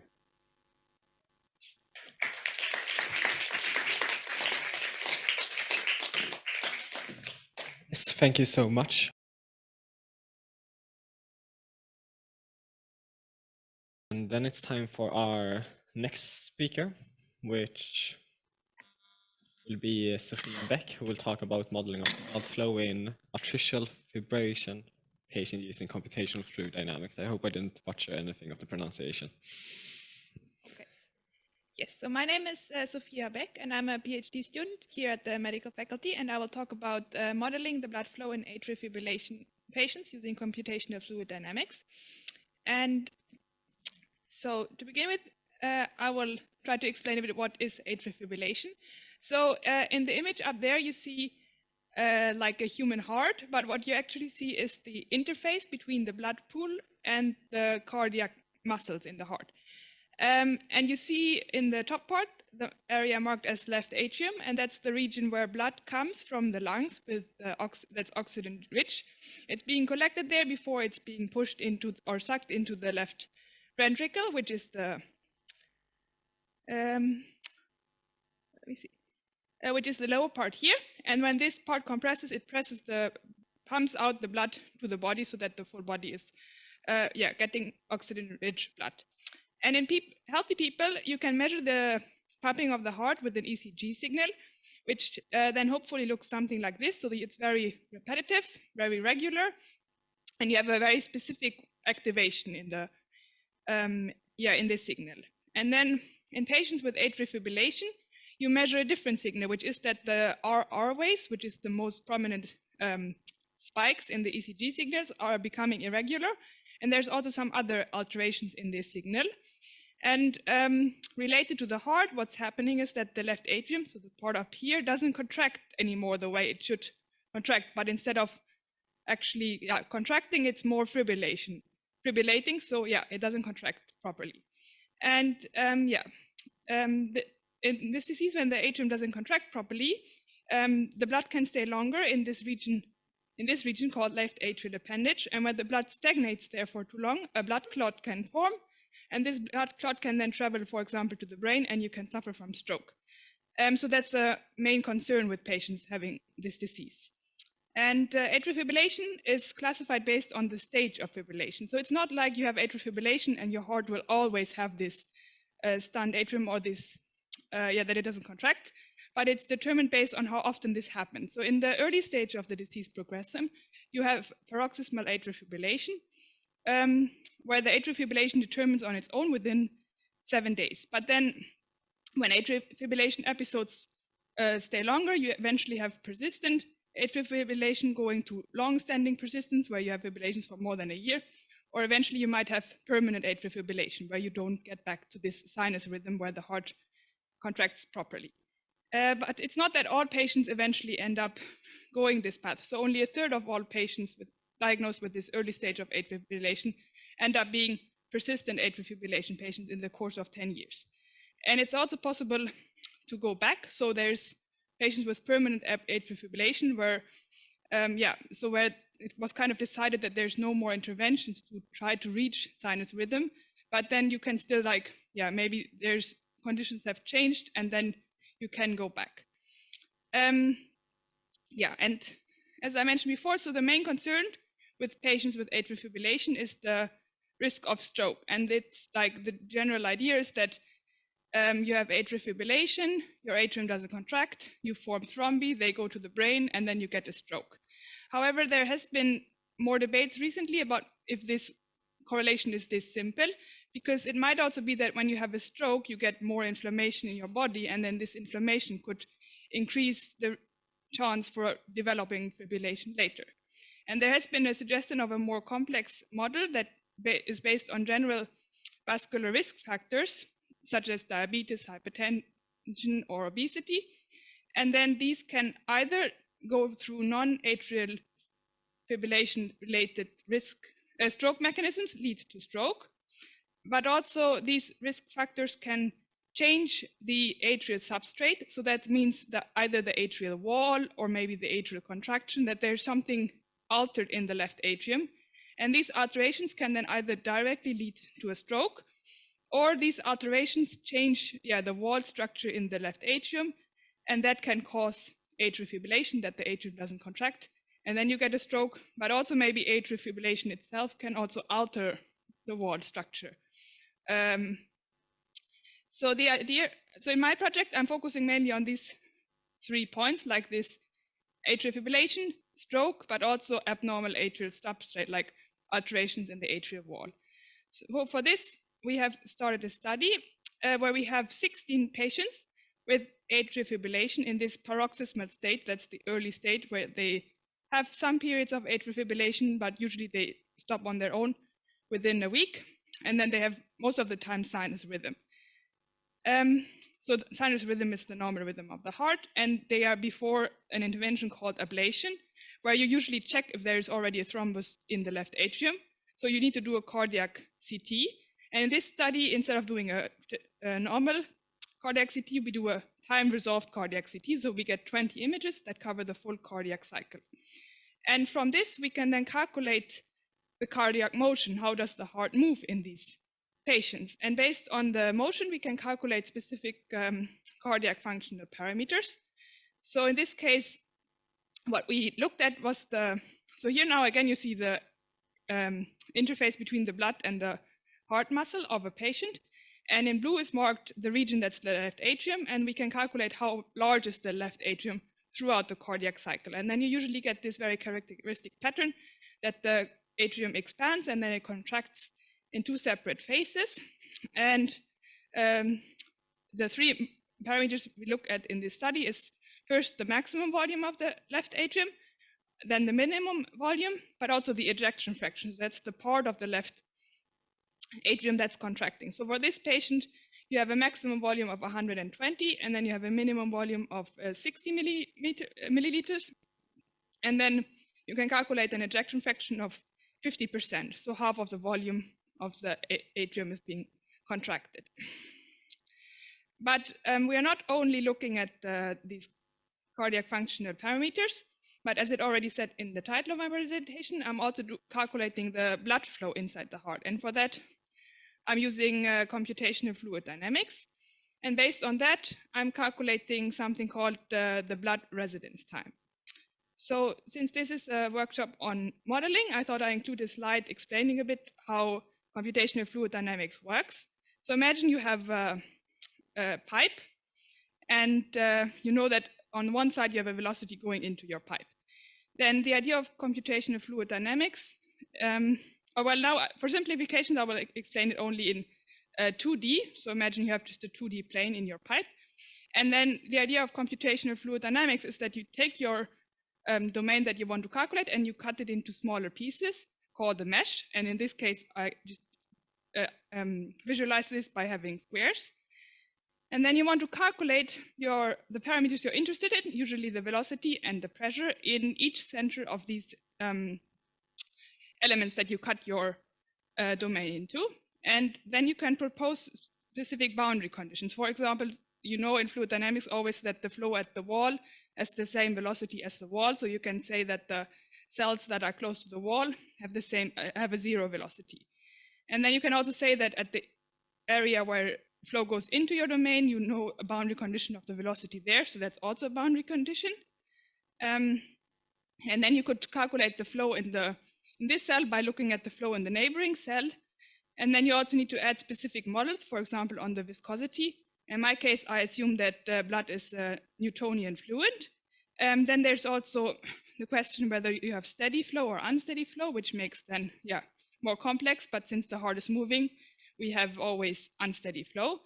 Then there's also the question like how you should model turbulence in your flows. So usually when you have higher velocity, flow can become turbulent, and then your equations suddenly get way more complicated. But at least in healthy people, it seems like you can assume that the flow in the left atrium is laminar, which helps a lot in the simulations. And then, so CFD is often used not only for like the heart, this is a very specific application, but also for like airplanes, cars, wherever you have something flowing. And then, for example, with the airplanes, it can be important, like when you have air and high velocity, if the flow is compressible. But in the body, usually you can assume that you have incompressible flow. So how do we apply this to the heart? So for each patient, we also cut the volume into smaller elements. And in this case, we use tetrahedrons. And to cover the full heart with a good resolution, I usually have around 10 million elements within one heart. And then we can calculate the velocity in each of these cells throughout the full cardiac cycle to then know how does the blood flow inside the heart. And so here I've visualized the velocity field in the left atrium of one patient. And you can then see the areas where the velocity is very high, but this left atrial appendage down here, which is the region where you often find thrombosis, has very low velocities, which is a bit difficult then to see in a visualization like this. And it's also hard to grasp what do low velocities mean. So then one thing that we can additionally do with the CFD simulations is that we can also calculate not only the flow, but other characteristics. And what I did here is calculating the flow residence time. So there you can just add another equation to your equation system that calculates how long has the blood been inside the heart. And this way you can identify regions where the blood stagnates longer. So now we clearly see that in the left atrial appendage, in this region, blood clearly stays longer than in the left atrium. You have a lower washout there. And so in this study, we have done this now for 16 patients, which I've been showing here. And here you can see also, first, one interesting thing about this left atrial appendage, because it's actually very different from person to person. Like, I mean, yeah, you see this shape is very different to this shape. Like, it's almost like each person has a very different left atrial appendage. And to make the visualization a bit easier, I sorted the patients in the study based on the average residence time in their left atrium. So patient A is the patient with the lowest residence time, and patient P has the highest. And already in this plot, so everything that's colored is areas where blood has been staying longer than 2 cardiac cycles. And for all of them, the longest time it stays in the appendage, but for patient A, basically in the rest of the atrium, blood is younger than 2 cardiac cycles, but for patient P, you find like older blood everywhere. So yeah, I wanted to understand a bit better what causes these differences in this specific patient group. So what I looked at was then the left atrial appendage in particular. So I calculated the average residence time in the left atrial appendage for each of these 16 patients. And I plotted it to other parameters, to these geometric parameters that I can also calculate for the left atrial appendage. So in this first plot, you see the residence time on the y-axis, and then on the x-axis, you see the minimum volume of the left atrial appendage. But here we couldn't find any, so I did a regression analysis, and there wasn't any significant correlation. The same for the maximum volume of the left atrial appendage. However, for the left atrial appendage ejection fraction, there is a statistically significant correlation. So that seems to be relevant when it comes to how long does the blood stay in the left atrium. But then I also looked at parameters related to the overall atrium, so not just the appendage. And then I found actually very interesting that the overall size of the atrium, so when you have a large left atrium, that significantly correlates to the residence time inside the appendage. And I found a very strong correlation here with the left atrial ejection fraction and the residence time inside the left atrial appendage, which was a bit surprising to me because I thought the appendage itself should actually be what matters for the residence time in the appendage. Yes, so in conclusion, I could find that the residence time differs between atrial fibrillation patients in sinus rhythm, and this is already I found quite interesting since, I mean, traditionally you think about atrial fibrillation as this disease where the atrium is stunned and doesn't contract. But we already find that even these patient group, when they are in sinus rhythm, which is like considered the healthy signal, there's already like a large variety in this patient group. And then the residence time is associated stronger with the left atrial ejection fraction rather than the left atrial appendage. So there seems to be something in the atrial wall, disturbing the flow field here. So in the future, this could be a potential biomarker for estimating the stroke risk in this type of patients. Thank you for your attention.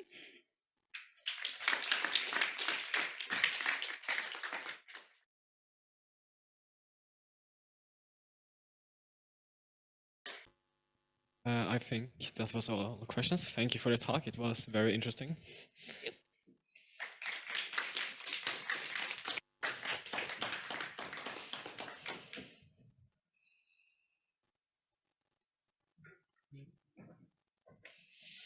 And then it's time for the last speaker, Andreas Helander, who will be talking about modeling chromosome-wide target search.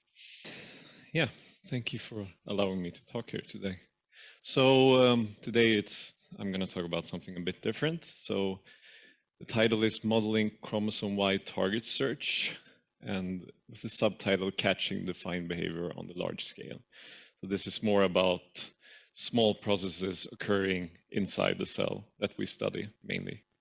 So yes, I am from Umeå University, but specifically we're a group called IceLab that work interdisciplinary to mix different fields to combine and create new solutions to interesting problems. So I guess we'll just talk about something basic to begin with. Let's see. Nothing happens when I click this. Is it not connected?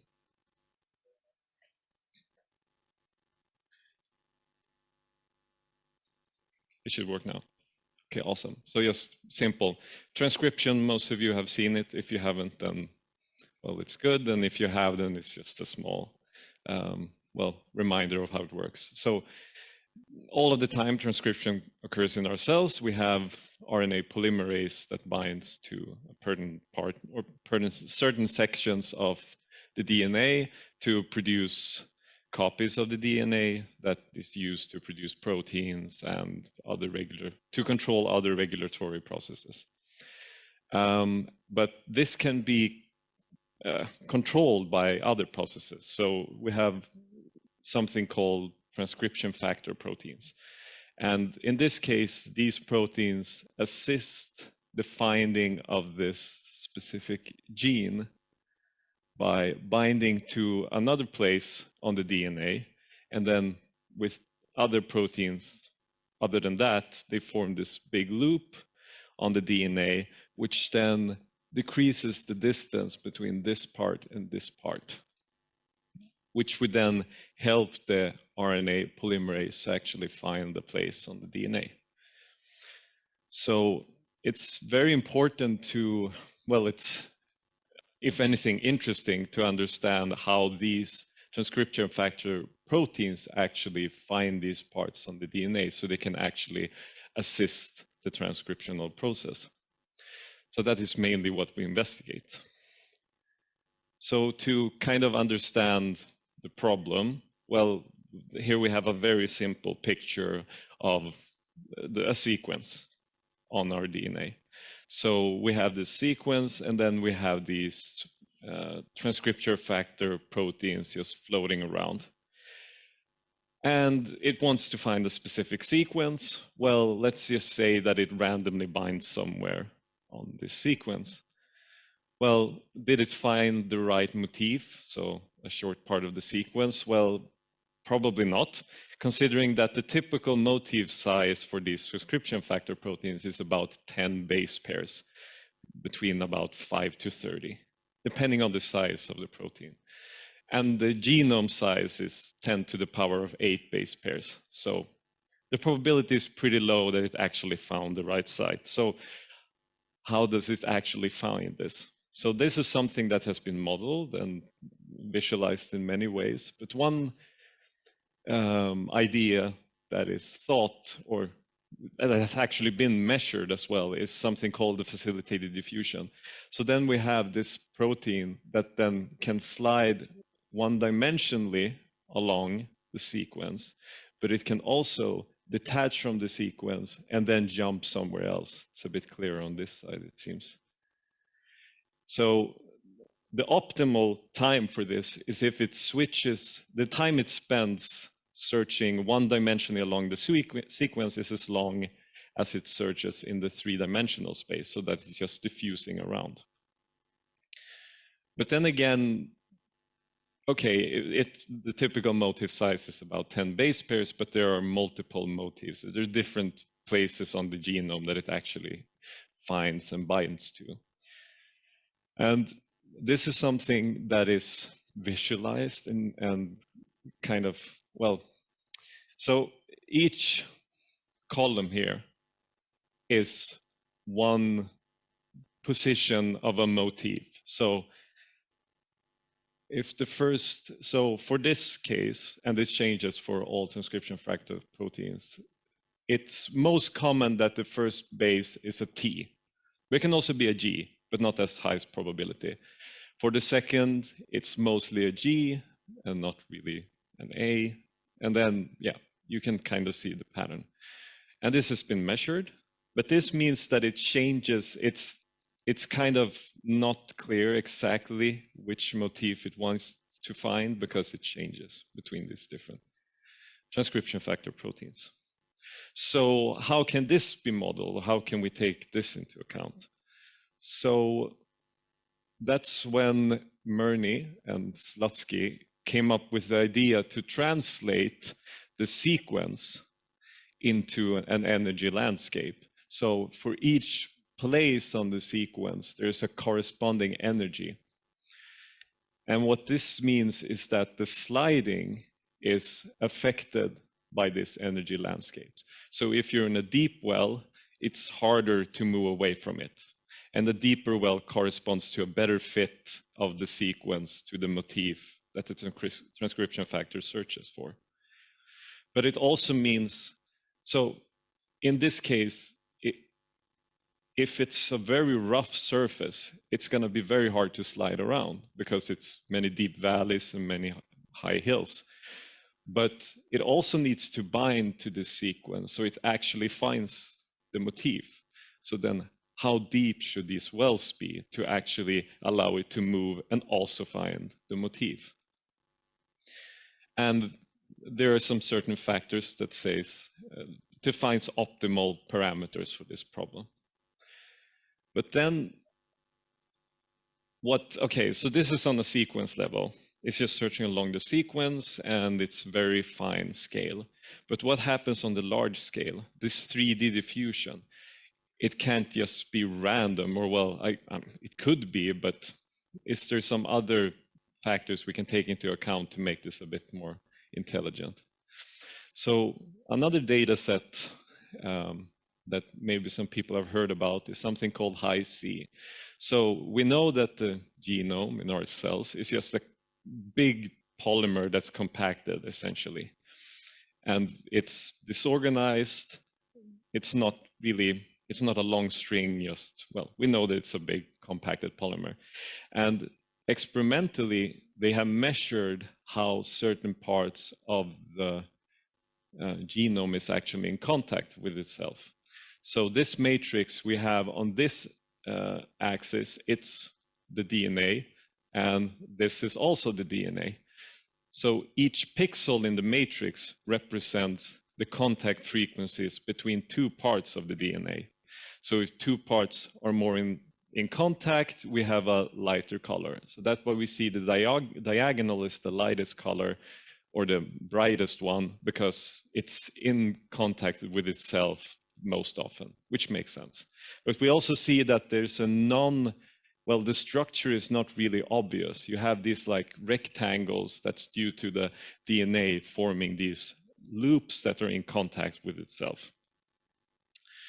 So we want to take this into account, and this has already been done, where we visualize, well, this is not me, but the PhD student before me, so we had this Hi-C data, and each place on the DNA is like a site that the proteins can visit. And then the movement between these sites is determined by this contact frequency matrix.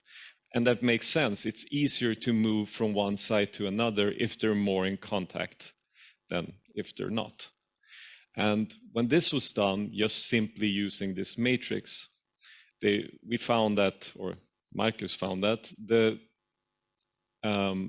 for places on the DNA that has active transcription start sites, well, they're easier to find, they're easier to associate with, just from this non-arbitrary structure of the Hi-C. So that's why it's interesting. It's interesting to use this data because it's obviously a reason why the DNA is formed in such a way that it is. So what we want to do is we want to both use this energy formulation and mix it with this long range contacts. So we do this by, we visualize it having this protein that moves between sections of DNA, which is like moving on a network that has connections.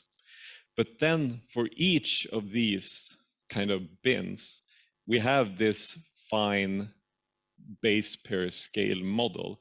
So it switches between searching on a very low level, just sliding around on an energy landscape, but then also making these great leaps once it finally leaves this energy landscape. So we have looked a bit into this. It's not complete, but we can talk about it. So here, for example, we have transcription factors on the x-axis. There's just kind of code names for them. And we have the mean search time to targets on this DNA. So there are multiple targets, but they're placed based on biological data. And we see that, well, the search time is different for these transcription factors. So, I mean, okay, fair enough. It depends on what the transcription factor looks for and where the targets are located. So one question is just, is this just dependent on the energy landscape? So the roughness that it slides along, is this the only factor that affects this search process? So what we did is we took every one of these and normalized the energy landscape. So just making it the same for every transcription factor. And then we see that the search time is decreased and the variance is also decreased. But there is a factor 2 differing between these transcription factors. So there's obviously not just this energy landscape that has an effect, it's also how the geometrical system looks or how the organization of the high C looks, or DNA. So what is the driving factor? Well, here we have the scaled, so the scaled energy time, search times, and they're ordered. We see that it varies by a factor of 2. And the same ordering is on this middle graph. I wanted to have this in portrait, but that doesn't really work here. So we have to have this weird ordering. And we see that, well, this is the number of targets. So just the number of targets on one chromosome. And we see that there is a connection between, well, having a lot of targets, it's faster to search on the system, and fewer targets, it takes longer time. But it's not a one-to-one connection. There is a connection, which there should be, but it's not super clear. But then if we'd rather look at, so the spread of targets on the system, so how many places actually has these targets, well, that's a lot stronger of a predictor to the search time. But even then, it's not perfect. There is some variations here. And those variations is what we really are trying to find in this contact network, how it actually affects these deviations. So one thing that is a bit troublesome with this is that you can average out the results. There's so many targets, it doesn't really matter because it's just immediately finding a target and it doesn't, yeah, there's no point. So this one looked a lot worse on these screens than I hoped. Well, so just, this is a heat map, but it goes from basically lower bars here, and then up here, there are bars up. There's some blue here you can see. So it kind of goes like this, just imagine that. So each column or kind of line here represents one target on the chromosome. And on the y-axis, we have the scaled search time. So the original time we have up here, which is tau original, is the search time to all of these targets without changing the system, anything. It's the original system. For the others, so the deviations from this original, which is below here and above here, it's systems where we just randomly move around places on the DNA which don't have these specific targets. So we see that for certain of these targets, the original time is worse, or it's slower compared to just randomly changing the system. And for some of these, it's faster. And this is, we're not changing the place, we're not changing the connections on the DNA. We're simply changing where these kind of traps, these fake targets can be. But the real targets are in the position they are in the original system.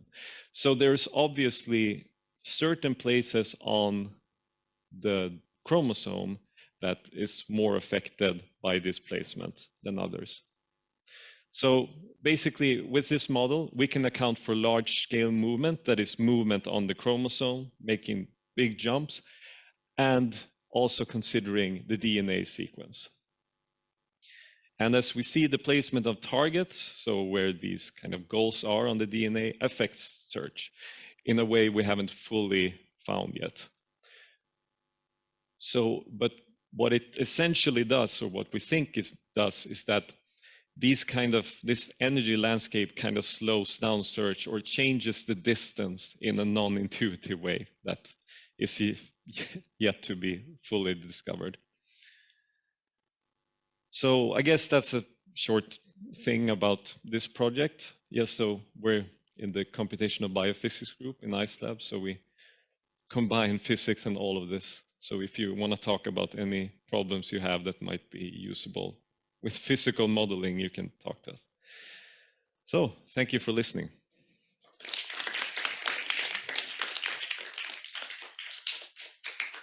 Thank you for the presentation. Do we have any audience questions?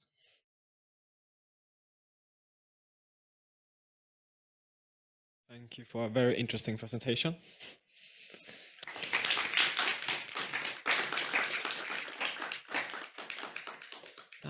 And as you can see in the conference, we are getting to the end of this workshop.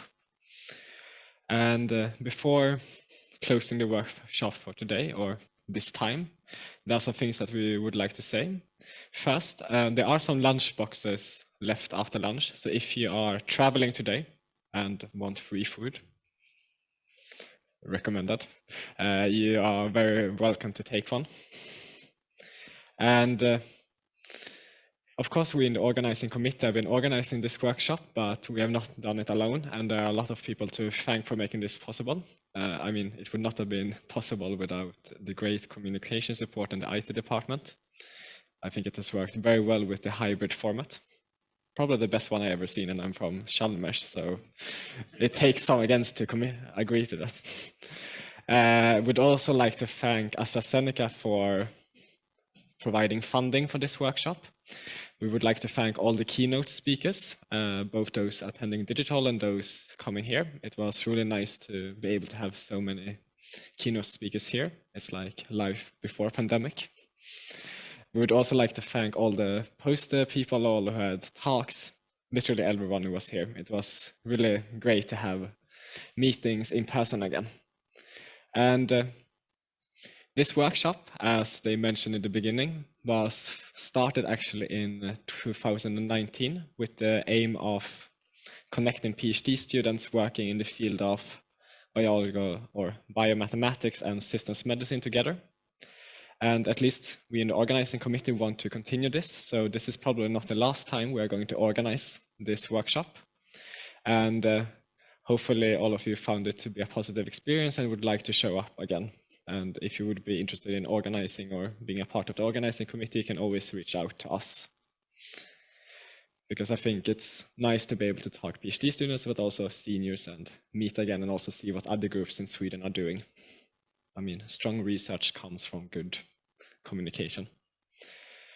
And I think that is everything we have to say. Yes. How do you reach out to us? What? How do you reach out to us? We have an email on our webpage. We have a really beautiful webpage where we have a very carefully chosen green color. So if you want to reach us, you can always reach us via email. And I think that is everything we had to say. Once again, thank you all for attending. Hope you have safe travels home from whatever part of Sweden you are from.